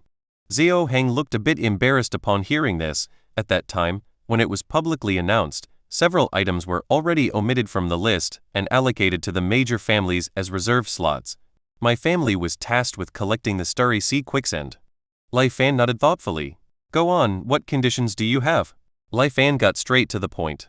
Seeing Lai Fan being so direct, Xiao Heng felt a bit awkward, blushing slightly, and explained, "Back when you paid for Chang Yu's burial, it was a favor to me. I shouldn't ask for this, but life here on Lialai Island is too difficult. I don't have the same abilities as Brother Lai. I still live in a poor area on the outskirts, and have to do hard labor to sustain my daily life." Xiao Heng rambled on, but Lai Fan lightly chuckled and interrupted him. "No need for many words. I understand your predicament. I am determined to obtain this item. As long as you can provide clues and have any requests, feel free to mention them, and I will do my best to fulfill them." Xiao Heng was very grateful. "In that case, I thank Brother Lai in advance." He paused for a moment, then said somewhat sentimentally, "Actually, this item is not that rare. It's just that the term used by the immortal master is different from our ordinary language. Of course, if it weren't for the attached material descriptions that came with the list, I wouldn't have known. Essentially, the so-called starry sea quicksand is just meteoric iron from the heavens." Lai Fan listened carefully, comprehending it all. Then, when Xiao Heng finished, Lai Fan didn't forget his promise. "Tell me, what do you want?" Xiao Heng spoke in a low voice. "I just want a decent courtyard and a slightly easier job. Of course, it would be even better if I could have a few maids." Lai Fan had prepared himself for Xiao Heng's ambitious requests, but was surprised to see how easily he could be satisfied. He chuckled and shook his head. "I didn't expect the son of the Southern King to have such modest requests. Perhaps add a little more. I still have some influence at the Heavenly Treasure Pavilion." Xiao Heng declined politely. "I am aware of my abilities.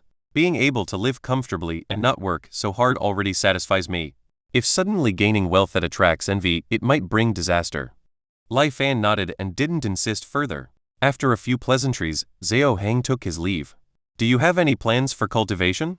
After all, you've come all the way to this cultivation world through great hardships. Wouldn't it be a waste if you don't make use of this opportunity?" Lai Fan suddenly asked as they parted. "Let's talk about it later. I'm not really interested in cultivation. When I practiced cleansing heart mantra, I felt nothing.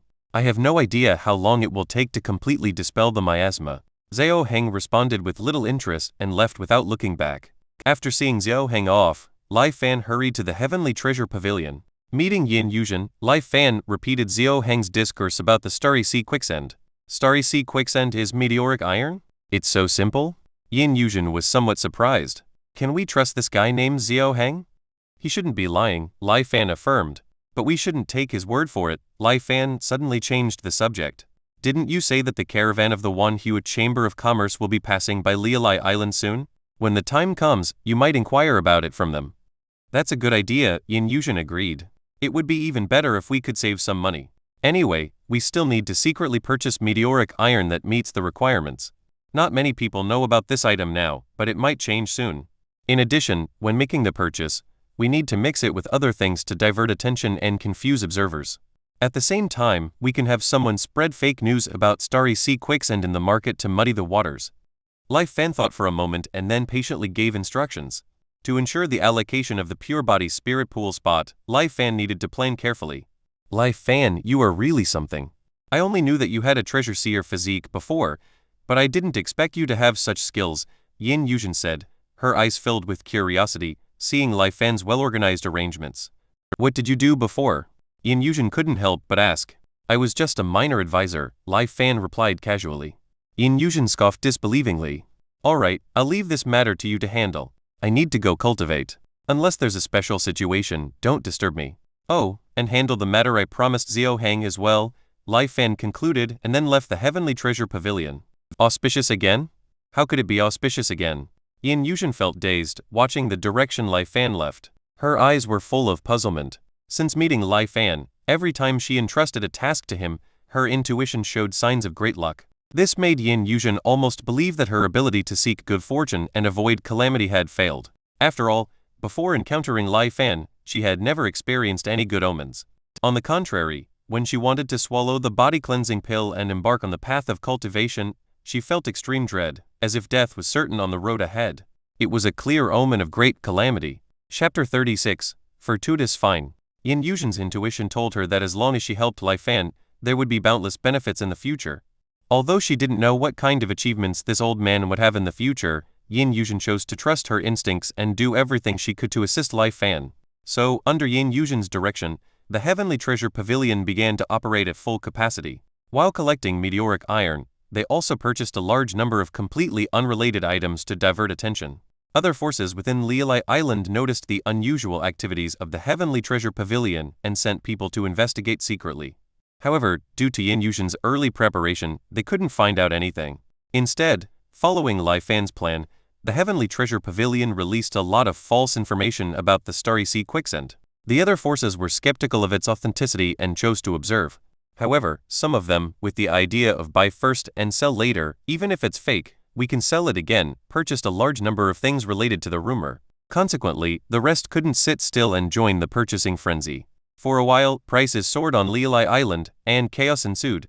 Lai Fan, the initiator of all this, remained quietly in his home, focusing on his cultivation. 3 months later, Yin Yuzhen finally managed to contact the Wanhua Chamber of Commerce. Early in the morning, Yin Yuzhen and Lai Fan left Lialai Island on a small boat owned by the Heavenly Treasure Pavilion, heading north for several tens of miles to the agreed sea area. The boat was loaded with goods for this trade, packed to the brim. It wasn't until midday that the Wanhua Chamber of Commerce finally arrived. A dot in the sky rapidly enlarged, and as it got closer, Lai Fan realized that it was an airship. A flag fluttered on the airship, bearing a large word, Wanhua. The airship seemed to be half the size of the Tai-Yan boat in its second form, about 50 meters long. The airship soon came over their heads and gently landed on the water. Manager Yin, long time no see. After stabilizing, hearty laughter came from the airship. Yin Yuzhen was looking at Lai Fan, hoping to see surprise on his face. But to her disappointment, Lai Fan didn't show any surprise upon seeing the airship of the Wanhua Chamber of Commerce, as if he had long been accustomed to such sights. Yin Yuzhen felt a bit disappointed and more curious about Lai Fan. Upon hearing the voice, Yin Yuzhen turned her head. Wu Xingzu, long time no see. Wasn't our last meeting 3 years ago? Yin Yuzhen smiled in response. Time really flies. Wu Xingzu laughed and came to the Heavenly Treasure Pavilion's ship. Who is this? He looked at Lai Fan and asked with a smile. He is an elder from our Heavenly Treasure Pavilion, Yin Yuzhen replied simply. Seeing Yin Yuzhen's unwillingness to elaborate, Wu Xingzu didn't press further. Shall we take a look at the goods? After this transaction, it may be difficult for us to meet again, he suggested. Yin Yuzhen was taken aback. Why do you say that? Has something changed? Wu Xingzu shook his head. I don't know the specific reasons. Just a few days ago, we suddenly received a notice from the headquarters, instructing all trading caravans within the Kongyun Sea to cease all operations and return as soon as possible. If it weren't for the scheduled trading day we had agreed upon, I'm afraid I would already be on my way back. So this transaction cannot be delayed and needs to proceed quickly. Yin Yuzhen was a bit flustered for a moment. After all, the Heavenly Treasure Pavilion was thriving on Lialai Island because it was backed by the Wanhua Chamber of Commerce. Now, with the sudden withdrawal of the Wanhua Chamber of Commerce from the Kongyun Sea, what would happen to the future business of the Heavenly Treasure Pavilion? Could she still keep the Heavenly Treasure Pavilion? And why didn't her intuition react at all this time? Yin Yuzhen was in turmoil and she froze on the spot. Manager Yin? Wu Xingzu noticed Yin Yuzhen's stunned expression and couldn't help but remind her. Yin Yuzhen forced a smile and snapped back to reality. Entering the cabin, they began to check the traded goods. 16 pairs of Bai, 23 pieces of coral, 46 night bright pearls. Lai Fan led Wu Xingzu to walk in front of various goods, reciting them one by one. Wu Xingzu occasionally picked up an item and carefully examined its quality. Then he nodded and carefully put it down. Starry Sea Quicksand, 3 pieces. When they reached the middle, Lai Fan calmly reported. Wu Xingzu's face lit up with joy and he quickly walked over to the pieces of meteoric iron. He gently touched them and then turned the meteorite over to inspect it repeatedly. Seeing this scene, Lai Fan knew that Wu Xingzu was no ordinary person. These meteorites weighed at least 50 katas each, but in his hands, they seemed like toys. After a while, Wu Xingzu reluctantly put the meteorites down. Manager Yin, you're really lucky this time. You actually managed to collect Starry Sea Quicksand, such a valuable item. Lai Fan and Yin Yuzhen looked at each other and breathed a sigh of relief. They could now confirm that what Xiao Heng said was correct. This time, the Heavenly Treasure Pavilion seized the initiative and acquired a good amount of Starry Sea Quicksand in advance. They should be able to secure the quota for the Pure Body Spirit Pool. After that, there were no more valuable items. Wu Xingzu was very satisfied with the goods provided by the Heavenly Treasure Pavilion this time. And because they wouldn't see each other for a long time in the future, he specially invited Lai Fan and Yin Yuzhen to be guests on the Wanhua Chamber of Commerce's airship. After a hearty meal, Wu Xingzu led the two to the warehouse of the airship. These are all collected by me from various islands in the Kongyun Sea. Some are invaluable and some I am not sure of their use. I just bought them because they looked strange. If you are interested, you can choose a few from them. Wu Xingzu, who was drinking happily, said somewhat proudly, facing the dazzling array of treasures. Yin Yuzhen was excited. She had the ability to sense good fortune and avoid disaster, so wouldn't she be like a mouse in a rice barrel here? Lai Fan was initially not interested, but seeing Yin Yuzhen's eager expression, he couldn't refuse. He accompanied her in strolling around inside. You have only the time of an incense stick. Wu Xingzu seemed to be very interested in this kind of game and said loudly to the two. Yin Yuzhen ignored him and was excitedly shuttling through the warehouse. Inside were thousands of treasures, and even though she could sense good fortune and roughly distinguish their value, she was still dazzled for a moment. Lai Fan, on the other hand, was bored and picked up and looked at one item after another aimlessly. He had been through 9 reincarnations and 300 years of ups and downs. What kind of mundane treasures had he not seen? As long as it wasn't related to cultivation, he didn't care.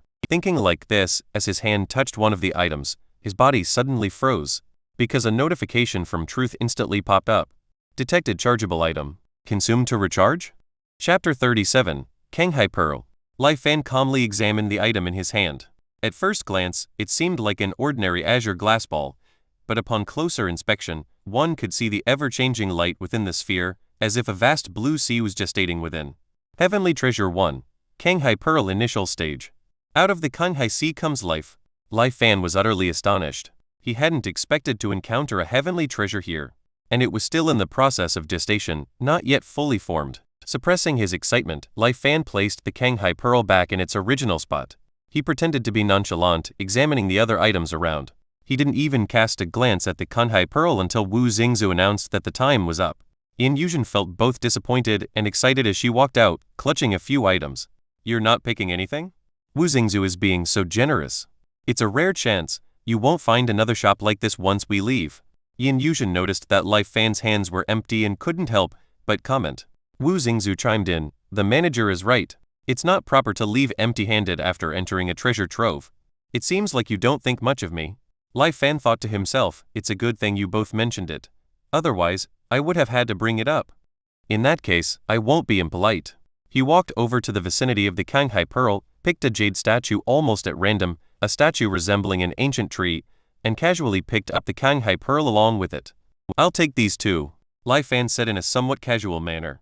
Wu Xingzu praised, Elder has a good eye. This jade statue in the form of an ancient tree was found on a remote island in the farthest north of the Kongyun Sea.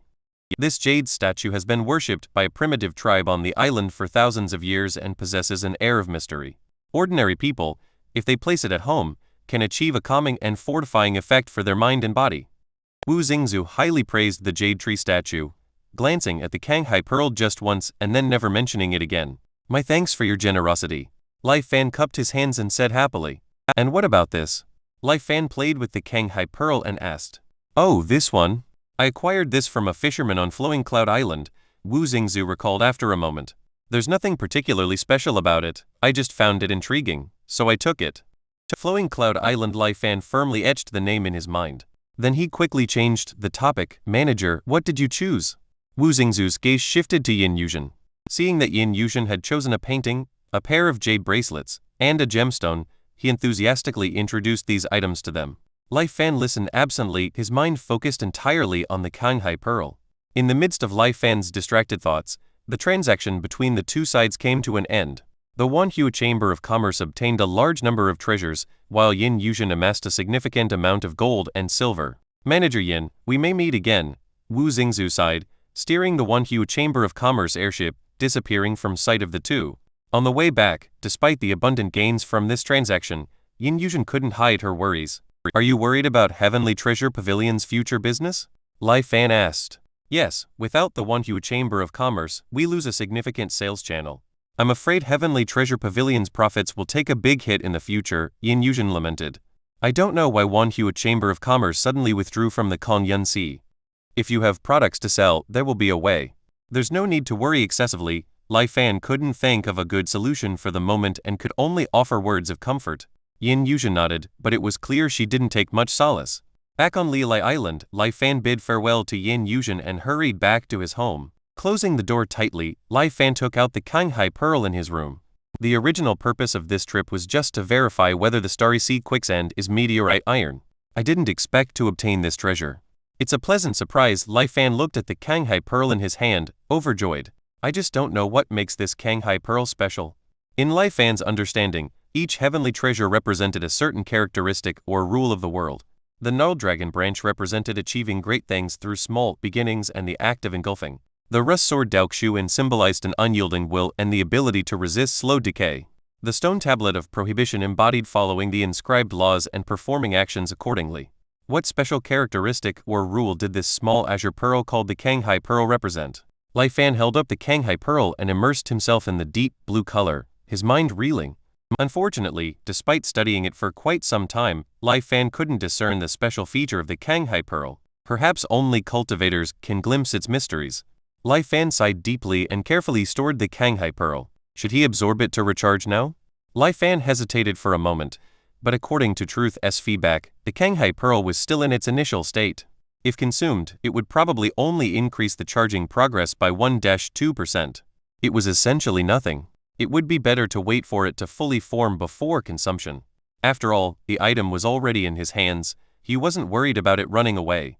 It took a long time for Lai Fan to calm down from the surprise of obtaining a heavenly treasure. After settling down, Lai Fan immersed himself in the cultivation of the cleansing heart mantra. A few days later, Lai Fan was awakened by an urgent knocking on his door. It wasn't even dawn yet.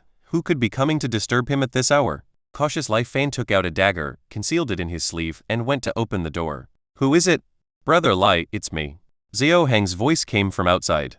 What is this kid looking for me for at this hour? Could it be that he didn't receive the residence I prepared for him? Lai Fan felt a hint of doubt, but he still opened the door and let Xiao Heng in. Panic and anxiety were written all over Xiao Heng's face. Sit down and speak. The two of them entered the room, and Xiao Heng anxiously said, Brother Lai, something big has happened. It's about the fact that we were smuggled from the land of immortal extinction. The news has leaked. Who leaked the news? Lai Fan was somewhat surprised and asked. We don't know. But everyone on the island now knows that we're not natives of the immortal realm, and instead came here through the Heavenly Treasure Pavilion. It is said that the immortal master is extremely furious and wants to catch us all and kill us. Some of us were extremely frightened and fled on boats in the dead of night. The rest of us don't know what to do. They all say that Brother Lai must have a way, so they asked me to come and ask you quickly. Xiao Heng explained anxiously. Lai Fan listened and pondered for a moment, then chuckled lightly. Don't worry, this matter is not a big deal. Xiao Heng was stunned. Brother Lai, why do you say that? Lai Fan sneered. Do you think the government would announce in advance when they're going to capture thieves? If they really wanted to kill you, you would have been dead long ago. Would they let you know the news and then allow you to escape and discuss countermeasures openly? Brother Lai, are you saying this was intentionally leaked to scare us? Xiao Heng realized too. But why would they do this? He asked with a puzzled expression. In my opinion, this matter probably isn't directed at us. Lai Fan suddenly stood up. Their target is likely the Heavenly Treasure Pavilion. I might have used a few different terms for Heavenly Treasure, but I'll stick with this one from now. A more accurate translation would be Heaven and Earth Wonder, but that's quite wordy and doesn't make as much sense in English. Essentially, they're just naturally formed treasures, and when a cultivator uses one to build their foundation, they'll become foundation treasures, like Ku Hong's dragon branch or Dao Xuanzi's sword. Chapter 38. Entering the Pure Body Spirit Pool. After placating Xiao Hang, Lai Fan hurriedly went to the Heavenly Treasure Pavilion. Yin Yuzhen was a bit surprised by Lai Fan's sudden arrival. After listening to Lai Fan's reason for coming over, Yin Yuzhen explained the ins and outs of the matter with a resentful expression. It turned out that after several months of inquiries, the various forces on Liulai Island finally figured out that the Starry Sea Quicksand Liulai Island was actually meteorite iron from the sky. But when they wanted to collect the meteorite iron, they found that the Starry Sea Quicksand in the area of Liulai Island had already been plundered by the Heavenly Treasure Pavilion, and the previous chaos in the market on Liulai Island was caused by the Heavenly Treasure Pavilion's manipulations. Heavenly Treasure Pavilion is making a fool of everyone. In shame and anger, they went to the immortal master of Liulai Island to seek an explanation. Naturally, Yin Yuzhen eloquently defended herself, stating that her actions were justified business competition. The master of Liulai Island also believed that although Yin Yuzhen's approach was a bit excessive, the competition for the quota of the pure body spirit pool was based on individual abilities. As long as they could collect the materials needed by the immortals in the end, even if the means were slightly out of line, it was acceptable. So the island master did not punish the Heavenly Treasure Pavilion, but instead reprimanded those who caused trouble. How could these people willingly accept this? So a few days later, there were rumors on the island that the Heavenly Treasure Pavilion was secretly involved in smuggling businesses for mortals. And as the rumors spread, it seemed like the Heavenly Treasure Pavilion would be questioned and wiped out by the immortals tomorrow. So, how serious is this matter? Will the immortals really blame us? Lai Fan, after understanding the whole story, couldn't help but ask. This is the tricky part of this matter. Yin Yuzhen frowned. If the punishment is unknown, then the threat is immeasurable. Smuggling mortals was never explicitly prohibited. But this matter is somewhat taboo and should not see the light. Moreover, more than a decade ago, a certain immortal happened to witness the act of smuggling, and in his anger, he killed all the mortals present. Since then, everyone has tacitly engaged in this smuggling business secretly. Lai Fan listened and furrowed his brows slightly. So you mean, this matter can be big or small. How it is handled depends on the mood of the immortals. That's right. If the immortals don't take it too seriously, then there's no problem. If the immortals are in a bad mood, then Yin Yuzhen didn't finish her words, but her face turned a little pale. Lai Fan fell into silence.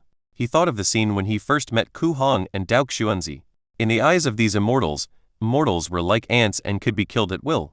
I'd rather take the risk of being beheaded than give up this smuggling business. I think the profits involved in this must be extremely high. Lai Fan sighed. That's for sure. The cost of a single stowaway requires a small world to scavenge for nearly a decade to fulfill. You can imagine how much profit is involved. Yin Yuzhen nodded. Precisely because of this, some immortals can't help but secretly join in and take a share of the profit in the end. These immortals will never admit that they are involved in these things. When they come into contact with us, they use immortal techniques to conceal their appearance. And in the end, they take away most of the profits. Speaking of this, Yin Yuzhen was also a bit helpless. So, we have to deal with this matter on our own in the Heavenly Treasure Pavilion. Lai Fan thought of the immortal who guided them into the immortal realm when he first entered the immortal world and nodded. So, what is the temperament of the immortal stationed on Liulai Island? What is his attitude towards this matter? Lai Fan asked again. Master He Shanghao of Liulai Island is usually reclusive, and I haven't seen him much. So I can't be sure about his attitude, but judging from his previous ways of dealing with mundane matters, he is not a soft-hearted person. Yin Yuzhen said in a deep voice. After analyzing it in his mind, Lai Fan sighed in the end. Lai Fan knew that even if he had many schemes, in the face of absolute power disparity, everything was in vain. Regarding this kind of time bomb-like unstable factor, Lai Fan had no solution. Lai Fan was reminded of the large amount of immortal mist stored in a certain cabin of the Taiyan boat. If we were in the land of immortal extinction, with thousands of elite warriors, perhaps we could still put up a fight. But alas, Lai Fan quickly suppressed this dangerous idea. Let's set a time and meet. This matter should not be stirred up too much. Lai Fan spoke. Yes, that's what I think too, Yin Yuzhen said. They just want us to hand over some Starry Sea quicksand. Since we have the advantage and have collected enough, we can throw out a portion of it and let them fight amongst themselves. They will surely start fighting each other soon. Lai Fan snorted. There's no unbreakable alliance in this world. 3 days later, the Heavenly Treasure Pavilion met with the various forces on Liulai Island and made the following demands. The Heavenly Treasure Pavilion agreed to hand over a portion of the Starry Sea quicksand, but required the other party to provide equivalent value in goods for the exchange. At the same time, how the Starry Sea quicksand would be divided among the families would be decided by each family themselves. Lastly, it must be ensured that the Heavenly Treasure Pavilion would receive one quota for the pure body spirit pool. These conditions were not too demanding, so after some discussion, the two sides quickly reached a reconciliation. After all, the two sides did not have deep-seated hatred. It was just for the sake of contending for the quota of the pure body spirit pool. Thus, after paying the price of dozens of meteorites, the Heavenly Treasure Pavilion successfully extricated itself from this chaotic vortex. Almost on the same day, the rumors about smuggling on the island disappeared without a trace. And the other forces, in order to obtain those dozens of meteorites, began to openly and secretly vie with each other, no longer paying attention to the Heavenly Treasure Pavilion. Time flew, and the day when the pure body spirit pool would open was approaching. After the tally of the materials provided by each family, the quotas for this pure body spirit pool were finally determined. There were a total of 13 quotas for this entry into the pool, and the Heavenly Treasure Pavilion had secured one. With the major issue settled, Lai Fan couldn't help but breathe a sigh of relief. He only awaited the opening of the spirit pool, where he would be able to remove the miasma from his body and officially step onto the path of cultivation.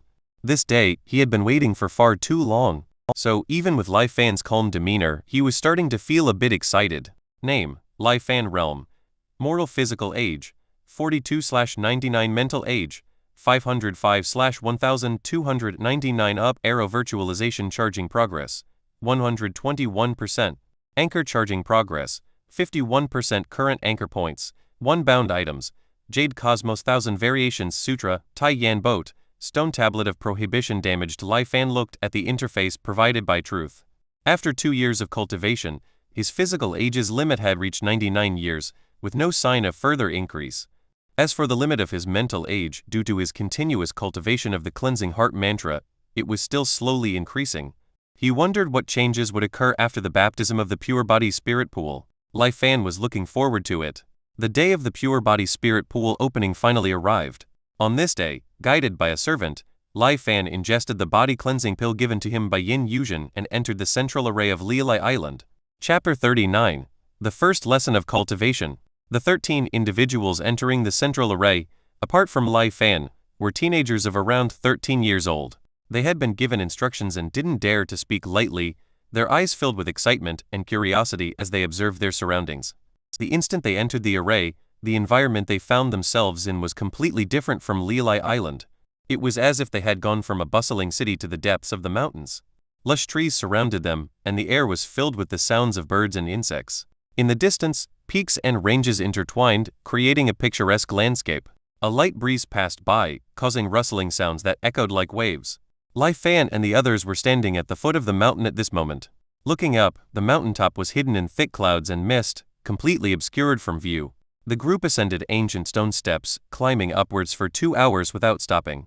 These teenagers all had impressive constitutions. Despite climbing for so long, they didn't even seem to breathe heavily. As for Lai Fan, due to his not-so-young age and lack of recent exercise, he was drenched in sweat and could barely keep up with the group. Another hour passed and they finally reached the mountain top. The mountaintop was only a small clearing, and the group dispersed, already feeling a bit crowded. This peak was the highest point among the group of mountains, and looking around, all they could see was a vast sea of clouds. The wind roared, and the sea of clouds churned, occasionally revealing island-like mountaintops. All these teenagers were born and raised above the ocean, and they had never witnessed such a spectacular sight. At this moment, they were all staring in awe, lost in their thoughts. For Lai Fan, this view was ordinary. He squinted and looked at the sun and the sky. They had already been inside the array for most of the day, but the position of the sun hadn't changed at all. It seemed to be some kind of illusion. "How's the scenery?" Suddenly, a voice rang out beside the group.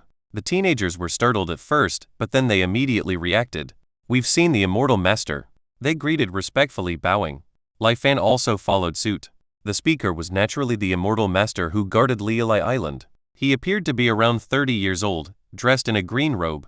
With a kind expression and a smiling face, he looked very amiable, exuding the image of a kind-hearted person. Seeing that this immortal master didn't seem as frightening as the rumors, one of the teenagers gathered the courage to reply, "The scenery here is excellent, truly befitting of a sacred place for immortals.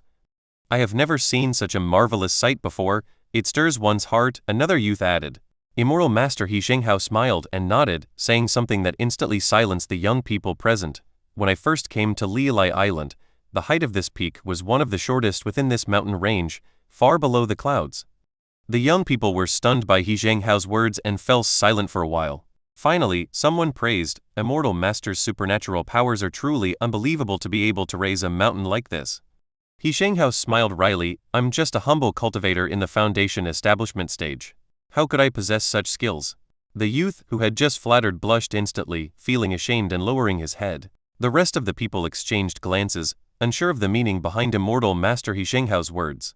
Lai Fan, on the other hand, looked at the countless peaks in the sea of clouds, lost in thought. Do you know that the mountains and rivers in the world can gradually grow taller, just like people? Immortal Master He Shenghao no longer kept them in suspense and said slowly. Upon hearing this, the youths were all dumbfounded, their faces filled with disbelief. This is truly unbelievable. Is this true? Could it be that these mountains and rivers are also living beings?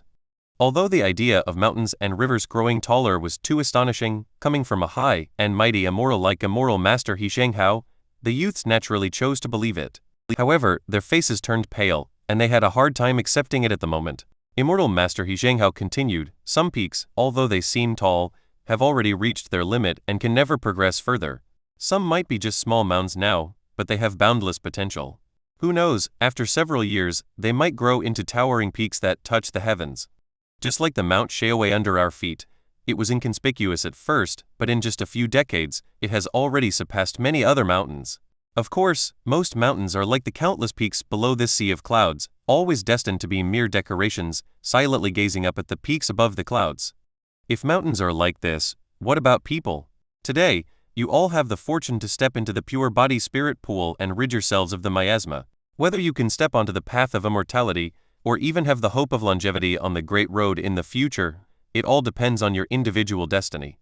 Looking at the bewildered and dazed group of youths, Immortal Master He Shenghao sighed. No matter what happens in the future, give your best today. I've said what needs to be said. Now, go. Immortal Master, may I ask where the pure body spirit pool is located? Although some of the youths didn't fully understand the meaning behind Immortal Master He Shenhao's words, they could at least comprehend that they were going to enter the pure body spirit pool. After all, they were still young at heart, so they eagerly asked. It's right there. Immortal Master He Shenghao said calmly. Following his direction, they saw that the location Immortal Master He Shenghao was pointing to was not on the mountaintop, but at the edge of a cliff thousands of feet high. Immortal Master, are you joking? One of the youths couldn't help but exclaim. He Shenghao's expression changed, and with a cold snort, he seemed to make no movement, but the head of that youth suddenly flew high and his body fell to the ground. Blood splattered, staining everyone nearby. This sudden scene stunned all the young people. Some were scared and wanted to scream, but they covered their mouths tightly, only trembling and pale. Some were so frightened that their bodies went limp, falling to the ground. Some immediately knelt down and kowtowed to He Shenghao, apologizing. I'll give you another lesson. In the future, when stepping onto the path of cultivation, having a broad perspective is crucial. Know who you can offend and who you cannot, what words you can say and what words you cannot. Be careful and considerate. Don't wait until you die to blame me for not warning you today. He Shenghao, no longer the amiable old man, looked coldly at the group of youths. Lai Fan watched this drama unfold, observing the varying reactions of the young people. He knew that this lesson from Immortal Master He Shenghao would undoubtedly leave a deep impression on them. Not to mention these young people, even Lai Fan, after listening to He Shenhao's words, felt like he had gained some insights. He deeply saluted the Immortal Master, sincerely saying, "Thank you for the lesson." Then he turned and walked towards the edge of the mountain.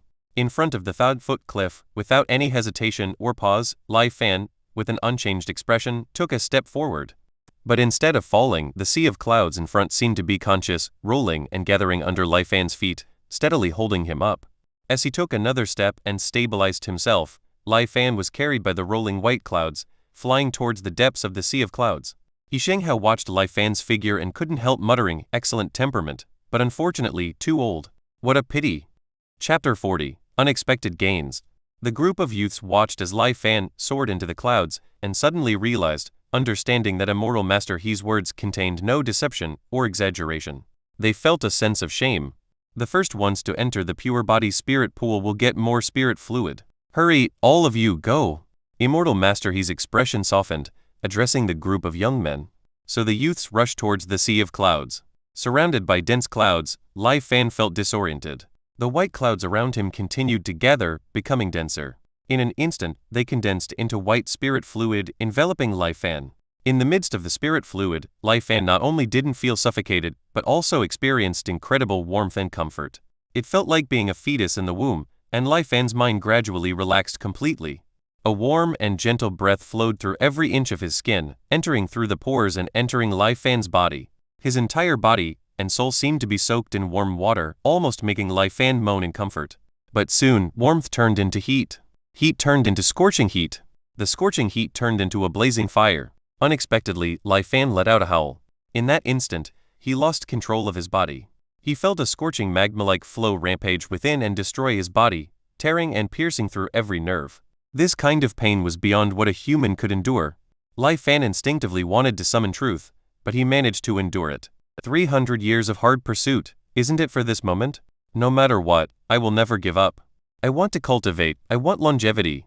In the midst of excruciating pain, Lai Fan's consciousness shattered, but a strong determination supported him, preventing him from collapsing. The hot stream circulated within his body endlessly, seemingly without end. With each cycle, the level of destruction and pain deepened. Eventually, this agony reached a point where words could not describe. The pain was like knives, chopping Lai Fan's soul into pieces, and then chopping those pieces again, incessantly and endlessly. Even with Lai Fan's strong will, he gradually lost the power to resist in the face of this level of pain. Slowly, Lai Fan's consciousness began to drift. His consciousness began to dissipate. Even at this moment, the perseverance in Lai Fan's heart kept him holding on, not activating truth. His consciousness became a nearly blank slate. Cultivation, longevity, dispelling miasma, spirit pool, Lilai Island, heavenly treasure, truth. All of these thoughts slowly dissipated with the fading of Lai Fan's consciousness. Instinct replaced self, and so Lai Fan, since he arrived on Lilai Island, had rarely stopped, tirelessly cultivating the mysterious yellow heart purification mantra. It naturally started running. Instinct replaced consciousness, and the cleansing heart mantra, which Lai Fan had practiced almost non-stop day and night since he came to Lilai Island, naturally ran. As the cleansing heart mantra ran, Lai Fan's consciousness seemed to have a supporting pillar, reconverging and strengthening. Although he remained in a state of unconsciousness, he gradually became like a reef by the sea, allowing the wind and waves to batter him without falling. In the blink of an eye, 3 days had passed. Among the 13 individuals who entered the pure body spirit pool, 11 had already come out. Out of the 11, only 4 had successfully rid themselves of the miasma within their bodies, while the remaining 7 couldn't endure the intense pain and failed in the purification process. Apart from the unfortunate individual who had perished, the one person who had yet to emerge was naturally Lai Fan. He Zhenghao sensed the faint and elusive aura within the pure body spirit pool formation, becoming increasingly astonished. As the one in charge of the pure body spirit pool formation, he knew well that purging the immortal mortal miasma from a mortal's body was an excruciating ordeal. The immortal mortal miasma was deeply embedded in a mortal's bloodline, present since their formation in the womb. As mortals grew, the connection between the miasma and flesh became even more inseparable. The pure body spirit pool formation was created by one of the leaders of the 10,000 Immortals Alliance, the Eastern Extreme Celestial Lord. It forcefully expelled the miasma from the flesh by completely destroying the body, then reshaped the body through regenerative power. This cycle continued until all miasma within the body was completely purged. As one grew older, the miasma intertwined with the flesh made it increasingly difficult to separate them. More destruction and reshaping were required to completely eliminate the immortal mortal miasma. The pain experienced during this process was beyond imagination. He Zhenghao had presided over the formation on Lilai Island for over 50 years. He had seen all of the individuals who managed to complete the purification. The oldest of them was only 31. For someone of Lai Fan's age, He Zhenghao believed there was no hope of success. However, Lai Fan's performance was completely unexpected. This person's determination is simply terrifying. If he can succeed in purifying his body, reaching the foundation establishment stage won't be difficult, and perhaps even the golden core stage. He Zhenghao's gaze flickered. Maybe I should establish a good relationship with him early on. At this point, He Zhenghao sent the others out of the formation, leaving only Lai Fan to wait inside. 3 more days passed, and He Zhenghao, seeing Lai Fan still hadn't come out, was speechless with astonishment. If he couldn't sense Lai Fan's stable vital signs within the formation, he would have rushed in. Currently, there was no way to interrupt the purification formation, so he had to continue waiting. Another 3 days passed. He Shenghao's expression became somewhat unsightly. He didn't know what kind of monster he had encountered to endure this long in the pure body-spirit pool formation. Worse still, the materials sustaining the formation were running low. If the materials were insufficient, the formation would be forcibly terminated, which could lead to unforeseen consequences, possibly undoing all the progress made.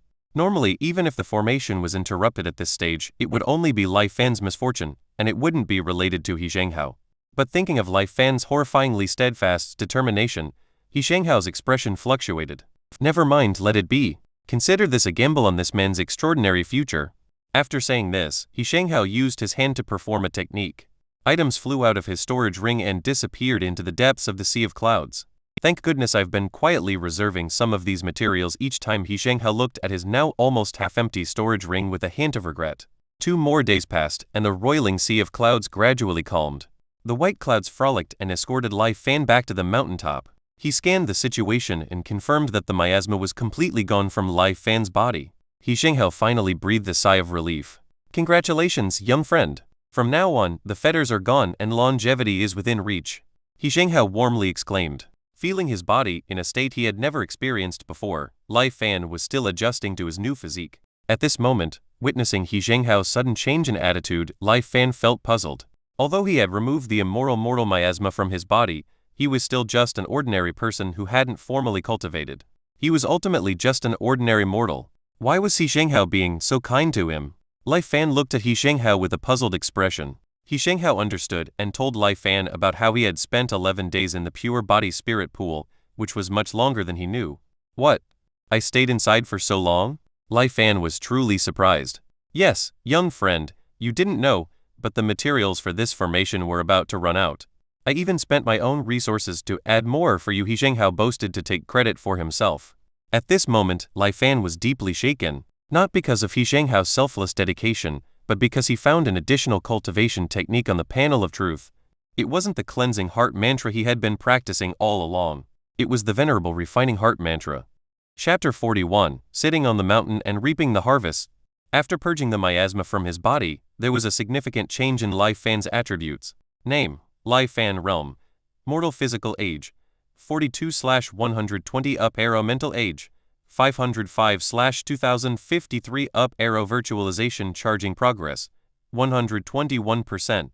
Anchor charging progress, 51% current anchor points, 1 bound items, Jade Cosmos 1000 Variations Sutra, Tai Yan Boat, Stone Tablet of Prohibition damaged. The upper limit of his physical age had surpassed 100 and was still on the rise.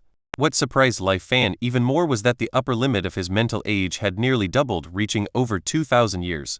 This effect couldn't be solely attributed to the pure body's spirit pool. Could it be because of this inexplicable venerable heart refinement mantra? Lai Fan was puzzled as to why the cleansing heart mantra had transformed into the venerable heart refinement mantra. During his time in the pure body spirit pool, he had almost lost consciousness due to the unbearable pain, making it unclear what had transpired afterwards. However, it wasn't the time to examine this in detail.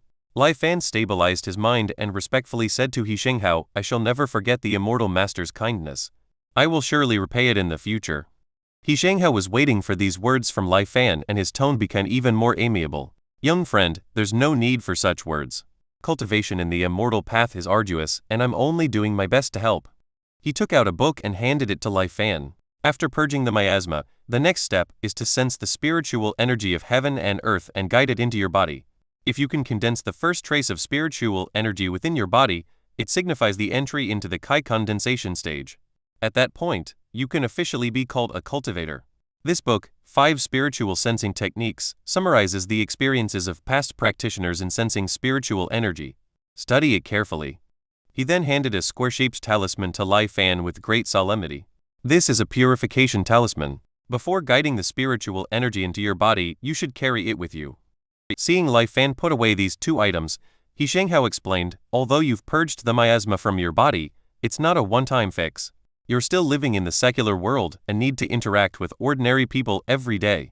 Over time, it's inevitable that you'll be contaminated by the miasma again. This purification talisman can help you resist miasma intrusion, but it can only be effective for about 5 years. But with your talent, breaking through to the Kai condensation stage within 5 years shouldn't be difficult, He Shenghao said with a smile. After breaking through to the Kai condensation stage, you can come to the island to find me. By then, I'll take you to the residence of our 10,000 Immortals Alliance in the Konyan Sea, the 10,000 Immortals Island. After arriving on the island, you can choose the appropriate technique and continue your cultivation. He Zhenghao informed Lai Fan of the precautions during the process of guiding energy into the body in detail. Lai Fan memorized everything carefully.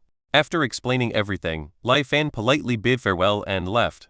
Hopefully, I gained something from this investment. Watching Lai Fan's departing figure, He Zhenghao muttered to himself. Afterwards, He Zhenghao inspected the mountain beneath his feet and shook his head. The potential of this mountain has been exhausted. It's time to choose a new mountain. Saying this, he flew to the sea of clouds above, and with a wave of his long sleeves, he collected all the rolling clouds into them. Looking at the continuous mountain range below, He Zhenghao selected the peak that would have the highest growth in the next century. The technique He Zhenghao cultivated was called sitting on the mountain. The most significant feature of sitting on the mountain was enjoying harvest from the growth of a mountain. By choosing a peak, sitting on it, operating the technique, and spending several years, one could merge their aura with the mountain. Afterward, for every increase in the height of the mountain, one's cultivation would be reciprocally enhanced accordingly. On the contrary, if one were to choose poorly and the height of the mountain did not increase afterward, it would be tantamount to wasting more than a decade of cultivation. Apart from benefiting from the increase in the mountain's height, one could also gain advantages from helping others. For example, just like the help given to Lai Fan. If Lai Fan were to break through to the foundation building stage in the future, then he would also receive feedback, enhancing his own cultivation. It wasn't absorbing and stealing the cultivation of the other party, but more akin to a rising tide lifting all boats. The increase in the mountain's height would cause the trees on the mountain to reach higher. The growth of a giant would also inadvertently elevate the people on their shoulders. Of course, compared to mountains and rivers, the conditions for helping others were not so stringent. One didn't need to bind to a specific individual and could cast a wider net. However, correspondingly, the amount of effort initially invested determined the magnitude of future gains. So, whenever He Zhenghao encountered promising juniors, he would never hesitate to help them. After leaving the central array on Lialai Island, Lai Fan did not disturb others and quietly returned to his home. After purging the miasma, Lai Fan did indeed feel a significant difference from before. It was as if he had become 10 years younger with greatly improved vision and hearing. Moreover, he could vaguely sense the ubiquitous pure energy flowing in the heavens and earth. Is this spiritual energy? Lai Fan rejoiced in his heart. After guiding the energy into his body, the next step was to become a Kai condensation cultivator. Lai Fan couldn't wait to start cultivating day and night.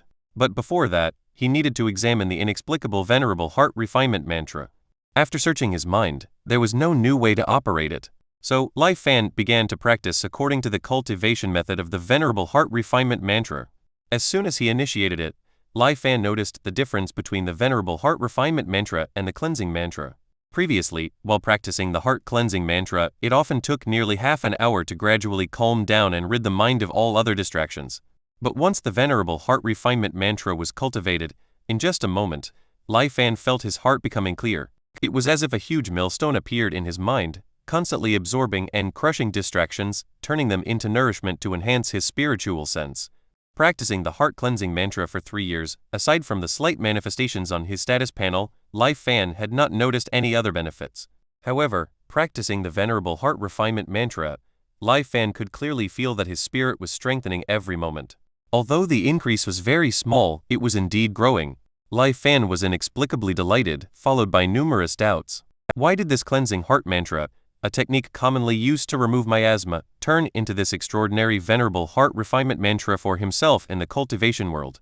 Was this venerable heart refinement mantra considered a cultivation technique? With his current understanding of the cultivation world, Lai Fan couldn't find an answer. But Lai Fan had a faint feeling that there must be a great secret hidden within. He secretly vowed to investigate it in the future when the opportunity arose. Just a step away from entering the realm of cultivators, and having unexpectedly obtained the miraculous technique venerable heart refinement mantra, Lai Fan couldn't help feeling a bit elated. However, not long after, he received a letter. The message in the letter shattered his sense of self-satisfaction. Zhao Heng had successfully guided the energy into his body and had already gone to the 10,000 Immortals Island. Chapter 42. Immortals and mortals cannot coexist. Term change. 5 spiritual sensing techniques. 5 spirit Kai sensing method. I have no interest in cultivating to become an immortal. The expression Zhao Heng had when he said these words was still vivid in Lai Fan's memory. How much time had passed since then? How did Xiao Heng manage to successfully expel the miasma from his body and directly break through to the foundation building stage? Lai Fan was filled with shock and confusion. Lai Fan read the letter sent by Xiao Heng repeatedly, then went out to inquire about the situation before reluctantly accepting this reality. It turned out that although Lai Fan had reassured him that the rumors of smuggling to the island were aimed at the heavenly treasure tower, Xiao Heng remained uneasy and sleepless after returning home. Every time he closed his eyes, he seemed to see the terrifying scene of immortals descending from the sky and slaughtering every one of the refugees on the island. Xiao Heng was like this for several days. In deep pain, Xiao Heng finally made up his mind. To be able to sleep soundly and to become a cultivator, not having to live in fear every day, he seriously began to practice the cleansing heart mantra. Unexpectedly, when Xiao Heng focused, his progress was indeed astonishing. With the help of medicines, it took less than a month for him to completely expel the miasma from his body. Afterwards, he felt the spiritual energy of the heavens and earth intimately wandering around him as if it were alive. He was deeply captivated by this sight and immersed himself in it. Feeling as if he had a good night's sleep, he succeeded in guiding the energy into his body. At first, he was a bit uncertain whether he had truly become the legendary cultivator. But when he tried to get intimate with a maid at home, he suddenly felt a palpitation and instinctively slapped her to death. After this incident, Xiao Heng finally confirmed that he had indeed become a cultivator. Immortals and mortals must be separated. Although he had already become a Kai condensation cultivator, Xiao Heng was at a loss about what to do next. So, he went to meet the guardian immortal of Lilai Island. Unfortunately, at that time, He Shenghao was busy presiding over the pure body spirit pool and couldn't break away. Xiao Heng could only go back home and wait patiently. After Lai Fan left the spirit pool and He Shenghao finally had some free time, Xiao Heng finally met him. Upon hearing Xiao Heng's experience, He Shenghao carefully investigated and confirmed that Xiao Heng was not lying. He was first overjoyed, then repeatedly slapped his thigh, appearing regretful. After a while, he cheered up and was eager to take Xiao Heng to 10,000 Immortals Island. Xiao Heng asked if he could bid farewell to his friends and He Shenghao naturally agreed. Afterwards, Xiao Heng said his farewells to the people leaving the realm, and then left. As for Lai Fan, Xiao Heng originally intended to come.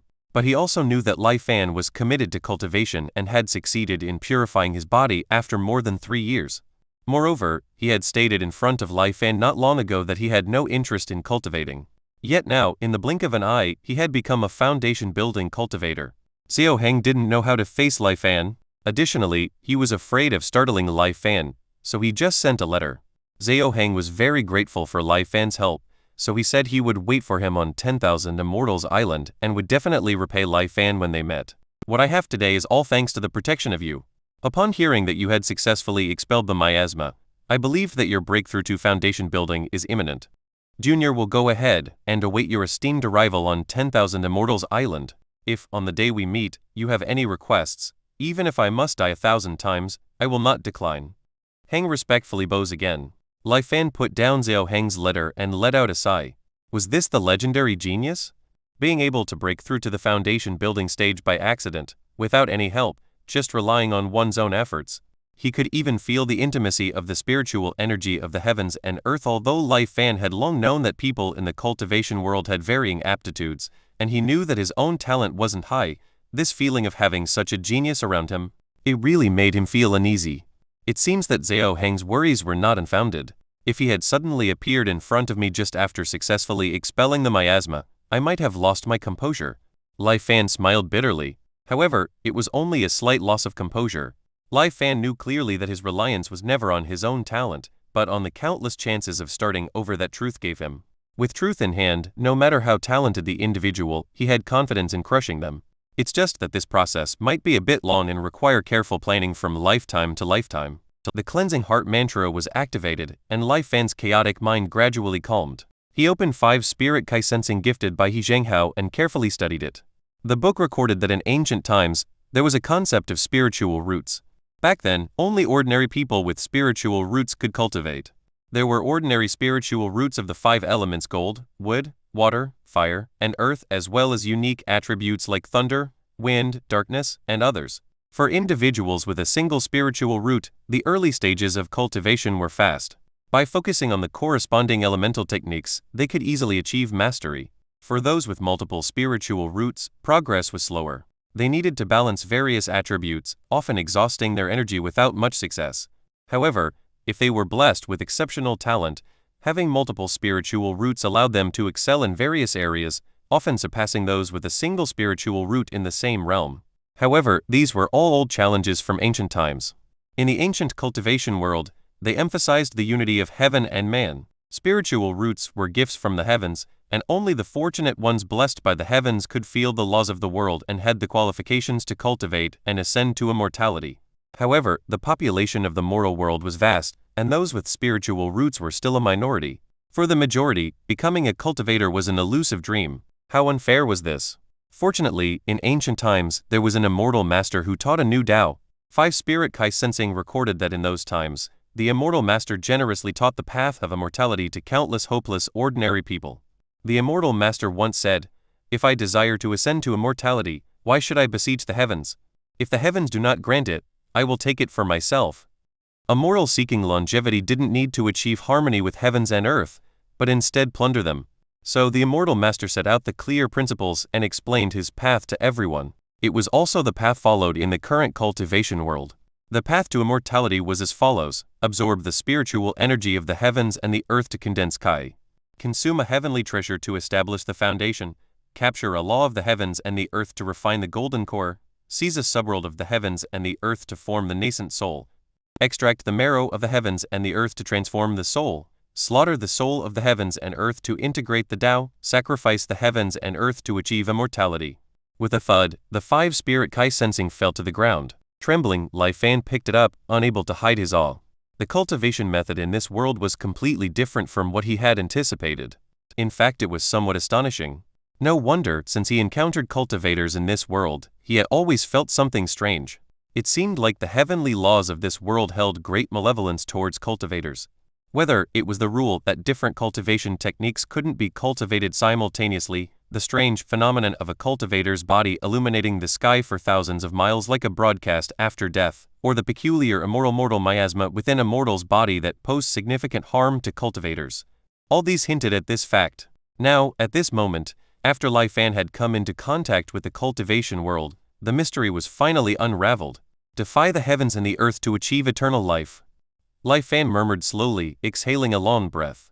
TL Mote. The MTL I read initially was pretty bad at translating realm names, and the MTL sources I'm editing now are conflicting with each other, so I'm still not entirely sure of my translations of the higher cultivation realms. Tentatively, they'll be Kai Condensation, Foundation Establishment, Golden Core, Nascent Soul, Soul Transformation, Tao Integration, and Immortal God. Particularly unsure on this one, but this is subject to change. Chapter 43. Condensing the Roots of Heaven and Earth. TL Note. For some reason my MTL made a serious mistranslation earlier. Zhao Heng is in Kai Condensation and not Foundation Establishment. The has been edited to correct this. The description of the Tao of Immortality in 5 Spirit Kai Sensing made Lai Fan increasingly horrified as he read on. Before the Golden Core stage, it was relatively normal, absorbing the spiritual energy of heaven and earth, consuming a natural heavenly treasure, and capturing a law of heaven and earth. However, after reaching the nascent soul stage, the style gradually became more insane. Seizing a subworld of heaven and earth, extracting the marrow of heaven and earth, slaughtering the soul of heaven and earth, and even, ultimately, sacrificing the heavens and earth. Just reading these words would make one's heart pound with fear. The heavens gave birth to all living beings. Practitioners cultivating in this way are essentially opposing and rebelling against the heavens, defying the natural order. What does this represent? Don't these practitioners know? However, this method of cultivation advances too quickly. The book records that since the immortal ancestor taught the new Tao, a large number of ordinary people who were originally unable to cultivate became formidable in just a few decades. Cultivators at various stages, such as the Golden Core, Nascent Soul, and Soul Transformation, emerged one after another like bamboo shoots after a spring rain. During that time, the cultivation world was truly flourishing, with Golden Cores everywhere and Nascent Souls as common as dogs. And those who originally adhered to the ancient methods of cultivation, watching their own cultivation being easily surpassed by ordinary people. How many could remain true to themselves and not attempt the immortal ancestors' method? As a result, the traditional way of cultivation gradually declined, and the new method gradually replaced it. After the popularization of the new method, the prosperity of the cultivation world reached its peak. Unfortunately, heaven's principles are clear and prosperity will eventually decline. Countless cultivators, like wolves and tigers, greedily plundered the resources of heaven and earth without restraint. Even the increasingly frequent heavenly tribulations could not suppress the ever-growing number of cultivators. So, one day, the counterattack of the heavens arrived. The heavens and the earth underwent tremendous changes, and a great calamity descended. Since then, different methods of cultivation cannot be practiced together. The flourishing and developing cultivation world seemed to have suffered a heavy blow. In order to have a chance of survival, cultivators plunged into endless mutual slaughter. For a long time, the cultivation world seemed to be declining and decaying. It took thousands of years for things to gradually stabilize. Nowadays, cultivators have become accustomed to the malice of the heavens and the earth. They have summarized their experiences and lessons. After the great calamity on the barren wasteland of the cultivation realm, they established a new order of cultivation. With the introduction of the current origins of the cultivation world completed, the content in the book now is about the 5-spirit Kai sensing method. If an ordinary person, after dispelling the miasma, cannot easily guide the Kai into their body, they can nurture their own 5 spirits, forcefully absorb the spiritual energy of heaven and earth, and then refine it, breaking through to the Kai condensation stage. The so-called 5 spirits refers to the 5 innate emotions inherent to every person: greed, fear, rage, hatred, and ego. These 5 emotions are hidden within the human heart and are inexhaustible and ever-present. The 5-spirit Kai sensing method utilizes these 5 emotions as fuel, cultivating the roots of heaven and earth in the Danshan. The roots of heaven and earth connect a cultivator's Danshan to heaven and earth. Once formed, cultivators can forcefully absorb the spiritual energy of heaven and earth through it, converting it for their own use. Compared to the ancient method of cultivating based on aptitude, the 5-spirit Kai sensing method emphasizes stability. For those with excellent aptitude, they can cultivate the roots of heaven and earth in just one day and night, stepping onto the path of cultivation. Even those with no aptitude for cultivation can, through daily perseverance and hard work, form their own roots of heaven and earth within a maximum of 10 years. Having mastered the method of guiding Kai into his body, Lai Fan secluded himself in his home and practiced the 5-spirit Kai sensing method. Despite mentally preparing himself, Lai Fan knew that his path of cultivation might not be as smooth as he hoped. Yet, day after day went by, and 3 years had passed, but Lai Fan still hadn't successfully refined Kai. Lai Fan was well aware of his innate talent for cultivation.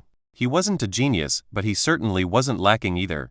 The current situation clearly had another reason behind it. The venerable heart refinement mantra truly unpredictable, Lai Fan couldn't help but feel a sense of helplessness. The 5-spirit Kai sensing method required 5 emotions as fuel to drive the formation of the roots of heaven and earth. However, Lai Fan, while practicing the venerable heart refinement mantra, had very little accumulation of these 5 emotions. Even if he didn't consciously activate the refinement mantra, it instinctively dissipated the negative emotions in his mind. It was akin to walking with a heavy burden, which led to Lai Fan's slow progress. Lai Fan had also tried to guide the Kai into his body without using the roots of heaven and earth. However, he obviously didn't possess talent like Xiao Hang. The spiritual energy outside his body completely ignored him. Without anyone to guide him, relying solely on his own exploration, Lai Fan had no idea how long it would take him to guide the Kai into his body. So, Lai Fan decided to patiently use the 5-spirit Kai sensing method to break through to the Kai condensation stage. It might be slow, but it was stable. Time was the one thing Lai Fan had in abundance. In the beginning, He Shenghao occasionally sent people to inquire about Lai Fan's progress. However, when Lai Fan made little progress for a long time, he stopped sending anyone. In the Heavenly Treasure Pavilion, because of Lai Fan and Xiao Hang, despite the absence of Wanhua Chamber of Commerce's backing, the business around the surrounding islands improved. No one wanted to offend a business that possibly had the background of an immortal master, so they tried to avoid conflicts with the Heavenly Treasure Pavilion as much as possible. Thus, over the 3 years, the Heavenly Treasure Pavilion expanded its market extensively and flourished. Yin Yuzhen's confidence soared, and she eagerly planned to return to Night Island to regain control of the Heavenly Treasure Pavilion headquarters. Lai Fan only occasionally paid attention to external matters. Most of his energy was focused on cultivating the roots of heaven and earth. Unfortunately, this matter couldn't be rushed. Lai Fan estimated that barring any unforeseen circumstances, it would take him about 2 more years to succeed. He had been cooped up at home for a very long time. One day, Lai Fan, feeling restless, decided to go out. Without alarming anyone, he changed into different clothes, put on a hat, and came to the marketplace of Lialai Island.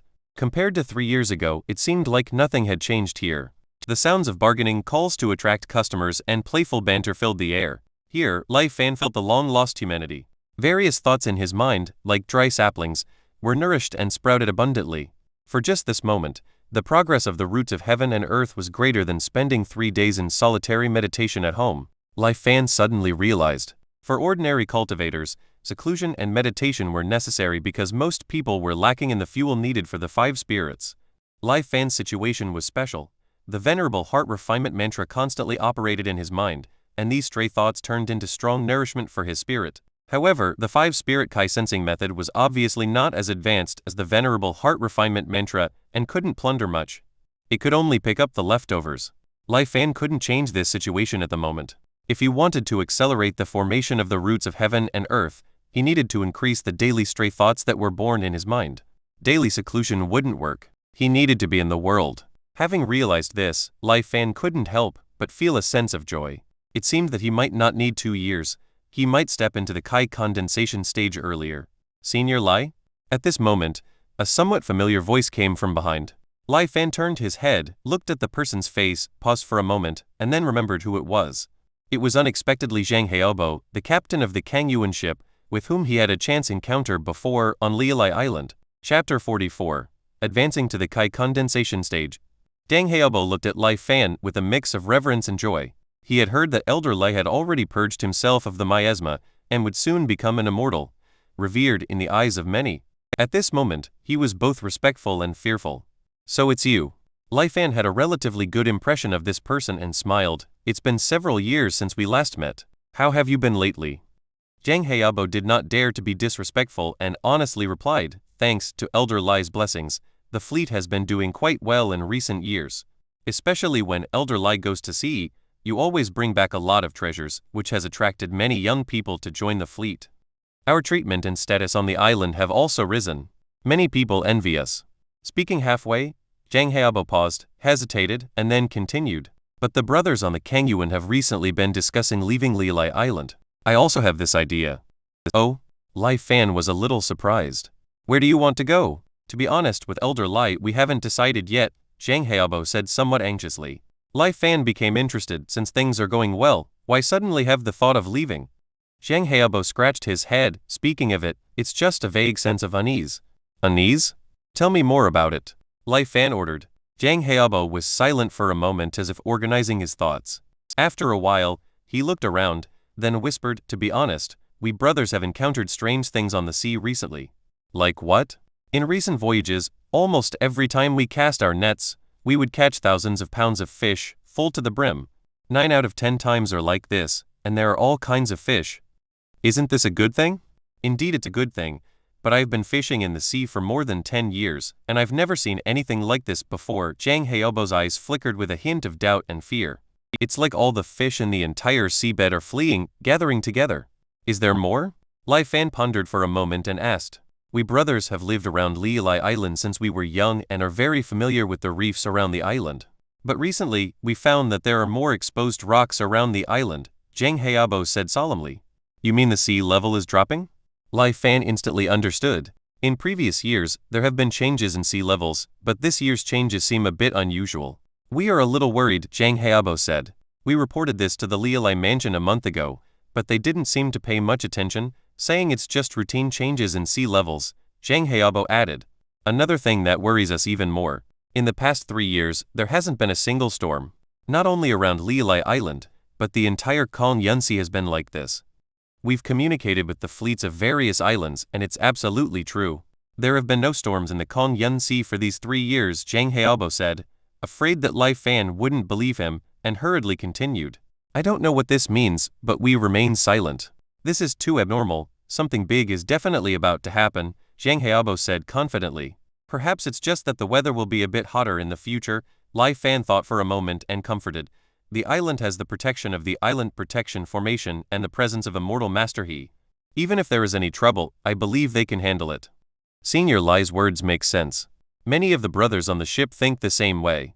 But I still have a lingering sense of unease and I can't let go, Zhang Heobo said with a bitter smile. So I've decided to leave, to depart from the Kangyuan Sea. Zhang Heobo's gaze gradually became firm. Lai Fan, seeing this, could only say, Leaving one's hometown is no easy task. You should think carefully. Zhang Heabo nodded. Lai Fan fell silent, and after bidding farewell to Zhang Heabo, he strolled in the market for half a day before returning home. After careful consideration, Zhang Heabo's concerns were not baseless. Various signs indeed indicated that something unusual might happen in the Kongyun Sea. Perhaps a massive storm was silently gathering its strength. Or maybe a severe drought was subtly taking shape. However, none of this was a big deal. After all, Zhang Heabo was just an ordinary person.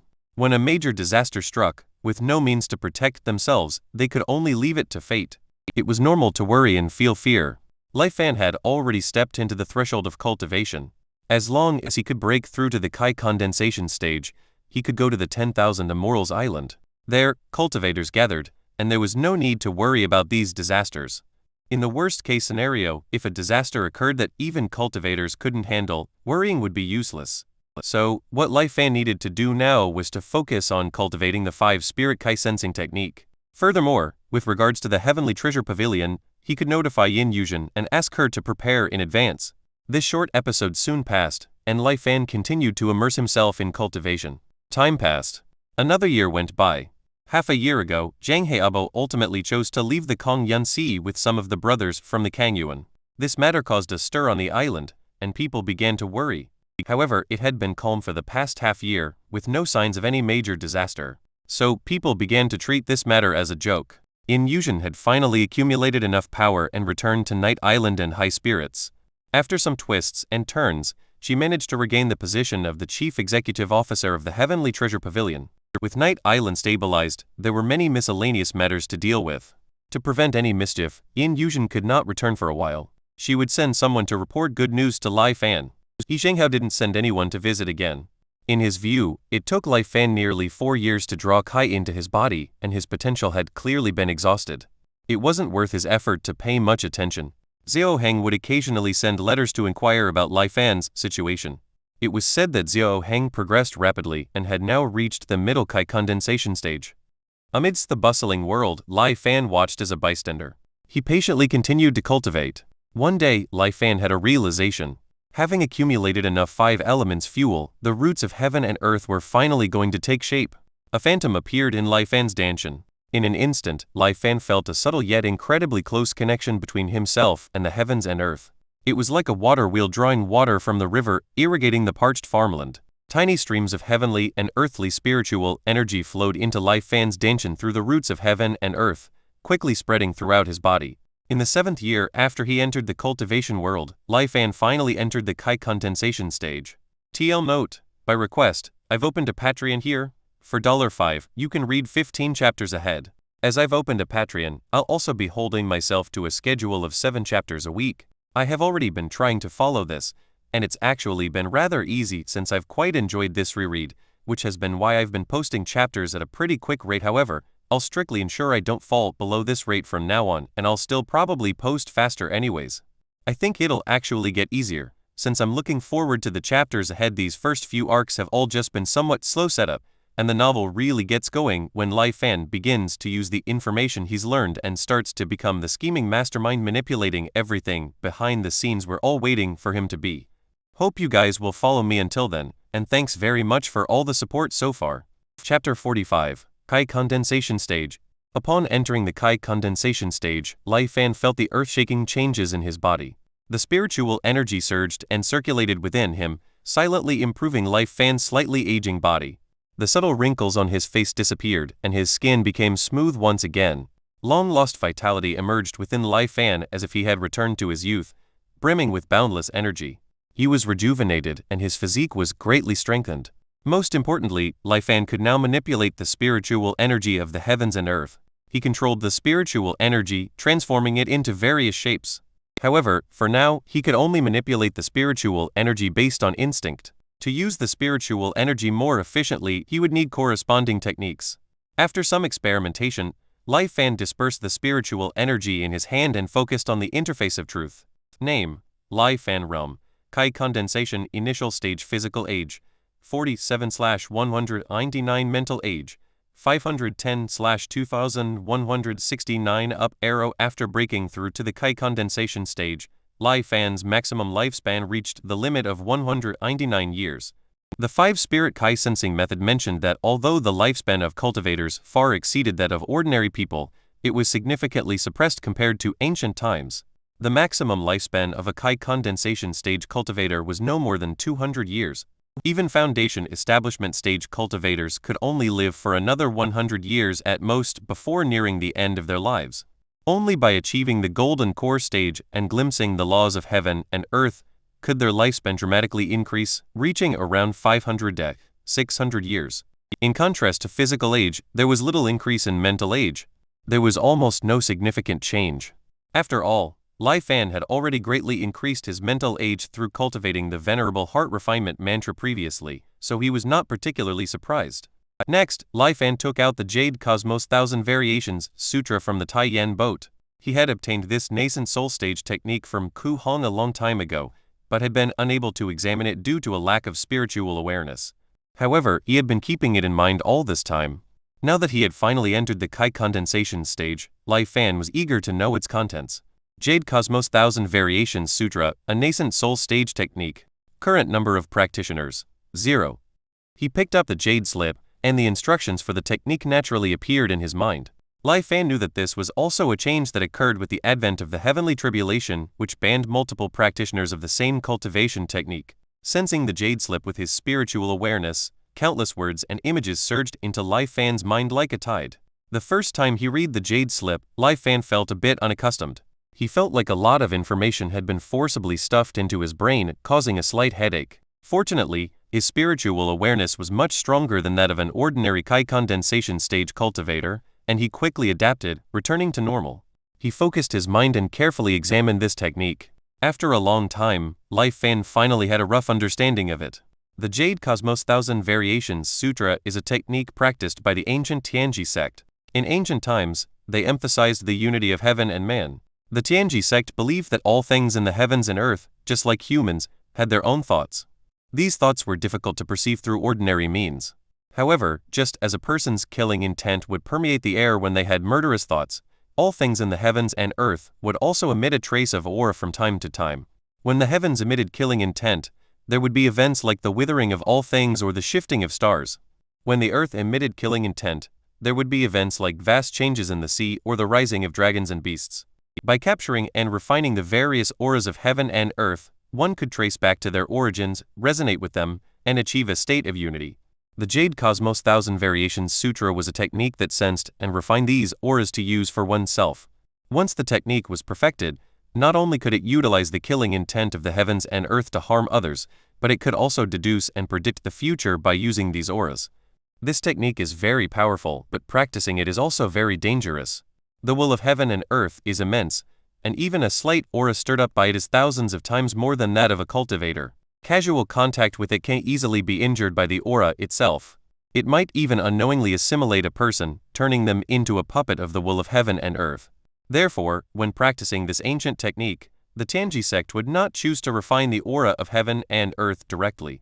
They would instead seek alternative methods.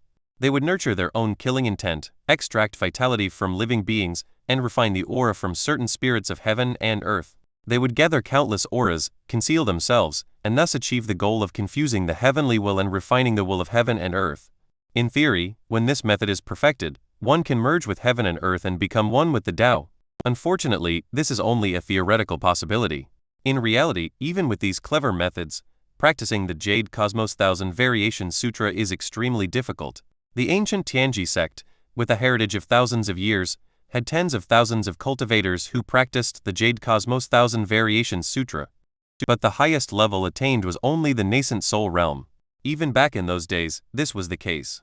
In the present cultivation world, where malicious intent from the heavens and earth was everywhere, higher realms were even less optimistic. However, Lai Fan didn't have to worry too much about the risks of practicing this technique, thanks to the assistance of truth. After a moment of contemplation, Lai Fan decided not to rush into choosing his main cultivation technique. He could go to the 10,000 Immortals Island first to see the specific situation of the current cultivation world, and then make a decision. So Lai Fan came to the central formation on Li Lai Island, intending to visit He Zhenghao. As soon as he arrived at the formation, he noticed that several servants had been waiting for him for a long time. Guided by the servants, Lai Fan met He Zhenghao again. At this moment, he was not on the previous towering mountain, but instead on a very ordinary small mountain. In the midst of the surrounding mountains, it was inconspicuous. He Zhenghao was currently sitting in a small pavilion at the top of the mountain. I just noticed some unusual spiritual energy fluctuations on the island and knew that you had made a breakthrough, He Zhenghao said, looking at Lai Fan with a pleased expression. Although it took a bit long, you finally broke through. I have to thank Senior for guiding me, Lai Fan said politely. It was just a small favor. Feeling the slight increase in his cultivation within his body, He Zhenghao smiled and said, You came to see me to go to the 10,000 Immortals Island, right? Exactly. I have no worldly concerns, so I can set off at any time, Lai Fan nodded. Good, in that case, follow me. He Zhenghao appeared in front of Lai Fan with a flash and grabbed his shoulder. Don't struggle. He Zhenghao's voice came into Lai Fan's ears, and Lai Fan released the protective aura that had spontaneously formed around him. Led by He Zhenghao, Lai Fan rose into the air and flew towards the sky. The speed was extremely fast, and in the blink of an eye, he passed through the sea of clouds and arrived above the mountains. Lead. He Zhenghao formed a seal with one hand and pointed towards the continuous mountains below. After a moment, countless peaks in the field shot out white light, converging in front of He Zhenghao to form a huge ball of light. Open! He Zhenghao pointed upwards. The ball of light accelerated sharply, following the direction pointed by He Zhenghao, shooting straight up. In an instant, a beam of light that pierced through heaven and earth was formed. It slammed into the sun above. The surface of the sun distorted for a moment, then split into two halves. In the middle, a portal was formed. Let's go!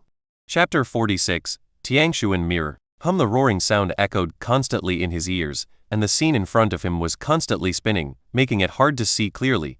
After a while, Lai Fan finally recovered from this unusual sensation. The first time using a teleportation array is always like this. You'll get used to it, He Zhenghao explained casually. Lai Fan nodded in silence, observing the surroundings. The current location seemed to be a large square. At the forefront of the square stood a giant statue. It depicted an old man with a tall crown and a long beard.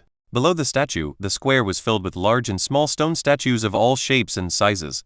Without exception, all tens of thousands of stone statues in the square were looking up at the old man, and the teleportation array that Lai Fan came out of was in front of one of these stone statues. This is the transmission square. It was built to commemorate the preaching of the immortal ancestor. Each of our 10,000 Immortals Alliance's residences has such a square, He Zhenghao explained.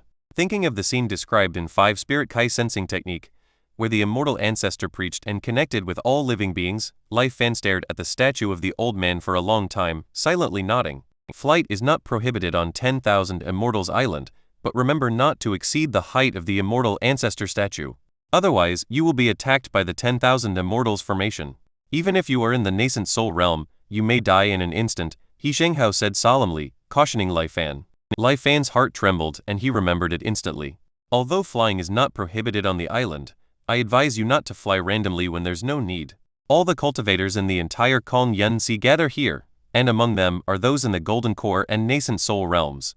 If you fly over their heads and provoke them, you might be remembered by them. In that case, when you leave 10,000 Immortals Island, they might kill you on a whim. There won't be a chance for you to reason with them. He Zhenghao led Lai Fan and, as they walked, quietly explained the precautions on 10,000 Immortals Island. As it concerned life and death, Lai Fan remembered each one carefully.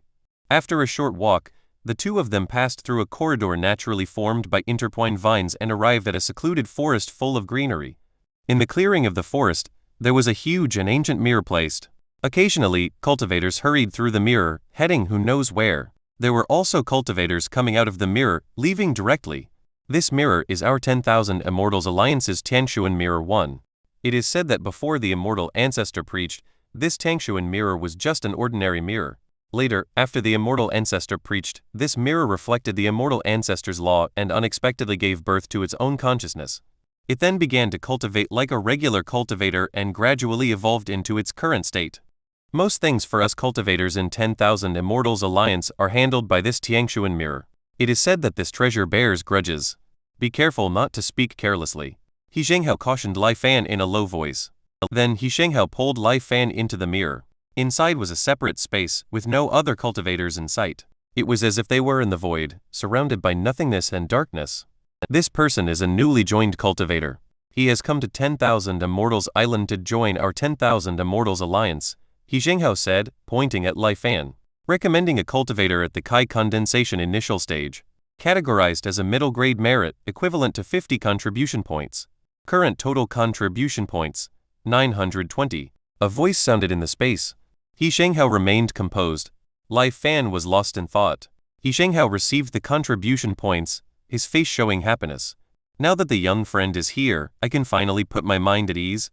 If you have any questions, feel free to ask the Tangshuan mirror. Generally speaking, it will provide you with detailed answers.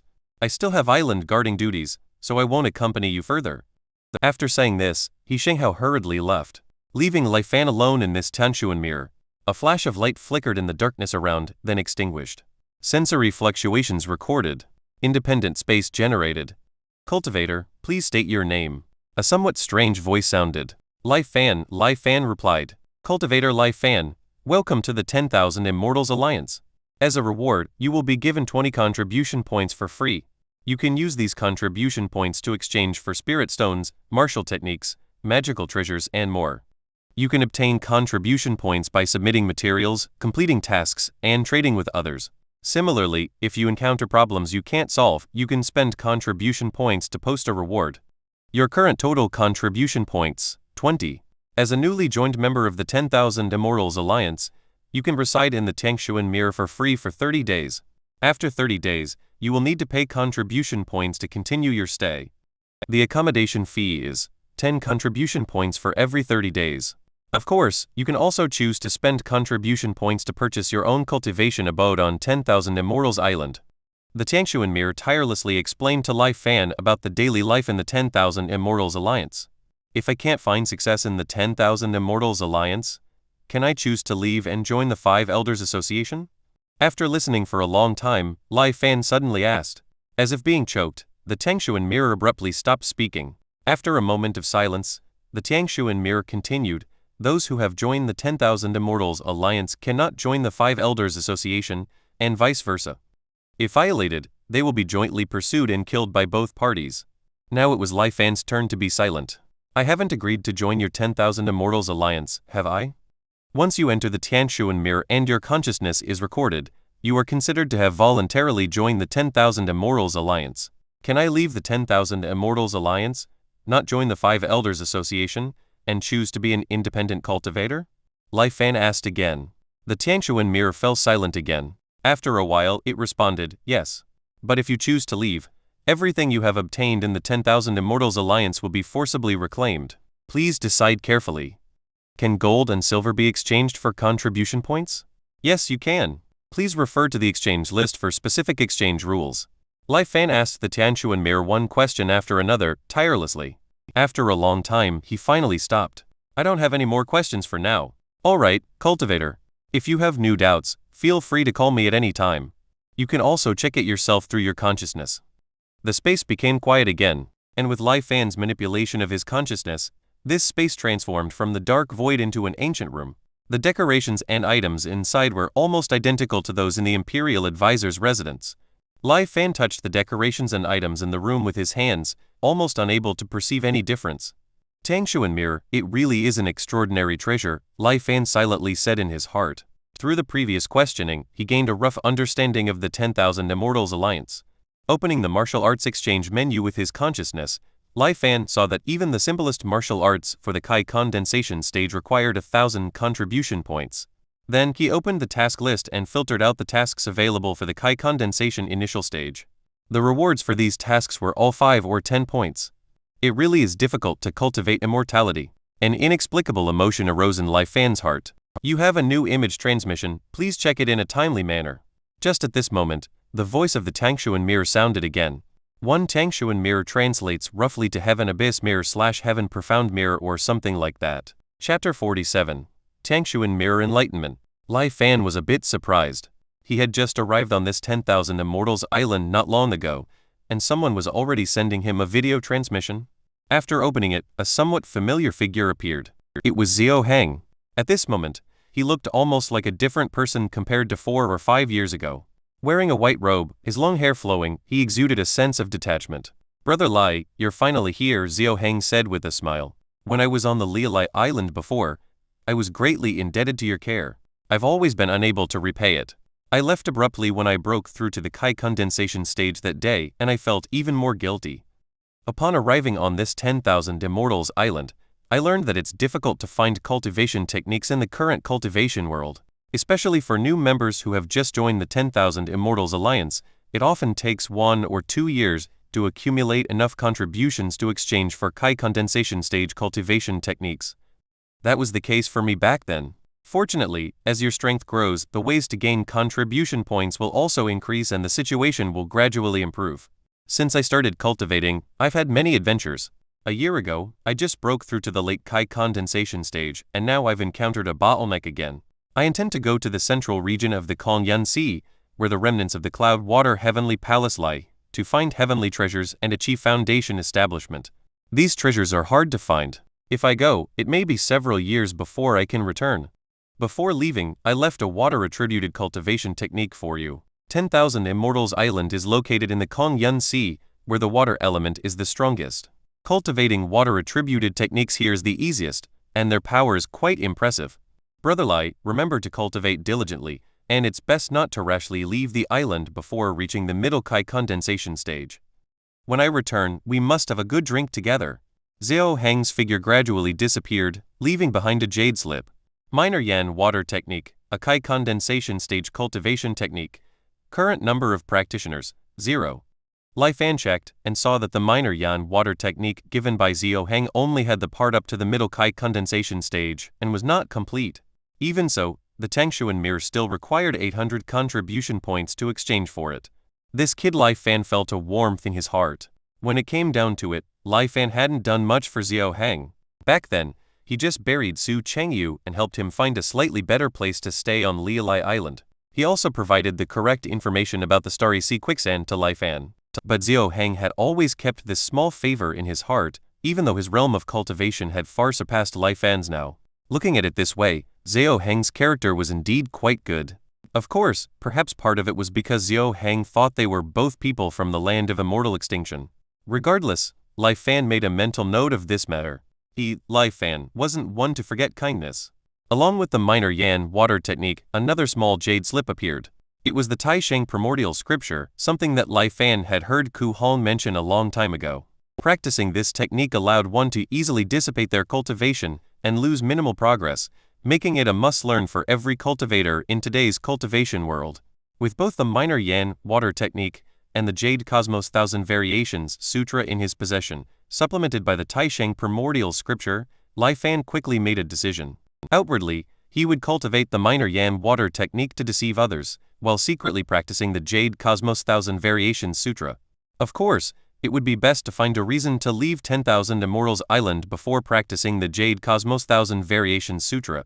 Although the Tangshuan mirror might not pay attention to a small Kai condensation stage cultivator like Lai Fan, it was always wise to be careful.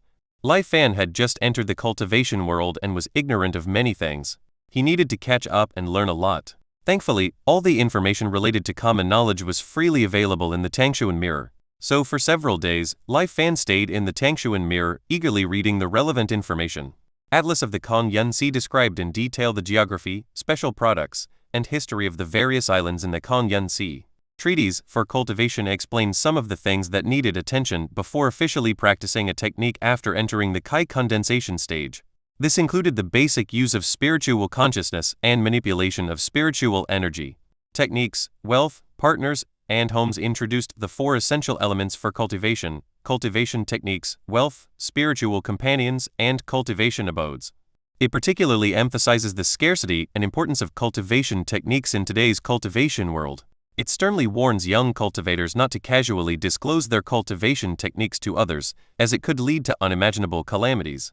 Ancient Secrets of Cultivation narrates, in the first person, the story of an outer disciple of the Great Tao sect, explaining how they went through various trials to become an inner disciple, core disciple, elder, and ultimately the sect master. Tangshuan Mirror Shopping Guide lists several items worth prioritizing for exchange within the Tangshuan Mirror for cultivators. For example, storage rings, protective garments, and more. Lai Fan spent 7 or 8 days reading all these free books. Next, he was eager to read books like Theory of Formations, Introduction to Alchemy, Basics of Artifact Refining, Treasure Guide of the Cultivation World, but they required a large number of contribution points for exchange.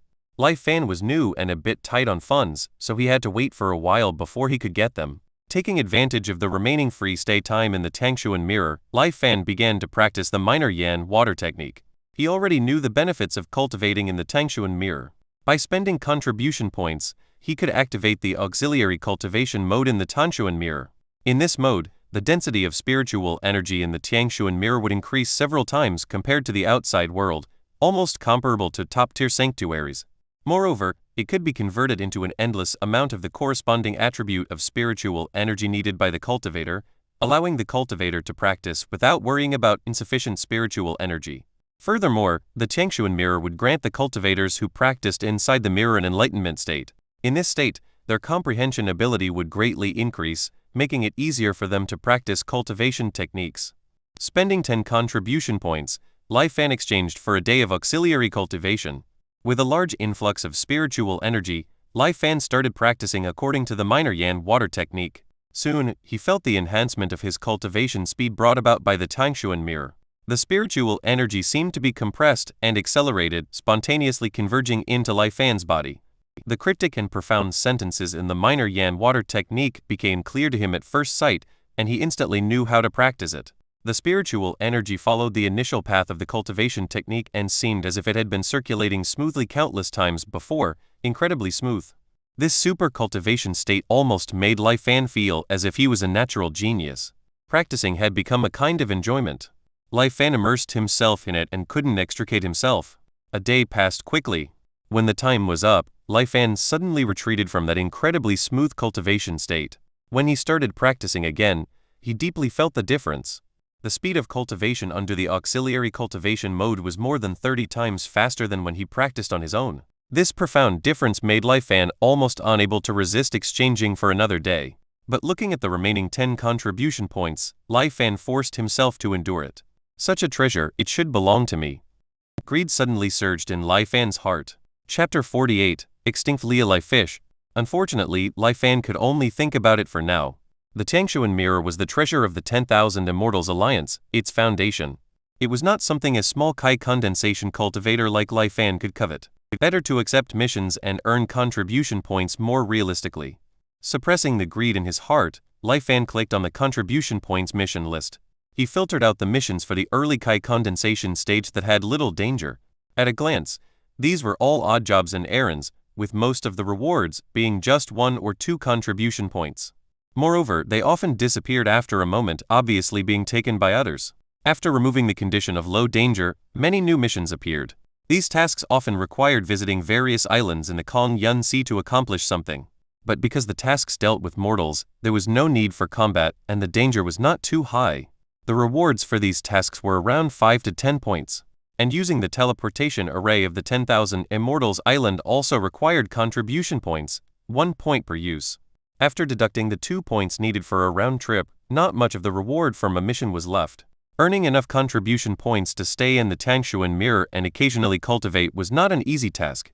Although it became easier to earn contribution points as one's strength increased, the contribution points required to activate the auxiliary cultivation mode also increased as the cultivation level rose. In this way, one had to work hard to earn contribution points. Furthermore, exchanging for cultivation methods also required a large number of contribution points. Lai Fan suddenly understood why the Tangshuan mirror had opened up this auxiliary cultivation feature. For cultivators who had experienced this kind of super cultivation mode, it was hard to refuse in the future.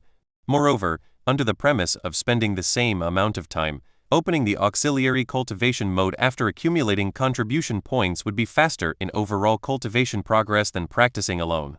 Cultivation methods, resources, auxiliary cultivation. The 10,000 Immortals Alliance indeed had a tight grip on cultivators. Thinking about this, Lai Fan looked for tasks that suited him while considering how to earn contribution points. Earning contribution points was secondary. Lai Fan's main purpose was to find an opportunity to go out and take out the Taiyan boat hidden in the truth. There were still many gold and silver treasures in the Taiyan boat, as well as a heavenly treasure, the stone tablet of prohibition. It was estimated that he could exchange for a lot of contribution points. As for why he didn't directly release it on the 10,000 Immortals Island, he was not stupid. Doing so would be directly telling others that he had a valuable item on him. Lai Fan believed that every inch of land on the 10,000 Immortals Island was within the surveillance range of the Tangshuan mirror. If he attracted the attention of the other party, it would be troublesome. Although the truth could turn reality into an illusion, he still had to think to activate it. What if a powerful being directly locked his divine sense, making him unable to think? Then he would be at the mercy of others. He wouldn't take such a risk, no matter what. In any case, caution was Lai Fan's first principle of action. Just at this moment, Lai Fan suddenly saw a few familiar words in a pile of tasks. Lialai Island. He was delighted and immediately accepted the task. Then he carefully examined the contents of the task. It turned out that within the 10,000 Immortals Alliance, the special product, Lialai beads from Lialai Island, had been exhausted. And according to the regulations, the next submission would have to wait until 6 months later. In urgent need of alchemy materials, the alchemy room issued a commission, recruiting people to go to Lialai Island and fetch at least 20 Lialai beads. The reward is determined by the quality and quantity of Lialai beads. Lai Fan had heard about these Lialai beads since he arrived on Lialai Island. They were occasionally born within the bodies of Lialai fish. However, he didn't know what kind of pill they were used to refine. But this task was perfect for him. After spending 5 contribution points to buy the smallest storage ring for cover, Lai Fan didn't delay. He left the Tanshuan mirror and headed straight for the transmission square. Returning the same way, Lai Fan arrived at the statue he had visited before. By now, Lai Fan knew that each of the 10,000 statues on the transmission square corresponded to an island in the Kangyun Sea. The teleportation array was connected to the guardian arrays of each island. The stone statue in front of him, symbolizing Lialai Island, was a leaping Lialai fish. After deducting 1 contribution point, Lai Fan activated the teleportation array. This time, the dizziness was indeed much weaker and soon Lai Fan recovered. I wonder who this friend is. The voice of He Zhenghao faintly came. Huh, why is it you? He Zhenghao looked a bit puzzled when he saw the person clearly.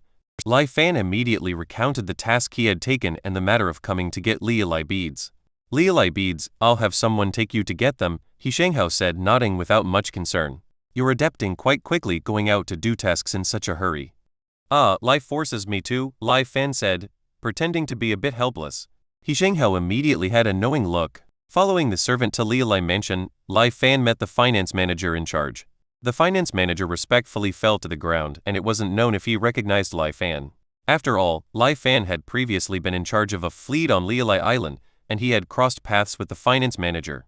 However, even if he recognized Lai Fan, the finance manager probably would pretend not to. In any case, in their eyes, a cultivator was a high and mighty existence. After receiving the order, the finance manager quickly took out all the Lialai beads stored on the island. Reporting to the Immortal Master, there are currently only 23 Lialai beads left on the island. This is all we have been able to collect recently on Lialai Island. If the Immortal Master still needs them, it may take about a year or so. The finance manager said somewhat anxiously. Oh? What happened? Lai Fan asked. I dare not deceive the Immortal Master. According to the feedback from the island's fishing fleet, it seems that due to overfishing, the encountered groups of Lialai fish have become fewer and fewer. It may take some time for them to recover naturally before they can be caught again, the finance manager said. Lai Fan nodded upon hearing this. However, in his mind, Shang Heabo's words suddenly emerged. I understand this matter. Lai Fan put the Lialai beads into the storage ring and didn't return immediately. Instead, he first went to his home. Entering the house, Lai Fan waited for a while, released his divine sense to ensure that He Zhenghao was not secretly watching, and then released the Taiyan boat. Then he quickly transferred the gold and silver as well as the stone tablet of prohibition inside the Taiyan boat. After doing all this, Lai Fan returned to the guardian array.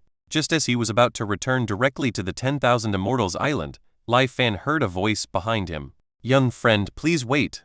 Lai Fan's hair stood on end and he turned around, looking at He Zhenghao with a vigilant gaze. Chapter 49. A rare opportunity. He Zhenghao was puzzled and didn't understand why Lai Fan had such a reaction. Fortunately, He Zhenghao didn't dwell on it and looked at Lai Fan with a smiling face, saying, There's no need to be nervous. I just wanted to ask if my young friend is interested in guarding an island? Of course, not this Lialai Island, but the Taiyan Island to the west of Lialai Island. The guardian of Taiyan Island has a good relationship with me. Currently, he is facing a bottleneck in his cultivation and wants to go out to seek opportunities. However, due to his responsibilities, he can't leave on his own. So he asked me if I knew anyone suitable to recommend. It's a coincidence that I met you, He Zhenghao explained. To guard an island, at least foundation establishment cultivation is needed, right? I've just entered the Kai condensation stage. Can I really take up this guardian position? Lai Fan asked, somewhat surprised. In the Kongyunsi archipelago, as long as there's a certain valuable specialty product nearby, there will be cultivators guarding it. The guardianship can range from 10 to 100 years. Because one has to stay on the island all the time and cannot easily leave, the restrictions are significant, so the rewards are substantial. Depending on the size and scale of the island, the annual contribution points one can receive range from a few hundred to over 1,000. Therefore, the job of guarding an island is indeed quite attractive, and it's impossible to do it without certain connections. Moreover, the guardianship of those rich islands is even more so. Often, they are arranged in advance long before the previous guardian leaves. It's not a formal guardian position. It's just that my friend has issued a targeted commission for you to temporarily take over the guardian role for him on Tayan Island. Moreover, Tayan Island is not a large island, and with the guardian array, a Kai condensation cultivator is sufficient to take care of it for a while. You don't have to worry, young friend. And as the referrer, I will naturally receive a certain reward, He Shanghao explained warmly to Lai Fan. During the temporary guardianship, how long can I leave at most? Lai Fan asked again. The guardian array generally operates every 5 days. If you have to leave for something, it's best to return within 5 days. It's not advisable to leave more than 3 times within a year. Thinking Lai Fan was worried about delaying his cultivation, He Shanghao added, after receiving your contribution points each year, you can exchange for 5 days of assisted cultivation time in the Tangshuan mirror. These 5 days often can be equivalent to half a year of ordinary hard cultivation. Lai Fan knew this was a good thing and agreed immediately. But I still have to wait until I return to the 10,000 Immortals Island and complete the task, Lai Fan said. Naturally. Young friend, you go first. When things are ready on Tayan Island in a few days, I'll go to the island to find you. Afterward, Lai Fan bid farewell to He Zhenghao and returned to 10,000 Immortals Island. He didn't need to go to the pharmacy. He just needed to hand over the Lialai beads in the Tangshuan mirror. After a while, the pharmacy received the 23 Lialai beads. Because the quality of these Lialai beads varied, Lai Fan received a reward of 21 contribution points. Current total contribution points, 26. It's too little, only enough for 2 days of cultivation. Lai Fan shook his head. Taking out the gold and silver from the storage ring, as well as the stone tablet of prohibition, Lai Fan requested an exchange of contribution points. After a moment, the Tangshuan mirror provided the results. Batch of gold and silver, convertible to 235 contribution points. Heavenly treasure, stone tablet of prohibition. Quality, flawed. Convertible to 1968 contribution points. Lai Fan opened the Tangshuan mirror's exchange menu and looked for heavenly treasures. He found that an undamaged heavenly treasure would require at least 4,000 points. The recycling price provided by the Tangshuan mirror was directly halved. It was too much. Although it had some flaws, it shouldn't directly reduce the price by half. Lai Fan's face twitched, but after thinking about it, he chose to exchange it. The Tangshuan mirror didn't provide anonymous trading. To trade with other cultivators, you had to reveal your true identity. But if a cultivator in the Kai condensation stage like him took out this foundational treasure without thinking, it would surely attract a lot of attention. It might bring unnecessary trouble. Lai Fan twitched his face, but when he thought about it, he chose to exchange it directly with the Tangshuan mirror. The 10,000 Immortals Alliance was vast, and there were countless cultivators who had encountered opportunities. Lai Fan, a Kai condensation cultivator, possessing a heavenly treasure might be extremely rare in the Kongyunsi, but in the entire cultivation world, it wasn't such a big deal. A confirm exchange. The gold, silver, and stone tablet of prohibition slowly disappeared, and Lai Fan's contribution points reached 2,229. Having suddenly become rich, Lai Fan didn't immediately choose to spend extravagantly. Instead, he first consulted the Tangshuan mirror about his concerns. Will there be any disasters in the Kongyunsi area soon? Lai Fan relayed all the various abnormal occurrences that Zhang Heabo had told him to the Tangshuan mirror. The Tangshuan mirror fell into silence. After a long time, it finally replied, "Please don't worry, fellow cultivator. These are all normal celestial and terrestrial phenomena. According to the calculations, there won't be any major disasters within the next 10 years. Since the Tangshuan mirror said so, Lai Fan felt relieved. Afterward, he thought for a moment and searched for information about the Lialai pill. The Lialai pill was an auxiliary pill, commonly used from Kai condensation to foundation establishment stage cultivation. After consumption, one's mind would be as clear as a crystal, pure and transparent. It could produce effects similar to enlightenment, increasing the comprehension of techniques and the speed of cultivation. Furthermore, the effects could stack with the Tangshuan mirror's assisted cultivation. The majority of the cultivators in the 10,000 Immortals League were constantly traveling outside, accumulating contribution points, and cultivating time was precious. Thus, the Leolai pill, which could enhance cultivation efficiency, became even more precious. The Leolai pill was very popular among Kai condensation and foundation establishment cultivators, and its price fluctuated between 5 and 6 contribution points per pill. Lai Fan checked and found that the current price was 6 points per pill. The near extinction of Leolai fish for unknown reasons will definitely drive up the price of Leolai pills. Lai Fan thought to himself. Therefore, he spent 100 contribution points and purchased 350 Leolai pills from the Tangshuan Mirror all at once. Afterward, he reported to the Tangshuan Mirror about the near disappearance of the Leolai fish population on Leolai Island. The Tangshuan Mirror fell silent, emitting slight fluctuations. After a while, Lai Fan received a reward of 1 contribution point. This was the Tangshuan Mirror confirming the authenticity of the information. Yes, providing information to the Tangshuan Mirror could also earn contribution points. The higher the value of the information, the more rewards one could receive.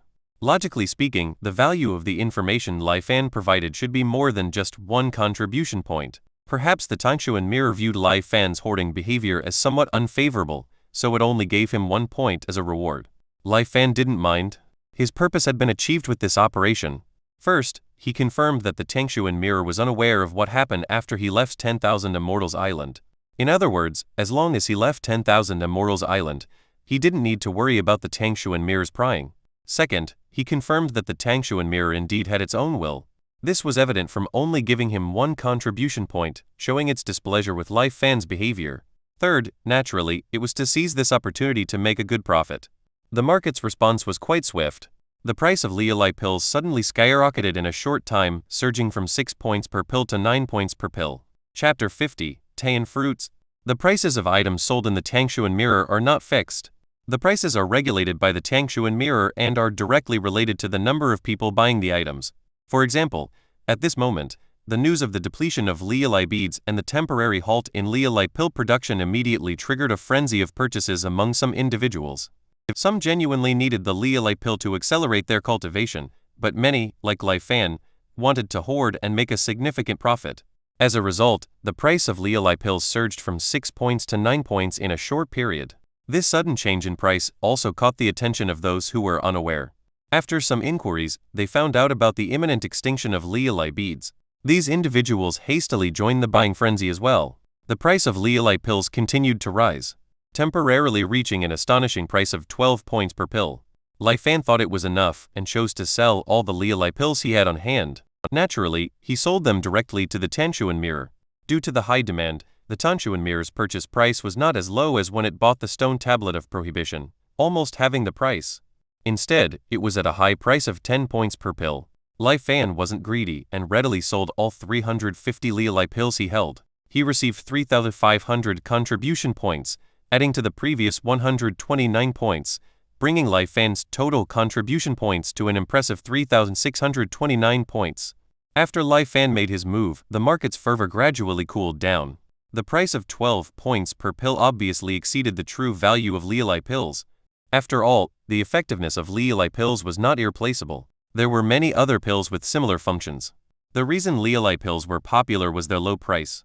The sudden surge in the price of Leolai pills was just due to people in the market being stimulated by the sudden news, temporarily losing their rationality. When everyone calmed down, the price of Leolai pills returned to a relatively reasonable and stable rate.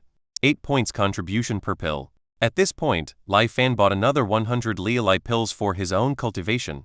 He spent 800 points, leaving him with 2,829 points. Through this series of actions, Lai Fan not only increased his contribution points by 600, but also managed to acquire 100 Leolai pills essentially for free. 600 contribution points were equivalent to the annual savings of an ordinary Kai condensation cultivator who diligently focused on tasks. Not to mention the 100 Leolai pills, which were like hard currency. Lai Fan sighed. However, his sighs didn't affect the spending speed of Lai Fan, the beneficiary of the situation. Theory of Formations, Introduction to Alchemy, Basics of Artifact Refining, Treasure Guide of the Cultivation World, and other books, whether useful or not, Lai Fan bought them without hesitation.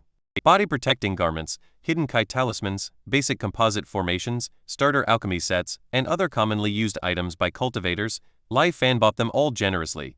As the storage ring gradually filled up, and as his contribution points rapidly decreased to 346 points, Lai Fan wasn't the least bit distressed.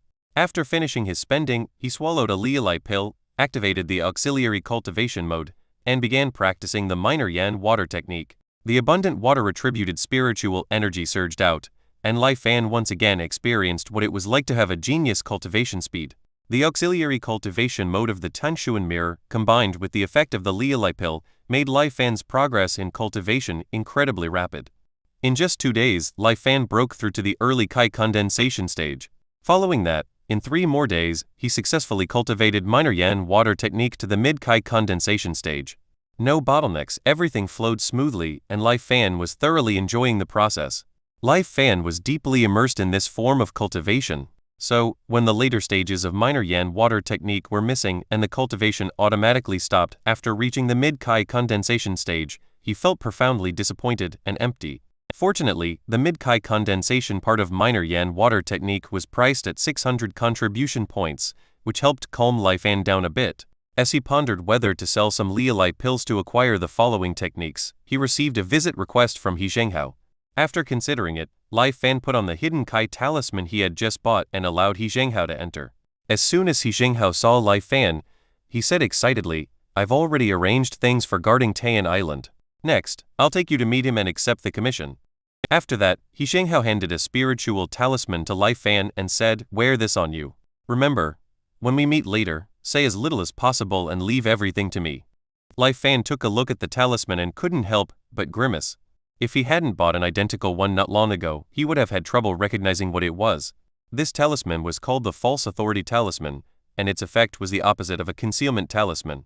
While a concealment talisman hid one's cultivation level, the False Authority Talisman was used to disguise oneself as a cultivator of a higher realm. He Zhenghao gave Lai Fan this False Authority Talisman to make him appear as a foundation establishment cultivator.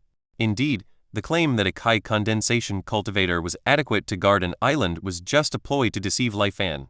He Zhenghao had planned all along to have Lai Fan masquerade as a foundation establishment cultivator and take on the commission to guard Taiyan Island, thereby earning the price difference. It was worth noting that the cost of hiring a foundation establishment cultivator and a Kai condensation cultivator was vastly different in terms of contribution points. He Zhenghao didn't notice Lai Fan's expression and cheerfully introduced the guardian of Taiyan Island, Zhu Qinggang, to Lai Fan. Lai Fan couldn't expose He Zhenghao's plan, so he could only smile and greet Zhu Qinggang reluctantly. This person must not be closely associated with. Lai Fan glanced at He Zhenghao, who had a smiling face, and silently criticized. Zhu Qinggang looked at Lai Fan and seemed quite satisfied. Immediately, he directly issued a specific commission to He Zhenghao. After accepting the commission, He Zhenghao turned to Lai Fan and issued a commission to him. During Zhu Qinggang's search for opportunities, substitute for him in guarding Taiyan Island. Reward: 800 contribution points per year. Fortunately, He Zhenghao didn't skimp too much on the reward. At this point, Lai Fan had no choice but to accept this task. Zhu Qinggang handed a jade token to He Zhenghao, then left in a hurry to seek his own breakthrough opportunities. Seeing this, He Zhenghao breathed a sigh of relief and handed the token to Lai Fan, saying solemnly, "This is the guardian token of Taiyan Island. With this, you can control the island's protective array. Please take good care of it and don't lose it." Lai Fan accepted the token, and then the two of them used a teleportation array to arrive at Taiyan Island. Taiyan Island was not as grand as Lialai Island, with its thousands of peaks. Taiyan Island looked more like a bustling city. What set it apart was that the residents of the city were all fruits with human faces. These fruits lived and worked in this formation-defended city, just like real people. They would live out their entire lives. This is the specialty of Taiyan Island, the Taiyan fruits, He Zhenghao explained to Lai Fan as they strolled through the city, pointing to the bustling crowd.